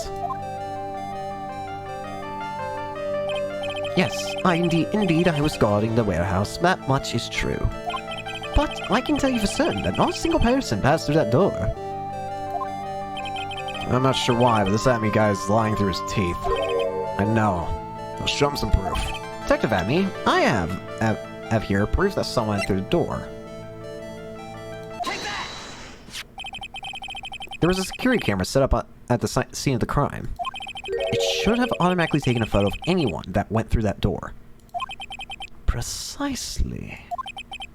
I hope you don't mind, but we've already gotten our hands on the camera data. As you can see, the camera went off exactly once last night. What? My monocle didn't catch anyone in its flash. It must have been some kind of computer malfunction. It must have been. Maybe it was your monocle that malfunctioned. What? Are you saying I didn't do my duty properly? Detective Atme, you must have seen the thief last night. The question is why you're trying to hide it. If he's hiding it, there must be some reason. Some reason that he desperately wants to keep hidden. I've got just a piece of evidence that should prove it. So suppose you didn't see Master Mask. In that case, the reason you didn't at that time was because you...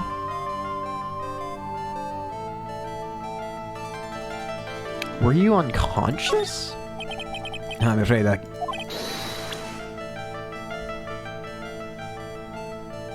Oh.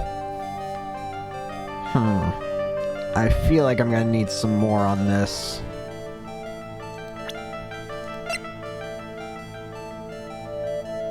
Yeah. I don't have enough evidence just yet. Let me see if I can't present to you other things and maybe... Oh! Wait, I do have the evidence. Hold on. I think. I forgot about that.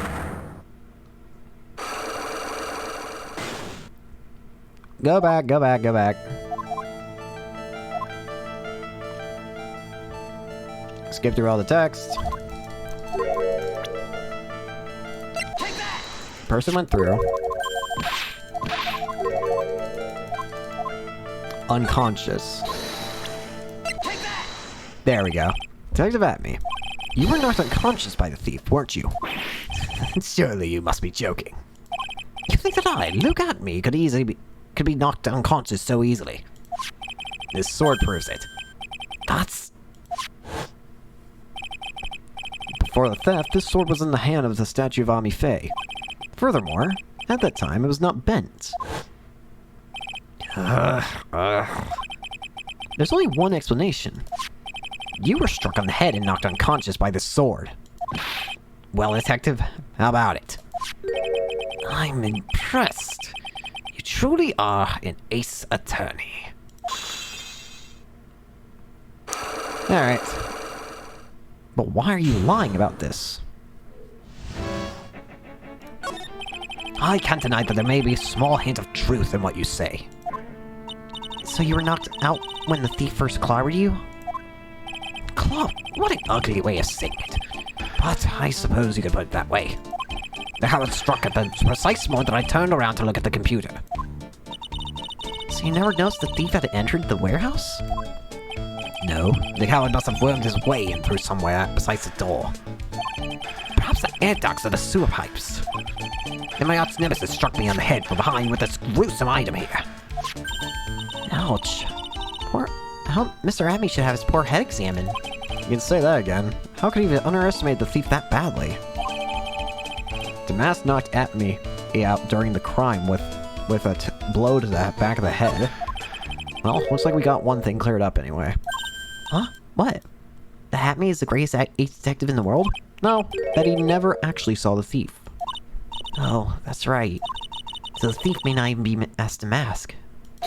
Just one moment, Sir Lawyer. The thief was unquestionably Master Mask. Yeah. Because the calling card, yeah.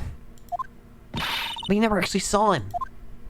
Perhaps so, but I installed a security camera for just such a contingency. Oh. Last night, the camera went off exactly once. Behold, this is a photo of the dastardly thief taken by the security camera.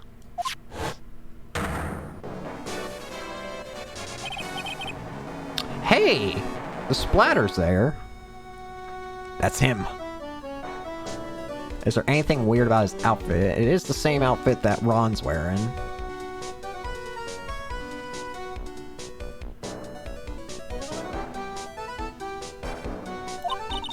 Master Mask. The thief can be none other than the arch criminal, Master Mask. After all, he has a very good reason for committing such brazen crimes. What are you talking about? So what did you mean he had a very good reason? Exactly that. Mr. Delight had a very good reason to dress up and commit those crimes. There should be a green envelope somewhere in his room. He'll need to go and investigate. How would you know about that? Have you forgotten? You're speaking to the finest ace detective ever to walk on the face of the earth. Those brilliant minds since, well, ever. Look at me. Well, I guess we better go take a look at it just in case. Alright.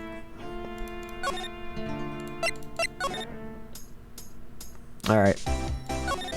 Let's see it. What is this? Hey, Nick, remember what Detective Atme said? Exactly that. Mr. Delight had a very good reason to dress up and commit those crimes. There should be a green envelope somewhere in his room. He'll need to go and investigate. A green envelope, huh? Looks like this is it. Okay, let's have a look. If you don't want your true identity revealed to the world, come to KB Security at 1 a.m. on October 12th and bring $50,000? 50,000? This is a blackmail letter. Sure looks like a major clue, alright. Written with a fountain pen, found in Ron's room. Oh, someone's at the door. I'll be right back. Won't take but a second, promise. Oh, thank you for coming. That's so nice of you. When I see damsel in distress, I can't help but myself. Please, come in. I'll make some coffee. Really? Okay. Guess I'll make myself a home, pretty lady. Wait a minute. Oh no. Oh no.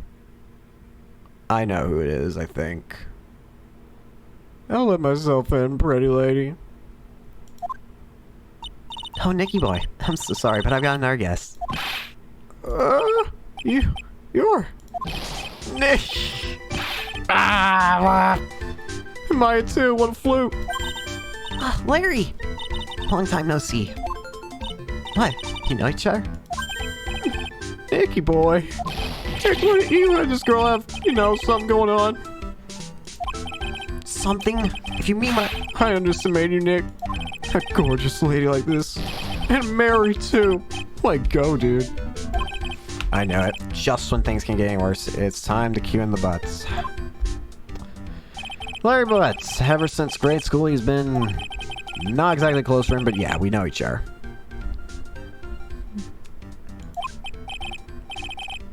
Hey man, that was very nice. That was your first client. We've got quite the storied history, he and I. And what we used to say still rings true. When something smells, it's usually the butts. Hey, come on now. You're embarrassing me. Can't in front of this pretty little thing here. Are you part of security? Why am I just now noticing this? So you two are old childhood friends, I see. That's so sweet. You two go ahead and catch up on old times. I'm gonna go check out my bike. Nice girl, that's see. So, have you been, Nick? Too busy if you really want to know. What are you doing here? So, what have you been up to this whole time? It's been a year. It's been 2 years since I've heard from you. And what's with those clothes? You look, well, weird. Hey man, what is this called for? This is my uniform for my part-time job. I can't believe it's been 2 years. They say time flies when you're having fun.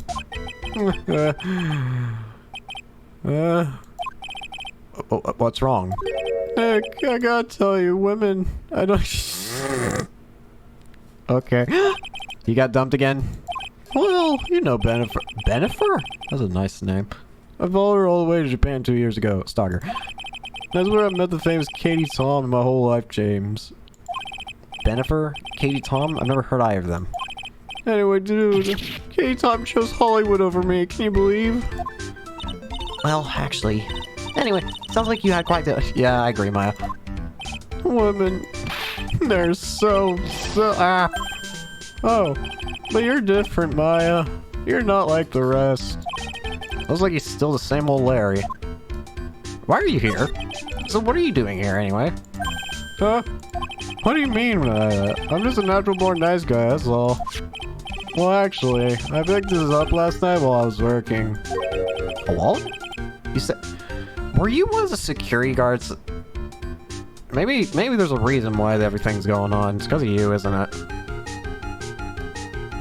A wallet? You say you found this last night. Yeah, I have a driver's license in it, so I figured I'd just return it myself. Oh, look at you. You're actually doing the good stuff. Thank you, Larry. Ron's wallet. Found by Larry at his part-time security jobs company building. Night of the crime. Hang on. You see that for a minute? I knew it. Guess these pictures in there. Yeah, I guess he really did his wife, huh? Hey, Nick. It's not what you're thinking at all. No, I'm pretty sure it is. You haven't changed a bit. Oh, no way, man. I mean, she's a married woman. That's just bad news. He really is here just to check out Miss Delight. So you said you found it at your job, right? Yeah, I'm working for a private security company as a guard. Chicks just love a guy in uniform, you know. Gee, I wonder what security it is. It's K.O.B. Cobb. Corn on the cob. Now I'm hungry. So what time was it when you found this last night? Why are you asking that? Trying to see if I got an alibi? You're not the one on the hook for a crime this time, buddy. I guess it was around 1 in the morning on the first floor of our company building. What was Mr. Delight's wallet doing there? Wait, Anyways, nothing weird about that. actually, that's a lot weird. After all, he works there. Oh. Oh. He works there? You mean Mr. Delight? Sure, here, take a look at this. It's right there in his wallet. What's his card? It's a key card for the security company. See? It's got a serial number on it right there. There's no mistake about it. You said you were working part-time at a security company, right? That's right. Why are you making that scary face? Security company, huh? Something's not quite secure about Larry working there. I need to find out as much as I can about this key card. Found inside Ron's wallet, apparently used for the building of his part-time job. Well, thanks, Larry. You're not here. Stay away from Maya. Yeah. Actually, do you happen to have any more info on him? Never mind. Them? I just saw something. What if it's actually a hot chick on that costume? Of course you would. Forget about it. It's a guy, trust me. Man, you're killing my buzz, dude. boy, talk about someone who has one-track mind. You don't know her? Whoa, who's this? Come on, man, don't hold on me. Of course, maybe I should forget about it. Someone need no basis, and you don't need to know. Hey now, I thought we were pals. I got a major thing for girls with black sleeveless shirts and okay. How do you know that? And if they have an orange-colored memo pad, I really lose my cool. He has to be making that up. He can't really know Adrian, can he? Oh, hey, Kitty. Hey, Nick. So what's the deal between you and this girl? Hey, that's my cousin. Her name is Pearl Faye. Pearl, huh? Too bad. Never date two girls with the same name. That's one rule wait. I think the fact that she's only... Larry! For the love of God! Wow, here you and Kira the last time I saw you. Oh, really? Yeah, you look totally different from 2 years ago. Don't you think, Nick? Maybe it's because we were always together, but she looks pretty much the same to me. Yeah, I remember her. That's Maya's big sister. Wow, you really do remember. Yeah, who could forget? A couple of gorgeous sisters. Hubba bubba. You hear that, Nick? Gorgeous. Oh yeah, that's right. When I defended Larry, Mia's still alive. Forward-facing Nick judges you for your crimes. You're 26 years old, right? Don't you think it's about time you took a long, hard look at your life? I don't need an existential crisis, Larry. Coming from a guy who can only brag about how many times he's been rejected, I find that kind of ironic.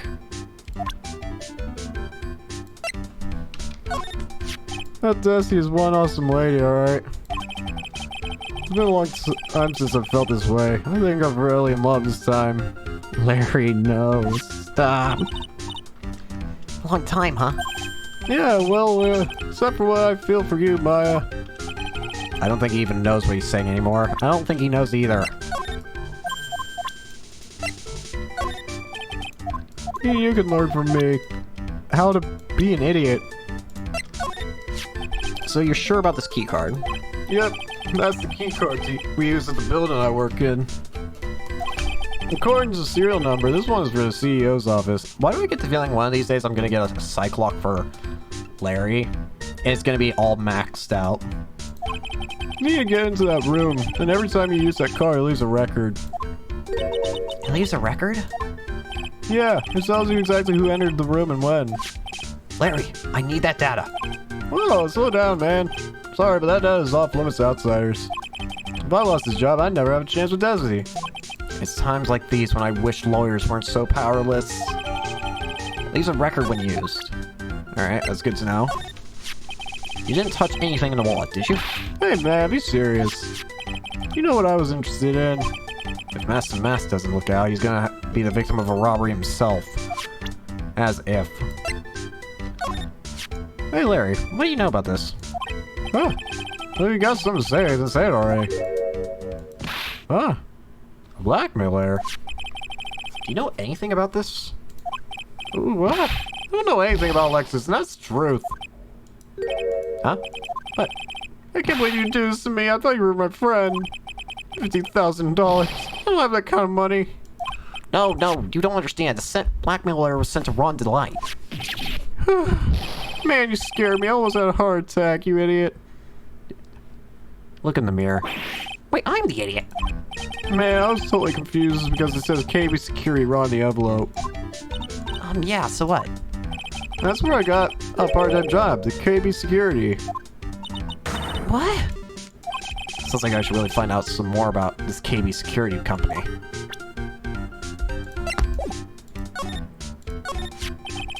KB Security, the company in the blackmailer. You know about it. That's where I work, yeah. In fact, I'm on a job right now. Huh? So what are you doing here then? Well, the boss is away right now, and you know what? Mice too when the cat's away. Yes. Anyway, how far away is this company? Let me see. About 30 minutes by car, I guess. Well, if you fly down roads anyway. Well, this apartment building is pretty close to the Lordly Taylor, right? And it would take roughly an hour to go from here to KB Security and back. If Ron Delight was at KB Security when the robbery occurred, then...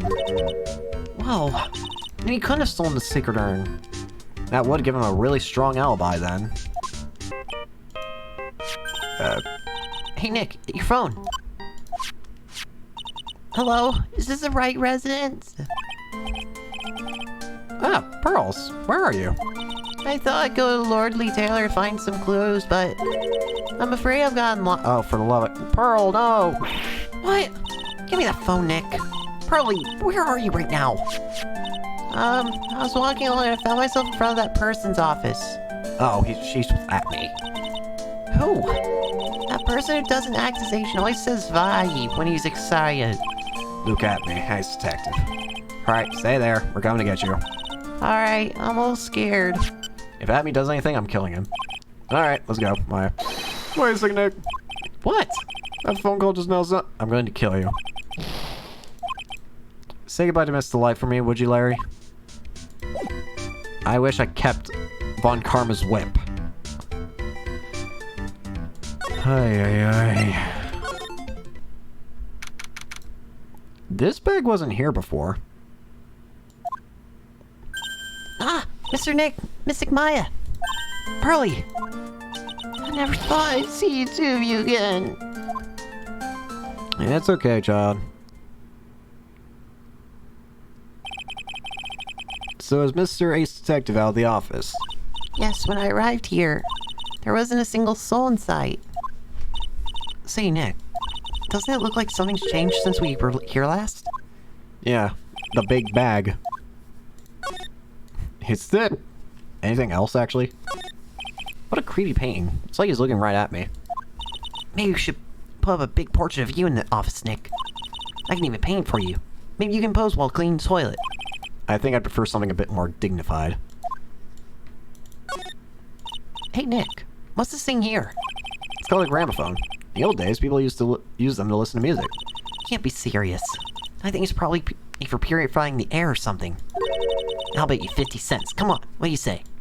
Forget it. You never pay up when you lose. Whoa, it's a huge hearth. That's a fireplace. So, what's the difference? Here we go again. Ah! Right, sorry. We're never escaping this conversation, Sile, are we? Alright.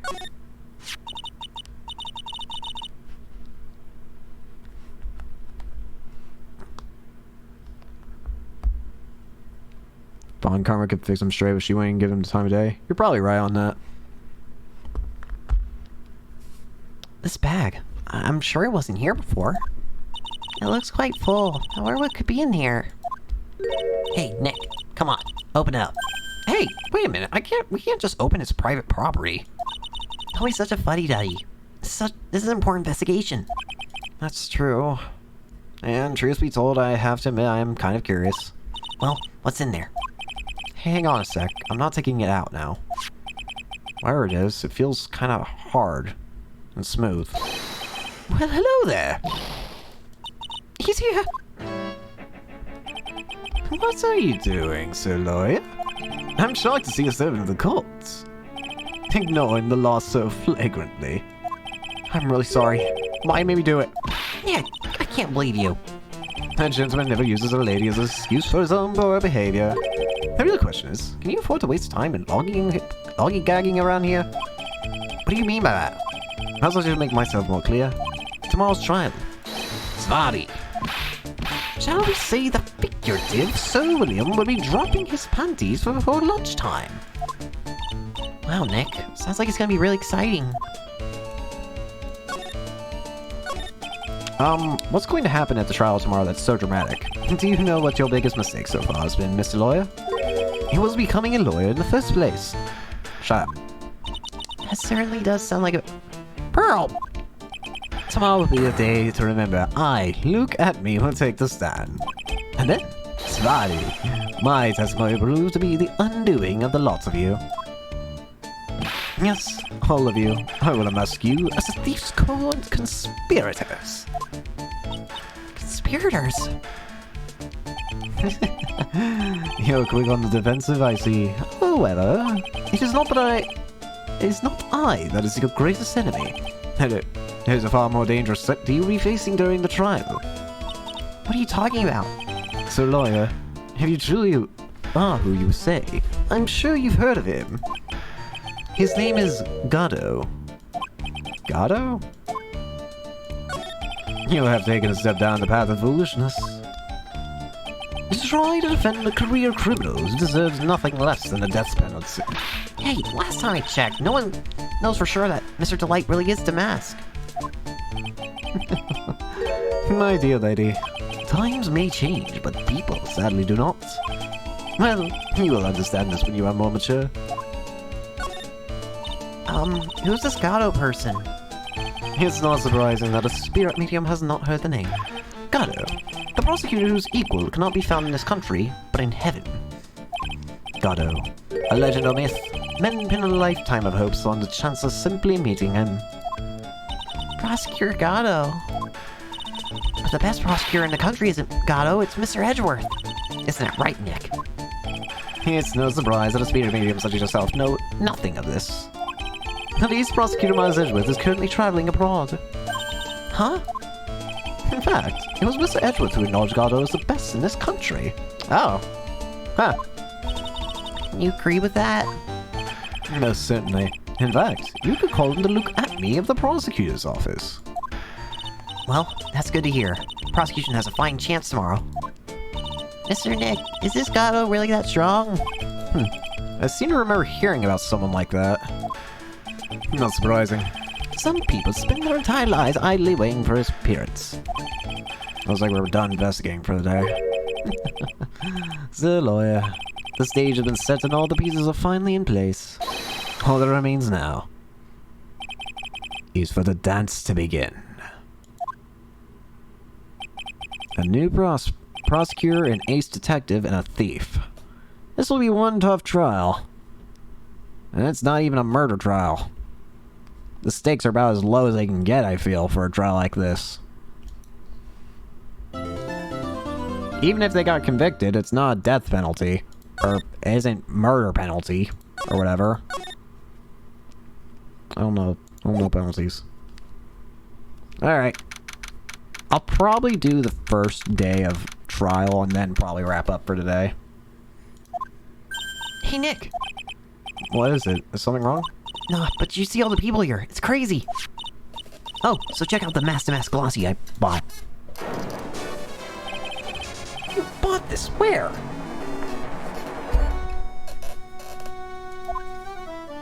From the little tent in front of the courthouse. They have all sorts of things for sale.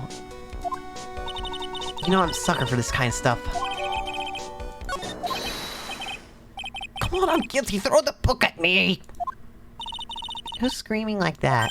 Oh, Mr. Wright, you made it. Yeah, I did, but it doesn't look like things are going to get any less ugly for you. Because I did it! I'm a criminal, me! He's at it again.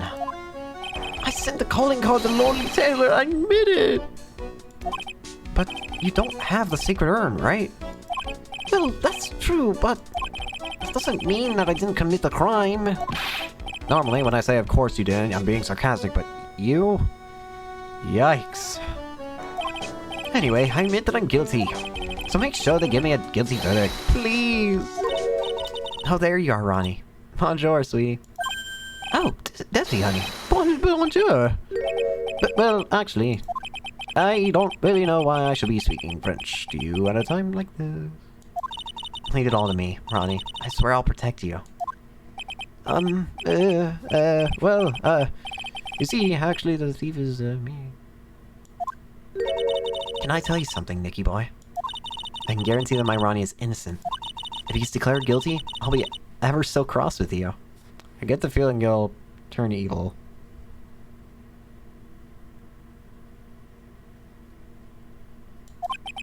So why are you smiling when you say it?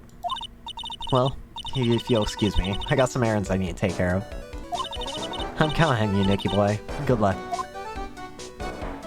I feel like I just got sent a death threat.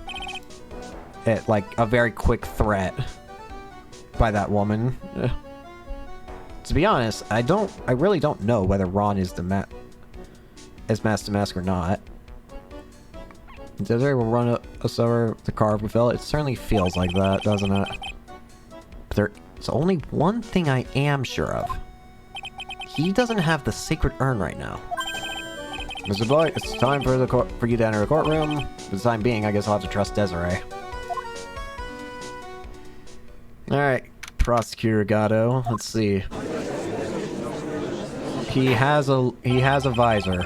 Court is now in session for the trial of Ron Delight. The defense is ready, Your Honor. I like how you look. Nice visor. What about the prosecution? Are you prepared to... What a stupid question. What did you just say? Fine. Let me ask you then, Your Honor. Are you ready? Are you ready to pass judgment? No, I'm not. I will pass judgment after I hear arguments from both sides. Well, if you're not ready yourself, you shouldn't expect others to be. That's a rule to live by. Who are you? I'm Gatto. Legendary prosecutor. I've never lost a case. He's the one that Detective Hackney was talking about. Yes, your reputation precedes you. What kind of cases have you dealt with so far? None. What did you say? I've never prosecuted a case before. What? Never? But you said you've never lost before. Exactly. I've never lost. I've never won before either. Quite arrogant for a beginner. Aren't you? Even the mightiest of redwoods begin their lives as mere saplings. Yes, but a mask in a court of law? Don't you know anything? No matter the man, we all wear masks. Either on our faces or over our hearts. This guy is a real deal, right, Nick? Why does it seem like all prosecutors are the real deal? And why do all of them have something interesting about them? So we finally meet, Mr. Phoenix Wright. Nick, is he a friend of yours? No, I don't have any friends that call me Trite. Just who's this masked man? I've returned from the depths of hell to do battle with you. Well then, Prosecutor Gobbo. It's not Gobo. It's Gatto, Your Honor. In any case, please give your opening statements. Opening statements. Those things are not fit for even dogs to consume. I have only one thing to say before we start. To you, Mr. Trite. What is it? Are you familiar with the saying, a chain is only as strong as its weakest link?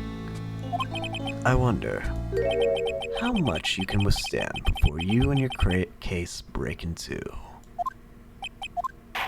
This guy gives me... well... Gatto's smooth. I like Gatto. Well then, let's hear from the first witness. Hi. My name is... No one has asked for your name, witness. The important thing is what you know. That's all. Start talking. We're listening. Yes, sir. Oh, what was... That's just yours? Whoa, what the heck was that? I thought I heard something weird. Whatever it was. Yes, sir. Alright, witness. Perverse, let's hear about what you know about the thief that stole the urn. Yes, sir. Mask crimes.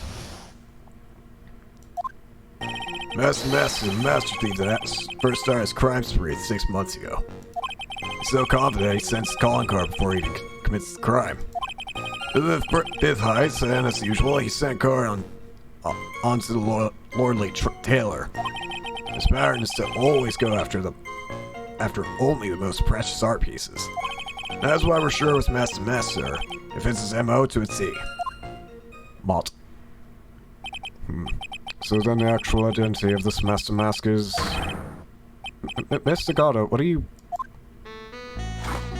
Coffee.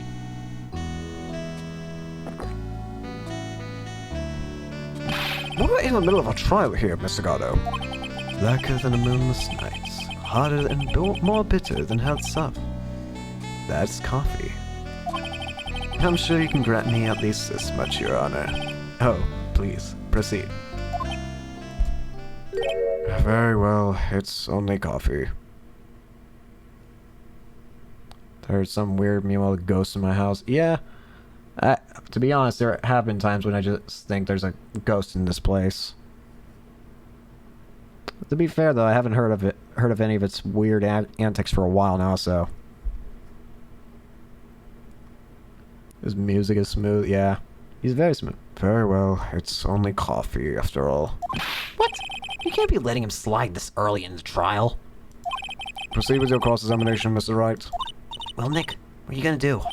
As long as they haven't brought up Mr. Delight's identity, all we can do is show that it wasn't Mask to Mask who stole the urn.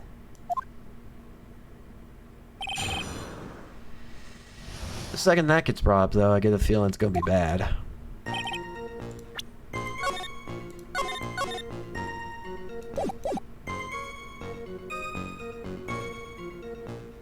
Master Thief that started his crime spree 6 months ago. Have you been involved in the investigation from the beginning? Yep, nobody knows more about the thief than me, pal. It's true, I'm a Svari, author on thieves. An author? He's written books about thieves? I think he probably meant to say authority. This guy slipped after even my fingers shows how good he is, pal. It's easy when those fingers happen to be butterfingers.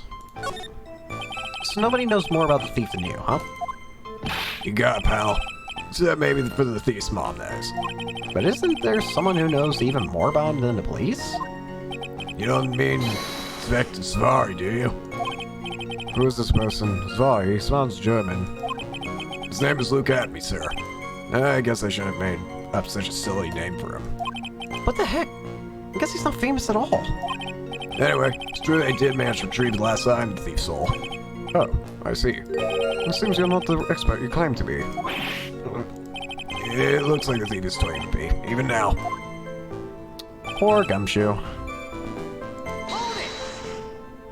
Have you seen all these so-called calling cards? Of course I have. Except, the person in charge of the treasure exhibit never brought their cards to the police. So I didn't see this one until after the crime occurred. That's because Detective Adme stopped Miss Andrews from taking it to police. Was the calling card that Lolly Taylor received authentic? Well, all the cards have one common identifying feature. We're not releasing that information to the general public. But you're absolutely certain this card is real. Gumshoe can say it out loud, but I bet he's talking about a Master emblem.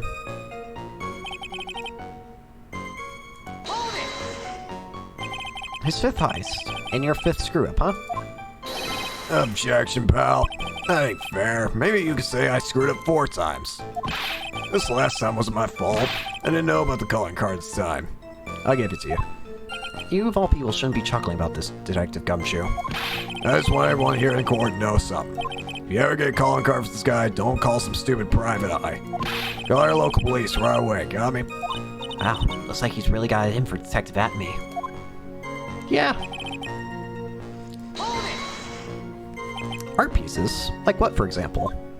Well, his first started was the famous Tear of Eminon. What's that? Some kind of especially salty teardrop? No, sir, it's a blue diamond. Single rare diamond. Next was the crown bond, Gora, you know, thing you put on your crown, head. After that was the left hand of Hades, then the portrait of Megina, sir. Taking that, you retrieved the portrait of Megina and returned to the museum. And the target of his fifth and last robbery was the Sacred Urn, right? But isn't it difficult for him to dispose of such famous art pieces? Well, we assume he has some underworld connections. Somehow Mr. Delight doesn't look like the type. Yeah, he's a little too sunny to be hanging out in the underworld.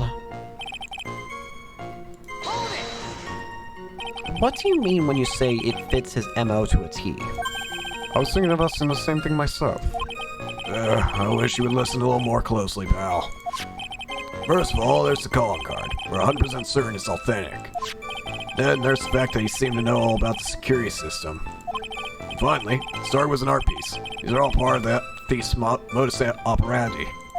And so, since this robbery seems to fit all those conditions... That's right. It means that Master Mask's behind it. Nick, definitely looks like it was Master Mask who stole the urn. There's no real evidence either way as to whether Ron Delay is Mask to Mask. But Also, the urn hasn't turned up yet, let alone in connection to Mr. Delight himself.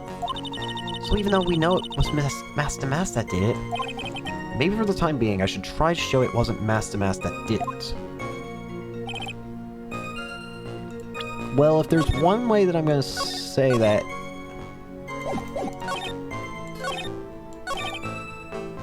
Always go after the most precious art pieces.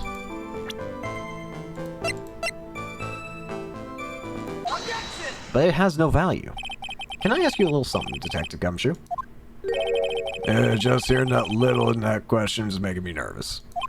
You said that he always goes after the most precious art pieces, right? That's right, pal. But there's one problem. That's not what he did this case.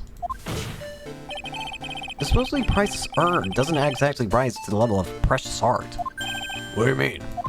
Nick, how can you say such a terrible thing? No, I mean, meant from a financial point of view. I mean, it wouldn't fetch a good price. Well, Mr. Prosecutor Gatto, what's the value of that urn? The appraisers I spoke to said they couldn't attach a price to it. And I mean that in the worst sense. So in other words, it was not the kind of item that Master Mask would normally go after. I understand. If I understand you correctly, Mr. Wright, you're saying that the theft of the sacred urn was not the work of the Master Mask. No value is technically priceless. It's a matter of if it's the good or bad kind of priceless. And in this case, it's not the good kind. It is not the good kind. Yes, that's what I'm saying. Actually, all I did was point out the contradiction. The argument made itself, but... Well, first of all, we need to get this issue cleared up. Was this last robbery the work of Master Mask or not? What do you have to say about this, Mr. Gatto? This coffee here. It's my own special blend. I call it Gatto 107. I'm trying to decide whether to cut down on the acidity or the bit. This guy's not even here to prosecute. He's just here to drink coffee. That's the only thing I've got on my mind right now. It's Wright. What? If you're really mad, you should clean up your own mess. Sorry, but I don't get what you mean. If you're saying it wasn't Master Mask that stole the urn, then it must be someone imitating Master Mask's methods. Oh. Huh. Well, I didn't... Oh. Huh. That's not good. I kind of fell for that now, didn't I? Whoops. A fake mask. Fake the mask. That sounds so ridiculous, but I like it. Now, before I decide my coffee, I believe some proof is in order, Mr. Trite. Proof that the person who appeared at Lordly Taylor that night was actually fake. Ow. Call us out? Yep. That was a bad trap to land into. No, I don't approve of Mr. Gatto's behavior. His point is valid. Mr. Wright, we're waiting. Looks like I'm gonna have to prove it.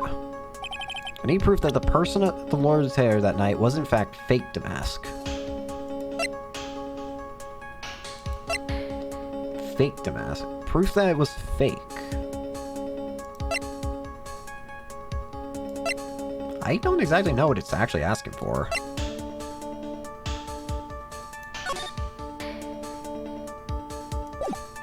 I don't think it's that.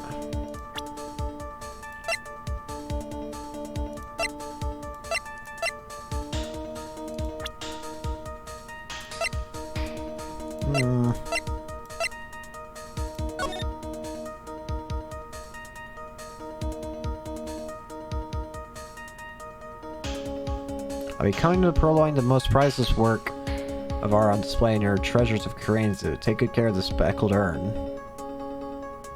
Speckled?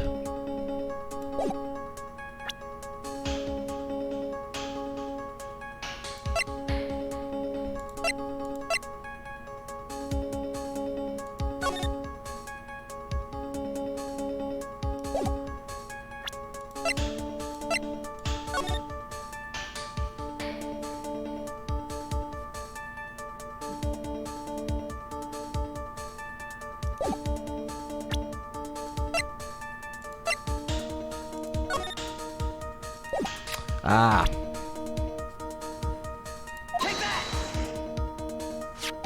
The proof is right here. This looks like a photo taken by a security camera.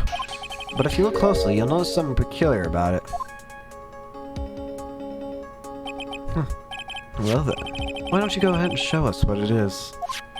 Go on, use this pointer and show us what it is. It's right here, of course. You mean Master Mask? I have here a piece of reference I would like the court to take a look at. This is not good, actually.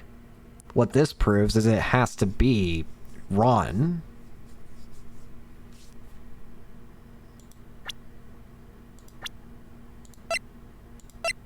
Because Ron looks more like that. Isn't that the publicity photo I brought this morning? The problem I have with the security camera photo is the brooch on Damask's chest. A breach? Here, bailiff, get my steed. We need a...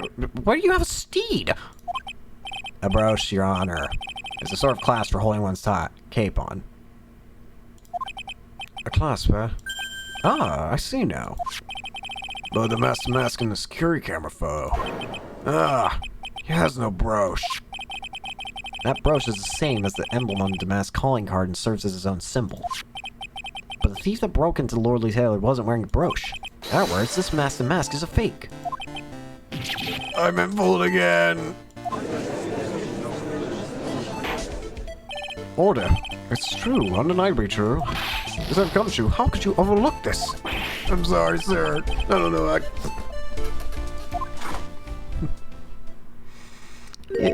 Hey now. If you're gonna have a pity party, invite me too. Mr. Gardo, you deserve more blame in this too. How could you have overlooked such a large brooch? The brooch you're talking about? Do you mean that? Oh, how do you have that? Do you mean this? That's Master Mask's brooch! Where did you find that? Well, I've always had a good nose for evidence. I got it at the crime scene. Oh! Wait, that says it is the good. Then that means it is the real Master Mask.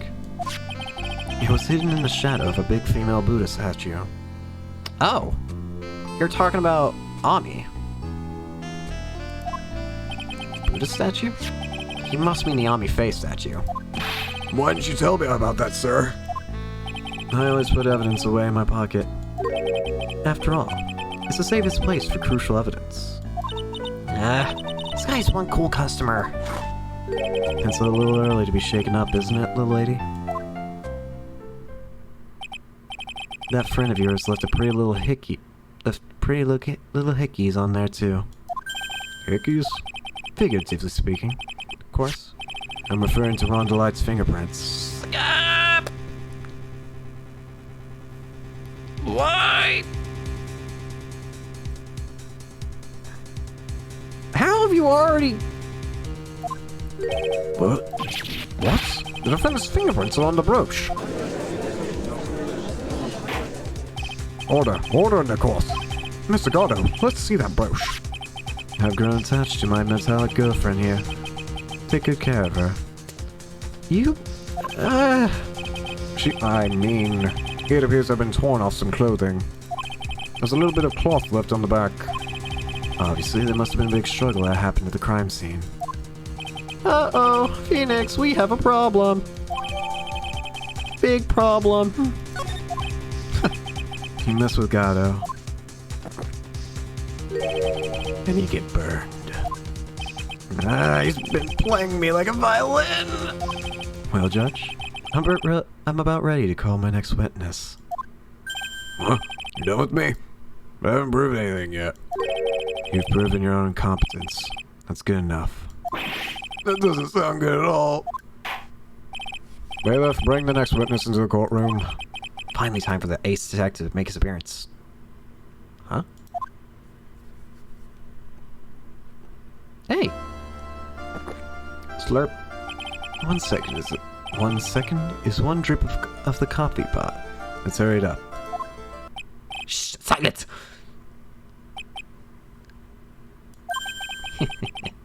Now I see. It's all becoming clear. What's clear? Artie, the truth has once again been elegantly revealed to me. What we have here is a judge and a prosecutor, a coffee maniac at that. Am I correct? Well, yes, that's right. Not bad. Not bad at all. You're the first person that's ever been able to penetrate my secret veil. Well, Sir Prosecutor, let me introduce myself. My name is Luke Atney. I'm ace detective and rising star illuminating the heavens. Boys two make a perfect pair. They'd either be best friends or they'd tear each other's head off. I've heard on that night of the crime you were all alone on security detail. You would have heard correctly. My specially made monocle is worth more than 100 Detective Gumshoes. If Detective Gumshoe is worth anything, then is... Why was this guy all by himself anyway? There must be some reason, I'm sure of it. Well then, tell us what the special monocle of yours witnessed. What you witnessed. Alright, let's see it. It was approximately 1 o'clock in the morning, just after the date changed. That's when my nemesis, the infamous Master Musk, dancingly descended upon me. Just as I began to turn, the coward struck a fierce blow upon my noble noggin. Darkness swallowed me before I could land a single strike. When I woke, he was gone. 30 minutes later, I used an emergency phone to notify the police. So you didn't get a clear look at the criminal? My specially made monocle never misses a thing. However, that is limited to things that fall within my own visual range. But, of course, that's only natural. I fail to see why the witness seems so proud of his performance that evening. Well, Sir Oldtimer, let me explain. We are not speaking of any ordinary thief, but of the king of thieves, the great Master Musk, my arch enemy. That is why my instincts and my years of experience tell me. Very well. Proceed with the cross-examination, Mr. Wright. What you witnessed.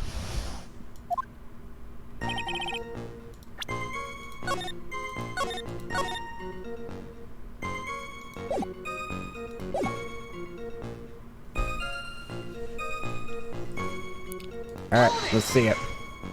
So that would be 1 o'clock on the morning of 12th, correct? That's an impressive deduction, Sir Lawyer. You were on security duty that night. What exactly were you doing at the time? A penetrating question. I was in the basement warehouse, near the computer. Near the computer, huh? So then you weren't trying to remain hidden, I take it. Up to this point, I've tried to remain concealed while waiting for the thief. Yeah, I said the same thing yesterday, too. Gumshoe said they've never spied the thief at the crime scenes before. Precisely! That is precisely why I chose not to hide that night. I knew that by not concealing myself, I would be putting pressure on the thief. Looks like the thief was the one applying pressure. On your pigeony head, that is. In any case.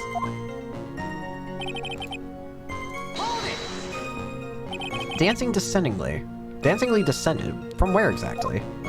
Well, from the entrance, I suppose. Where else? So in actuality, he neither danced nor descended. Someone please save me.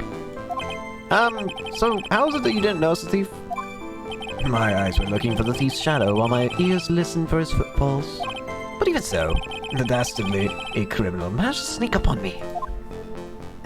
It can only be due to his subtly camouflaged cape and soft-soled shoes. I hereby W a stunts.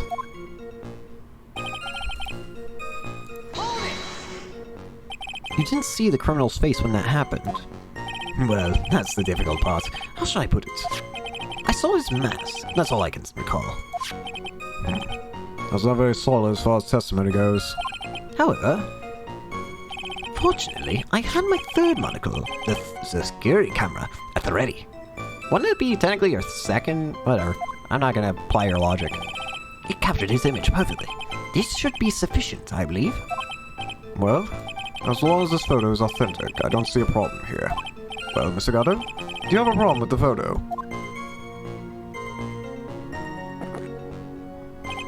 Good.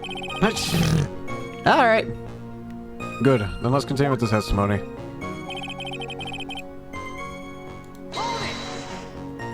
attacked and knocked unconscious, and you weren't able to do a thing? That's certainly some very impressive detective work.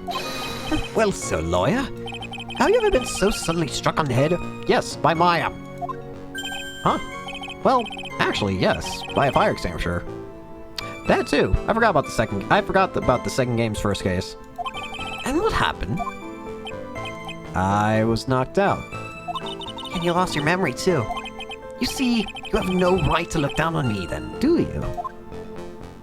The only reason I didn't lose my memory is because I have no brains to begin with. Alright. You may have brains, but the wiring to the self-reflection part seems to be severed. In any case, that was how I was knocked senseless, and then 30 minutes later... About this 30 minutes. My silver cord was loosened, and my soul fled to the golden halls of Elysium. As usual, I have no idea what this guy's saying. I think he's saying he was out cold. So, what happened during those 30 minutes? No one can say, Your Honor. The span of time has truly vanished into the ether. Just what is going on here? There's something suspicious about Detective Atme. How could he not have noticed when the thief came in? Also, he says he was knocked unconscious before he could fight back. But that can't be right. Contradicts the evidence.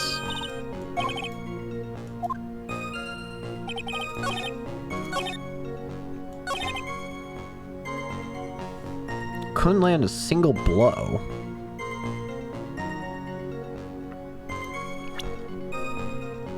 Let me see.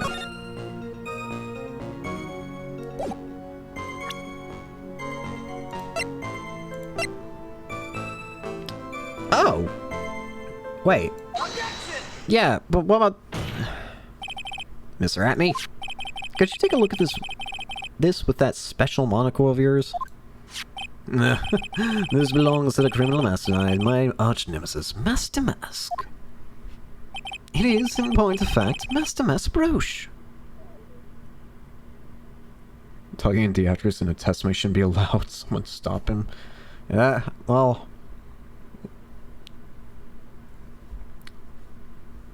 Anytime I think something's too weird for the series, my mind can only go back to Parrot. I don't know if that's a useful thing or a bad thing, but...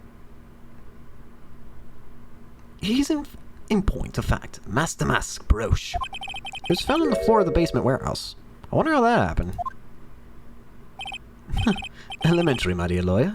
Obviously, it wasn't glued on well enough. It was torn. Not quite. It clearly shows signs of having been ripped off a piece of clothing. Ripped off. Huh. We can only deduce that the thief struggled with someone that night. That's the only thing that I can think of. And there's only one person that was in a position to have a struggle with the thief. The only person that was on security duty that night. You, Detective Atme. Detective Atme, you must have fought with the thief that night. So, why did you lie in your testimony to the court? Witness, giving false testimony is a serious crime. No. Just wait a minute. Moment, old-timer. Don't talk to me like I'm living in a nursing home. Maybe you should be. Never mind.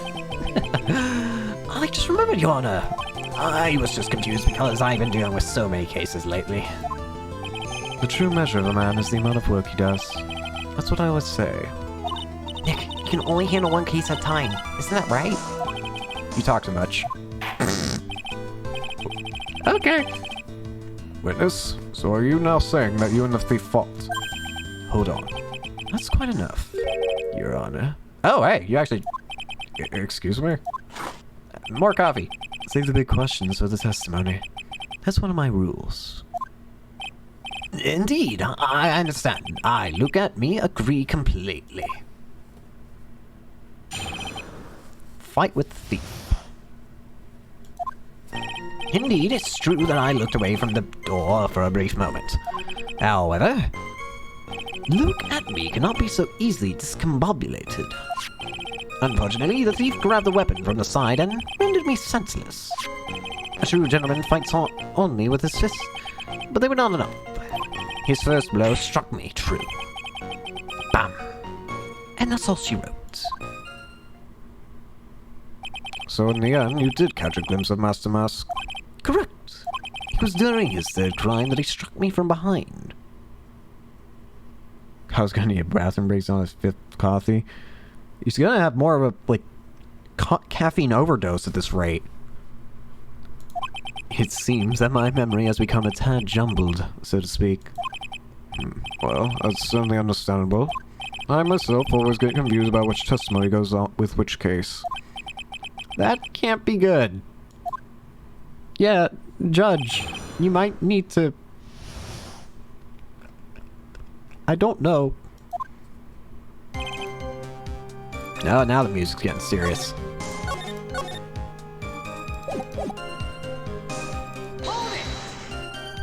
So why did you look away from the door anyway?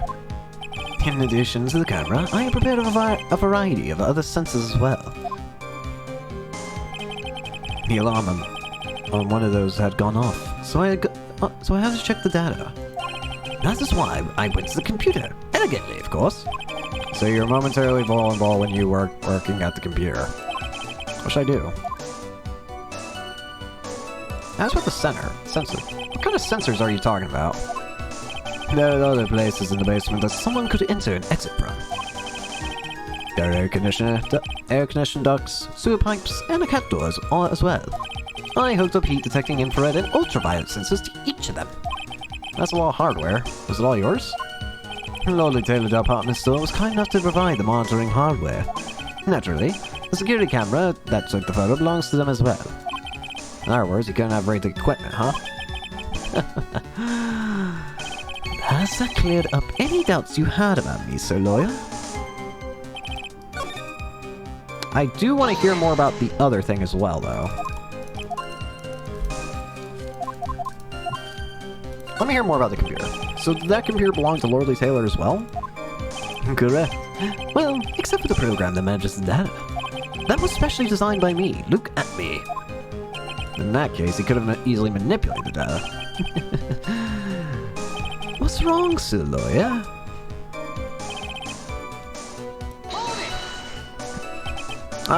What does that mean? Discombobulated? Young people these days, they really irritate me. They allow perfectly good old words to die into... Okay. No, I'm not gonna say it.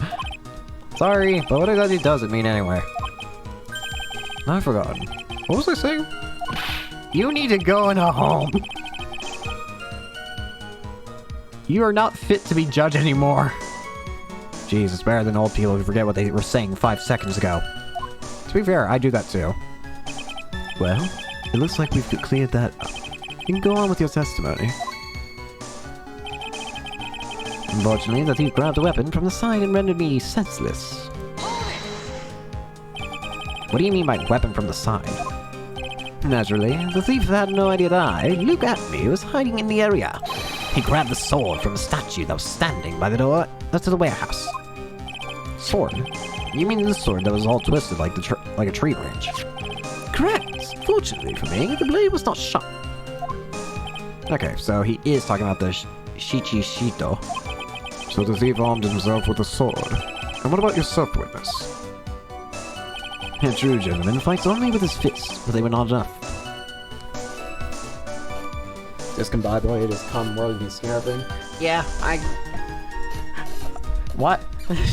The only reason I know that word for some reason is because the one means like discombobulate them. Discombobulate. I don't know what exactly it is from, but it's just discombobulate. You had that much faith in your own fighting abilities. But of course, in college, I was the second in charge of the boxing club.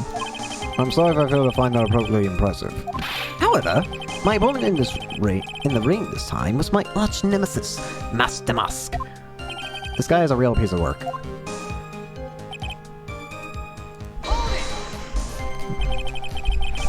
Can you tell us a little more about what happened? My opponent was both powerful and vicious. You might say he was powericious. Powericious.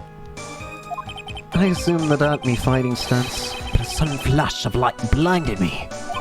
That, of course, was checkmate. My opponent had bested me. What do I do now? You're blinded? So what was this flash of light that blinded you? I was bathed in a golden light that seemed to come from the statue of the woman. The statue of Ami Faye, I'm guessing. Well, that wasn't very much help at all. What do you think, Nick? There's one thing I'm absolutely sure of now. Yeah? What is it? This look at me guy, he's definitely hiding something. But why? I think I'm starting to figure out what really happened that night. And about the true nature of this detective. I want to press you one more time.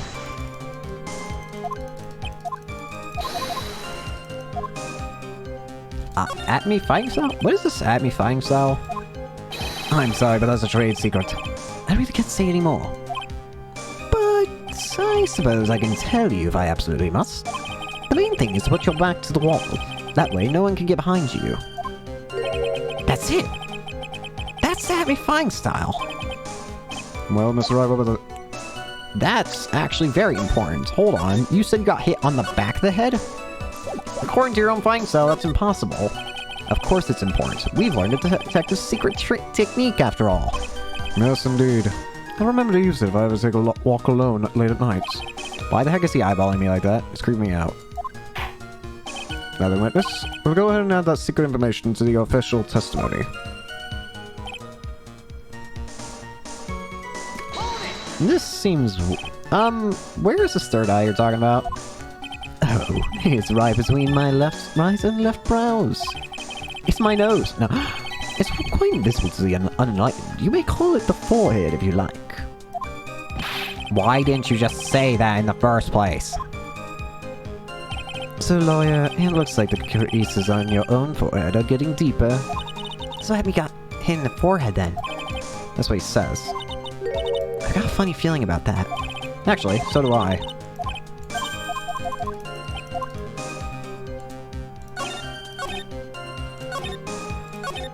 I put my back to the wall, but the thief's blow landed upon my third eye.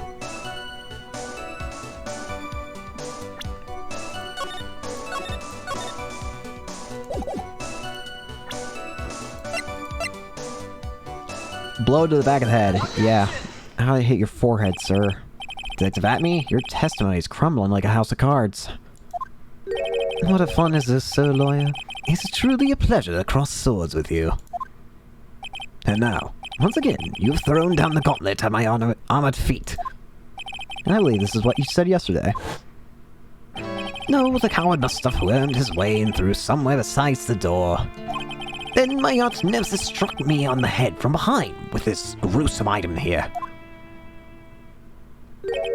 From behind, huh? But just now you testified they struck you on the forehead. I hardly think you could forget where you were hit on the head. Seems I've made another mistake. Detective Atme, that's not the only strange part of your testimony. What do you mean by that? For example, the very fact that you hid the calling card from the police itself is strange. It's almost as if you were afraid they were going to help with security. Genius is such a myself, I've always been misunderstood. How sad. That's wrong. To err is human, to forgive is divine. Humans aren't machines, they have souls, feelings. They live, they die, they love, they hate. And yes, they even make mistakes. Hey, hold on. It's not as pretty as that. Coffee. Really? What is it like then? Always chase a riddle down to the end. That's one of my rules. This is it. This might just be my chance to turn things around. Mr. Wright, what is that that you're sitting?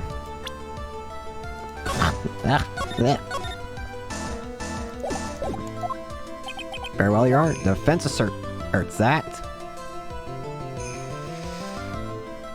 Alright, I'm going with my theory.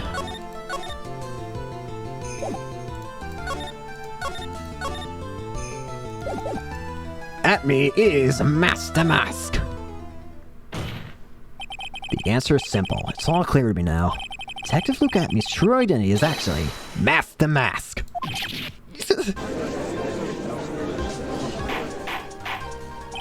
Order, Nicole. Mr. Wright, what is the meaning of this? There are too many unnatural parts to Atmy's story. He says he was hiding at the crime scenes, which is why no one ever saw him there. And then, in his last case, he managed to outperform Detective Gumshoe. The entire police force to miraculously retrieve the stolen treasure. That's because I analyzed the crime scene data and made an exquisitely elegant deduction. I picked up clues that the police overlooked in order to arrive at a... Oh, please. That explanation is far simpler than that, Detective Atmy. The truth is that you are, in fact, Master Mask. But Mr. Wright, this photo, it clearly shows Master Mask.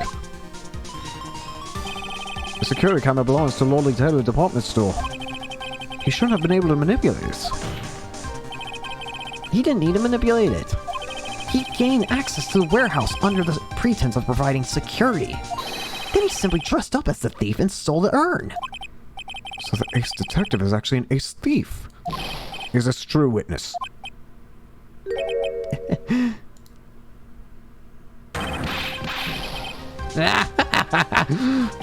Master Mask. The Mask's MO is pure genius, and so I. Look at me. The ace detective. You're very clever to have come to such a conclusion. I am impressed, Sir Lawyer. What? Witness, you're admitting it. Nick, now's your chance. Yes, time to put the last nail in this guy's coffin. Detective Atmy, will you assume the thief Ow. What? Ah! Is this allowed? Gotta blend one or two. My personal favorites. Mr. Gatto. The ace detective is actually the ace thief. I smell a best-selling novel. There's only one problem. It simply isn't true. But Mr. Gatto, Mr. Wright has made some very strong points, and I'll admit my opponent has woven a compelling narrative out of whole cloth. But it is, in fact, nothing more than a patchwork quilt, Mr. Wright. If this detective really is the thief, then show us with the proof of your claim. But it better be as hot and as perfect as the coffee dripping down your face. I am on fire! Well, Mr. Wright, don't just stand there. This court would like to see this decisive proof you have, quickly. Is that allowed? Assault with coffee? Huh? Oh, yes, of course. But what's the big rush? Are you right, Nick? Atmy looks pretty rattled right now. I'd like to finish this right now if I can. But can I really do it? Decisive evidence.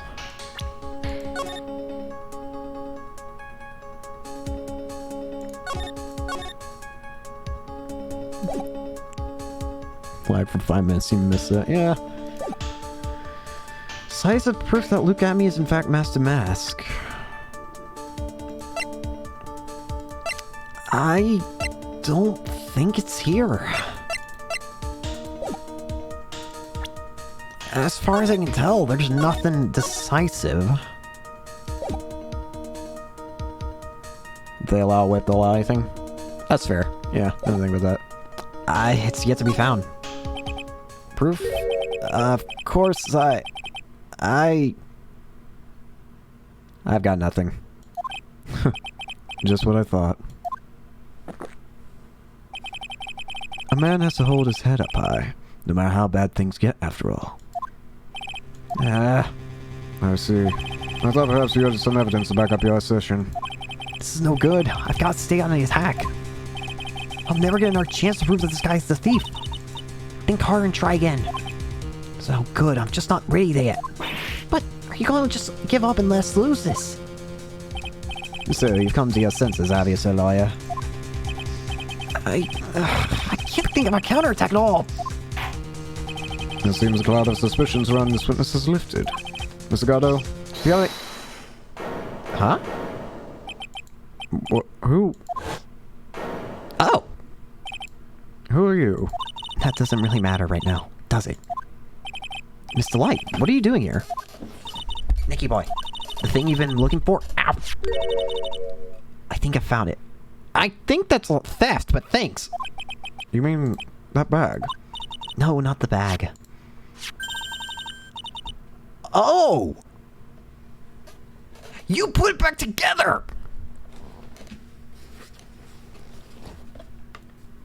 What's in the bag? Well, That's... the secret urn! Nicket's urn! Order, order! You, madam! That urn, where did you find it? You'll never believe it. It was in the office of Mr. Fancy Pants, ace detective, Luke at me. Oh, this is the best. Has pink splotches all over it. Thanks for putting it back together again, I guess, but... Well, how do you explain that one, Mr. Atme? Even you're gonna have to... Even you are gonna have a hard time weaseling out of this one. Objection! What do you... Pathetic. Mr. Gatto? Do you have something that you wish to say? Yes, Your Honor. It simply amazes me how quickly times change. In the old days, a man was to be taken at his word. It's truly sad. You're still denying that Mr. Atme was involved. Before casting aspersions at Detective Atme, consider the young lady here. Your name is Desiree. Desiree Delight. Is that correct?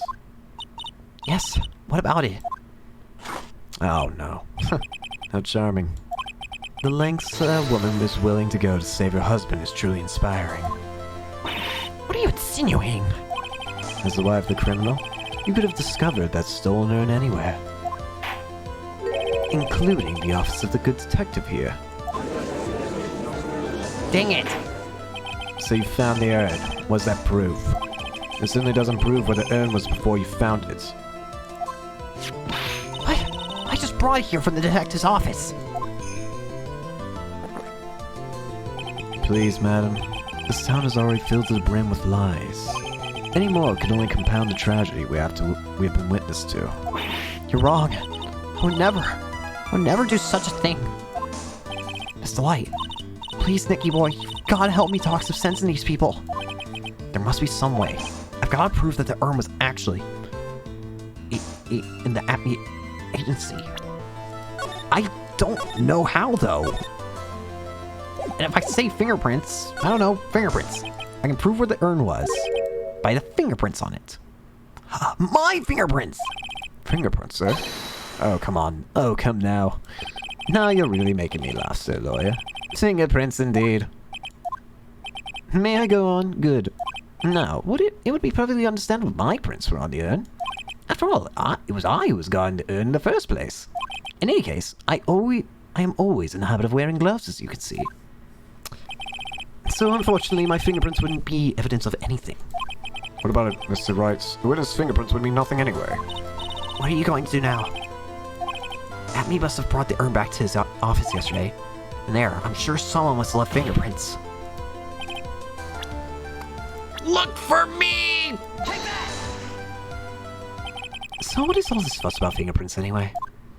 Mr. Atme, do you recall the events of yesterday? Hey Nick, come on, open it up. Hey, wait a minute, we can't just open his private property. Don't be such a fuddy-duddy. This is an important investigation. Well, what's in there? Hang on a sec. I'm taking it out now. Whatever it is, it feels kind of hard and smooth. Well, hello there. It's true that I didn't get a chance to look in the bag at the time, but I did touch what was inside. What? You touched it? And I remember it very well. It was smooth and hard. Well, that was just... Your Honor, I'd like the court to examine the fingerprints on that urn. If my fingerprints are on there, then it proves that the urn was in Detective Atme's office. Objection! well, even if your fingerprints are on the urn, it still doesn't prove when they were put there, does it? Of course it does. What did you say? It's not what I say, but what Adrian Andrews, the person in charge of the exhibition, says. I polished it until it was just about glowing. I thought maybe I could make it look more valuable. If she polished it that much, she must have removed any and all fingerprints on it. And the only chance I had to get my fingerprints on it or after that was yesterday at the Acme Detective Agency. Miss Blen. Gato Blen 107. I've decided it's a little too bitter after all.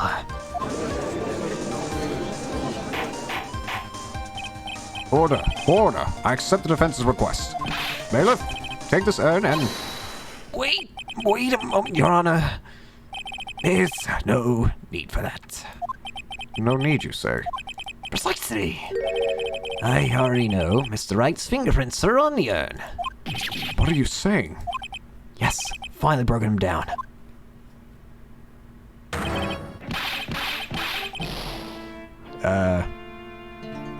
Take a good look, everyone.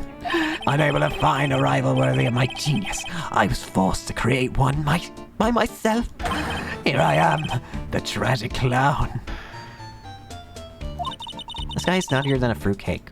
You see, it was me all along. I'm the one and only Master Mask. I hope you all enjoyed my little performance. Well, we've solved the crime. This was a very fast crime. Well, Mr. Gatto, what's Mr. Asme's condition? He's still in the lobby, laughing insanely, Your Honor.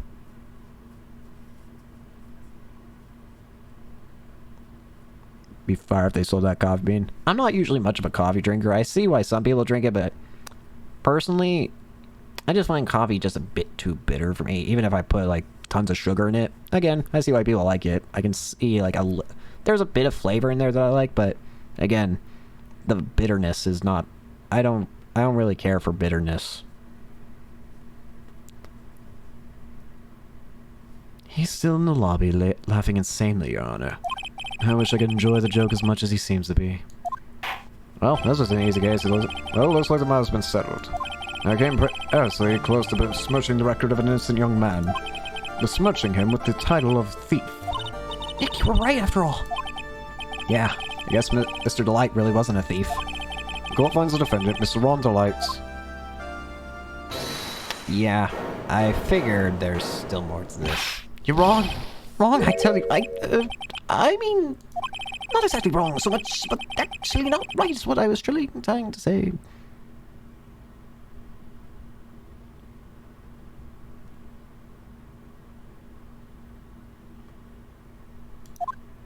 Oh no, he's not. This can't be happening. The thief, the sneaky, odious thief who's been stealing all the treasures. It's me. I'm him. I'm the one you want. I'm the thief I tell you. So do it. Not to be guilty, please. I don't know what kind of kangaroo court you all think this is, but... Try any of the thieves already been proven. Just hurry and pass judgment. What are you talking about? I already confessed. I'm the thief, I tell you. Gatto, throw coffee at him and make him make sense. Mr. Gatto, don't just stand there drinking coffee. Hey there, Mr. Thief. Yes, sir. If you're really a man, then clean up your own mess. I'm sorry. I'm afraid I just don't have any idea what you mean. If you are a Master Mask, then prove it. That's what it means. Yes, sir. I'll be happy to. He says you'll be happy to, Nick. It's kind of cute. He's 100% committed to his fantasy. Good boy. Just remember one thing. A boy only gets one chance in his life to become a man. I know that. I won't fail, I swear. Okay then. Talk. We're all listening. Oh well. Let's all have a listen to this confession. Master Mask identity. It's true that I've been Master Mask all along. I mean, you can't prove that I'm actually not Master Mask, can you? I don't have an alibi for the night that I was stole, after all. I donned my costume that night and dancingly descended upon the scene of the crime. Lagging so hard right now. I don't know why. I don't think it's on my end, because everything says it's good on my end. It's unfortunate. Look, you can see right there in the photo. That's me. As for my brooch, I snagged it on the door handle and it got torn off, that's all. I don't like the direction this trial's taken. This is how every trial goes, at least with me, anyways.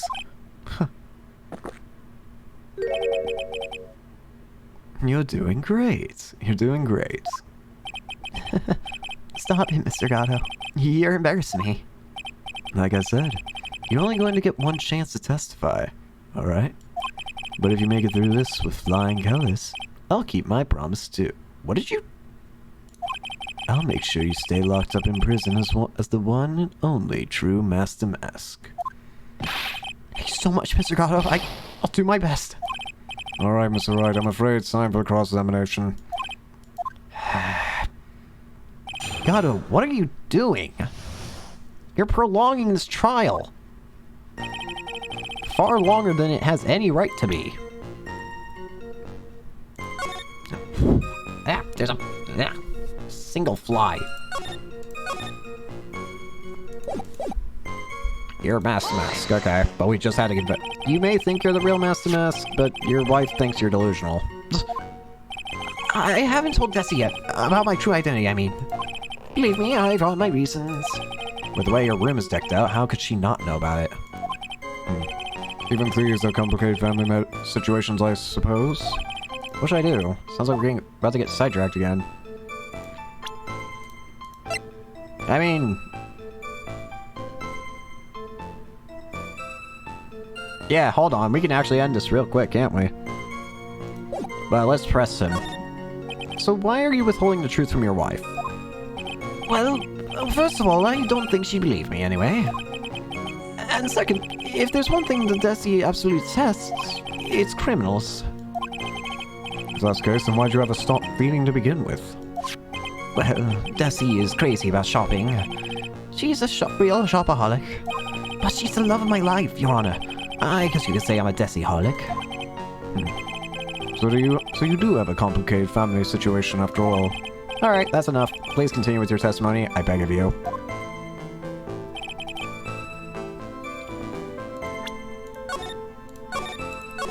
Why not? I'll press your statements. I thought you were going to be the one to show us proof. You know, that you're the real Master Mask and not just some kind of obsessed fanboy. Hey now, that's not fair. Why do I have to do all the hard work anyway? Maybe because you're the one making the outrageous claim. For a change. Come on, Nick. You know that Mr. Delight couldn't have committed the crime. You're the one with the fancy law degree. It's time to put it to work already. I need some kind of proof that Ron couldn't possibly be Master Mask. Well, I guess if you had that kind of proof, we wouldn't still be here, would we? For the time being, maybe I need to shift strategy. I should try and show that Mr. Delight couldn't have stolen the urn. Anyway,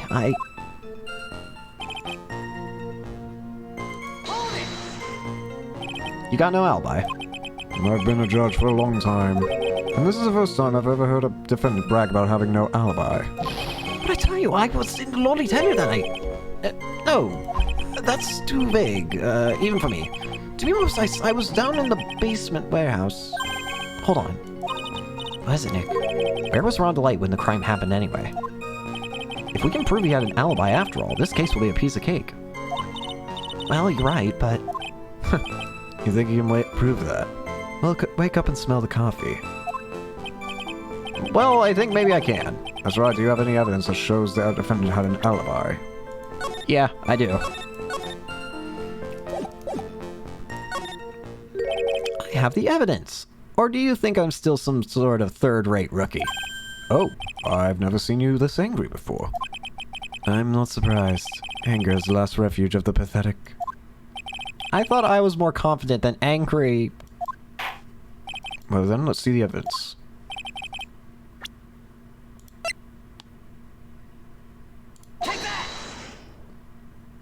Mr. Delight, this one belongs to you, correct? Ah, yes, it does. I lost it somewhere. Mr. Wright, when you find a wallet, you should report it to the police right away. No, you don't understand. This is an important piece of evidence.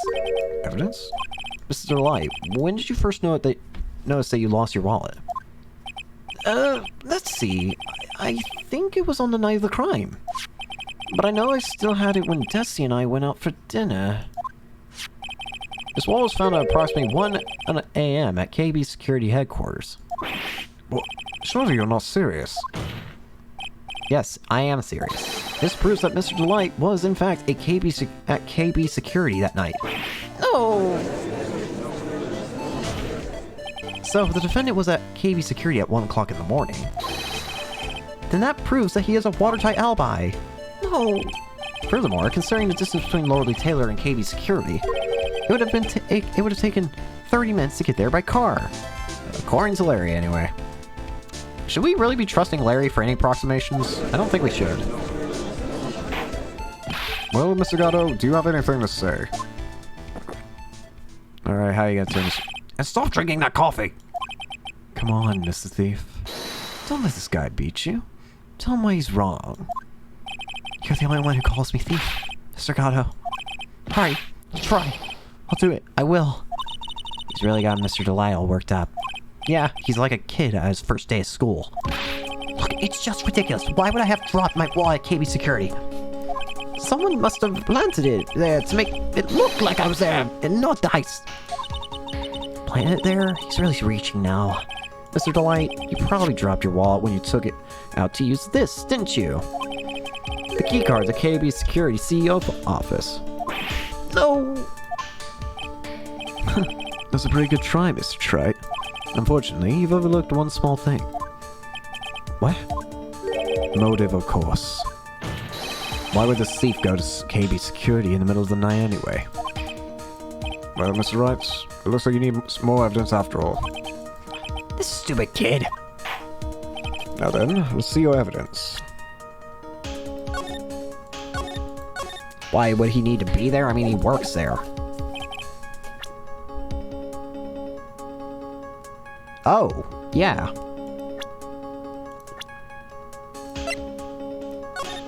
If you don't want your true identity revealed to the world, to come to KB Security at 1 a.m. Yeah. I'll take that red diamond you received the other day instead.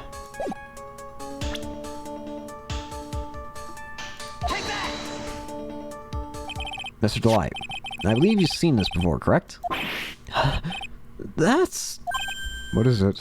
a blackmail letter. That's what it looks like from its contents. Blackmail? Yes, basically it says bring $50,000. That certainly sounds like blackmail, alright. At the time of the theft, Mr. Delight was dealing with the blackmailer himself. In KB Security's CEO office, a full half an hour away from the scene of the crime.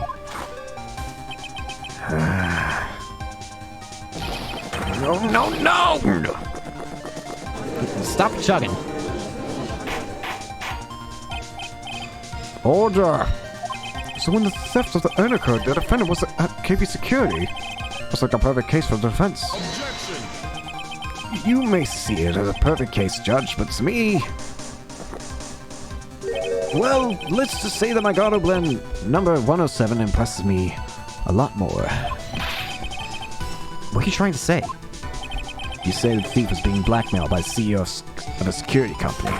But did you actually investigate the CEO at all? Huh? Well, no. I guess not. Accusing a man of blackmail with no proof?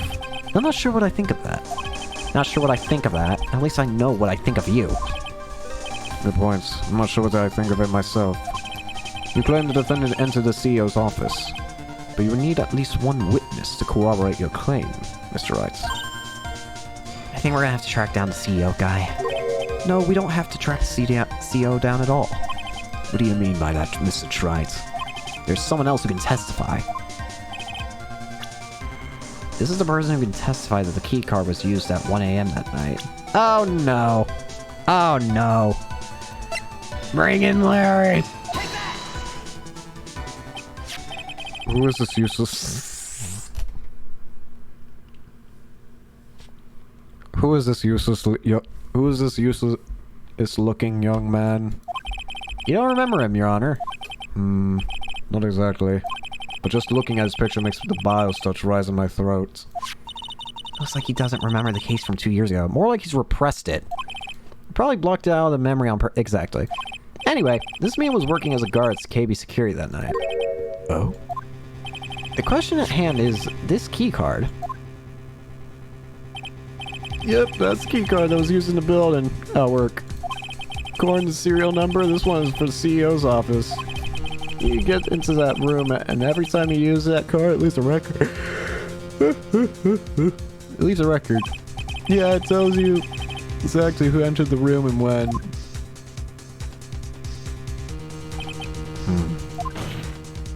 As you can see, there's no need to investigate the CEO of KB Security. We should be able to discover the truth simply by analyzing this keycard's data.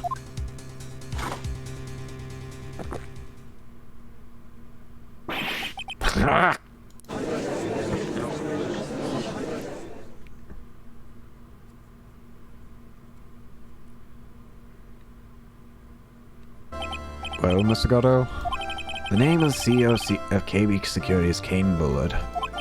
I was unable to contact him directly, but I got the keycard data. Here. So what does it show? Each keycard has its own serial number they leave detailed records of their use.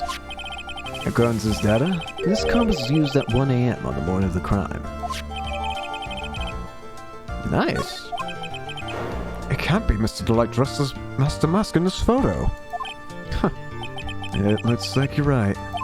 2 minutes isn't even enough time to brew a good cup of joe. So then... Ron Delay is clearly in the office of this KB Security CEO, at the time of the crime. The prosecutor's office is ready to admit that fact. Therefore, it's impossible for the defendant to be Master Mask. Job did Nick. That's enough. I came perilously close to besmirching the record of an innocent young man. Besmirching him with the title of thief. What's wrong, Your Honor? I'm ready to pass judgment, but before I do that, do you have any further objections? No, Your Honor. Very well. The court finds the defendant, Mr. Ron Delight, not guilty. Finally!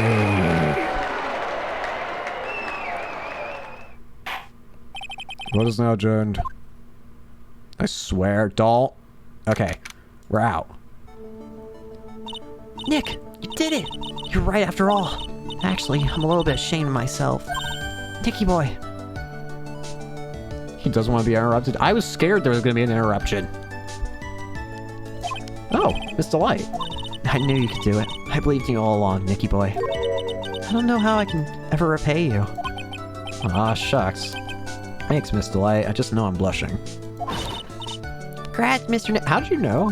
Oh, pearls. I got a bad feeling about this. Who is this woman? Oh, she's nobody. She's just, You're blushing. How dare you do this in front of Miss Maya? Ah! ow! She slapped me. Pearly, this woman is Miss Desiree A. Delight. She's our client's wife. Mr. Nick, Here you... Ah! Stop it! Child! well, anyway, all's well that ends well, right? We got the sacred urn back and the thief has been caught. You're so right. It's all thanks to Nicky boy here. Actually, it was you, Miss Delight, that brought us our urn back. Thank you from the bottom of my heart. Oh, please. You're embarrassing me. If we won the case, then why does this guy still look so glum? Because he wanted to be... I don't know at this point. But I'm the thief. Actually, what's the point now? What is it, honey? I did my best for you, Ronnie. I know that, and I appreciate it, Desi. But the thing is... Come on, give the kid some time. Hey, Gato. He's just got a little touch of the blues. You know about feeling blue, right, amigo? Mr. Gato, what are you doing here? Oh, come on. I just came here to say things to my newest buddy. You, Mr. Wright. Maybe you should learn my name before you call me buddy. Well, playtime's over. Huh? Early this morning, the body of King... Oh. Oh. Huh. Well, now don't that cause an issue.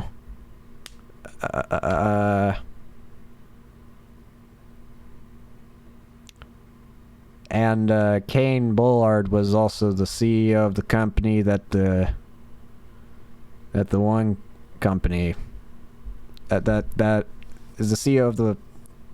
Who's Kane? He was the CEO of the company that Ron Delight worked at, who was being blackmailed by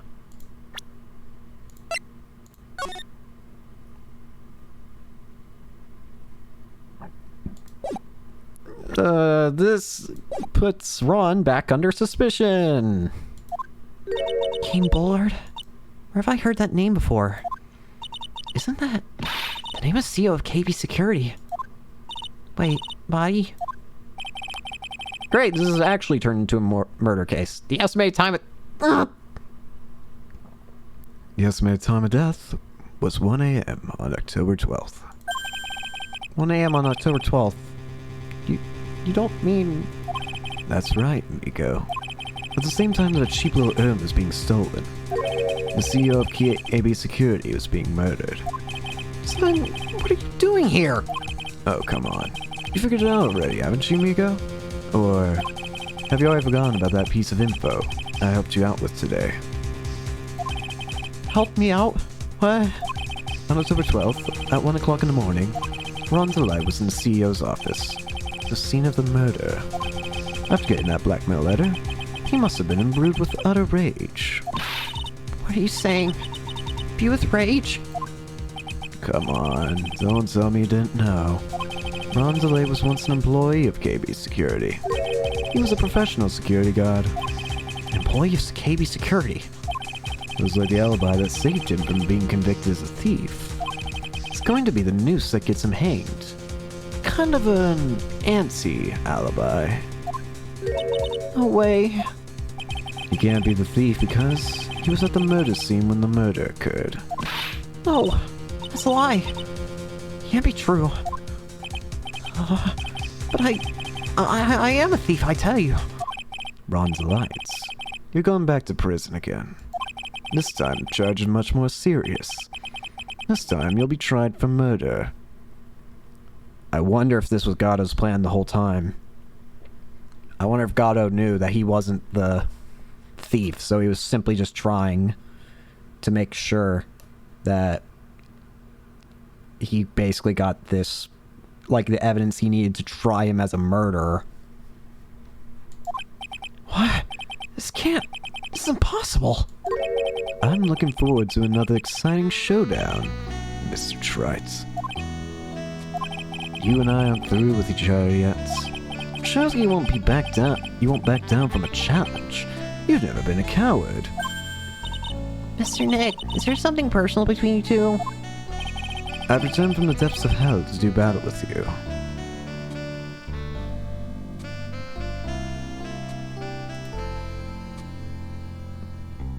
Have planned out from the start, Devious, yeah. Certainly feels that way. It's kind of... Oh, crap. Hold on. I messed up the display. Hooray! Oh, no. I'm actually gonna have to... hold on. Quickly, we go to the... Hold on. I have completely messed up the display! Hooray! Full screen window. Swing it over here. Alright. Now we're back. Hold on. Now I've got...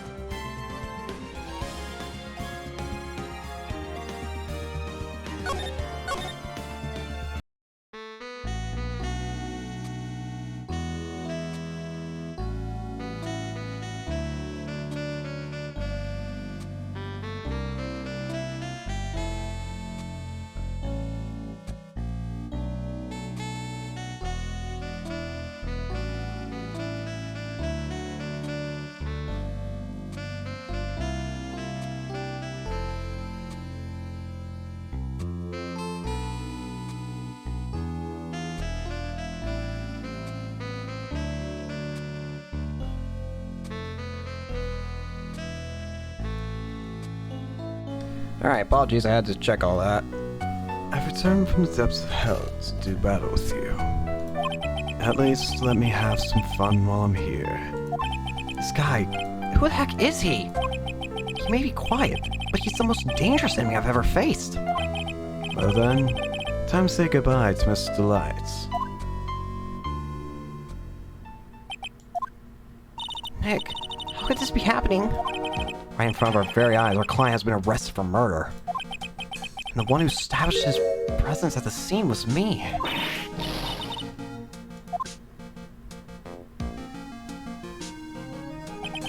Arrested for murder on the very same day he's declared innocent of larceny. What the heck's going to happen next?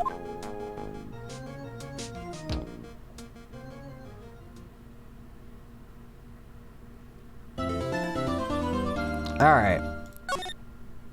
Now we're gonna end it for today. Alright then. Thank you for watching. And I'm glad the storm didn't cancel it, because I heard a storm earlier, I thought. But anyways. Thank you for watching. And I'll catch you later. See ya.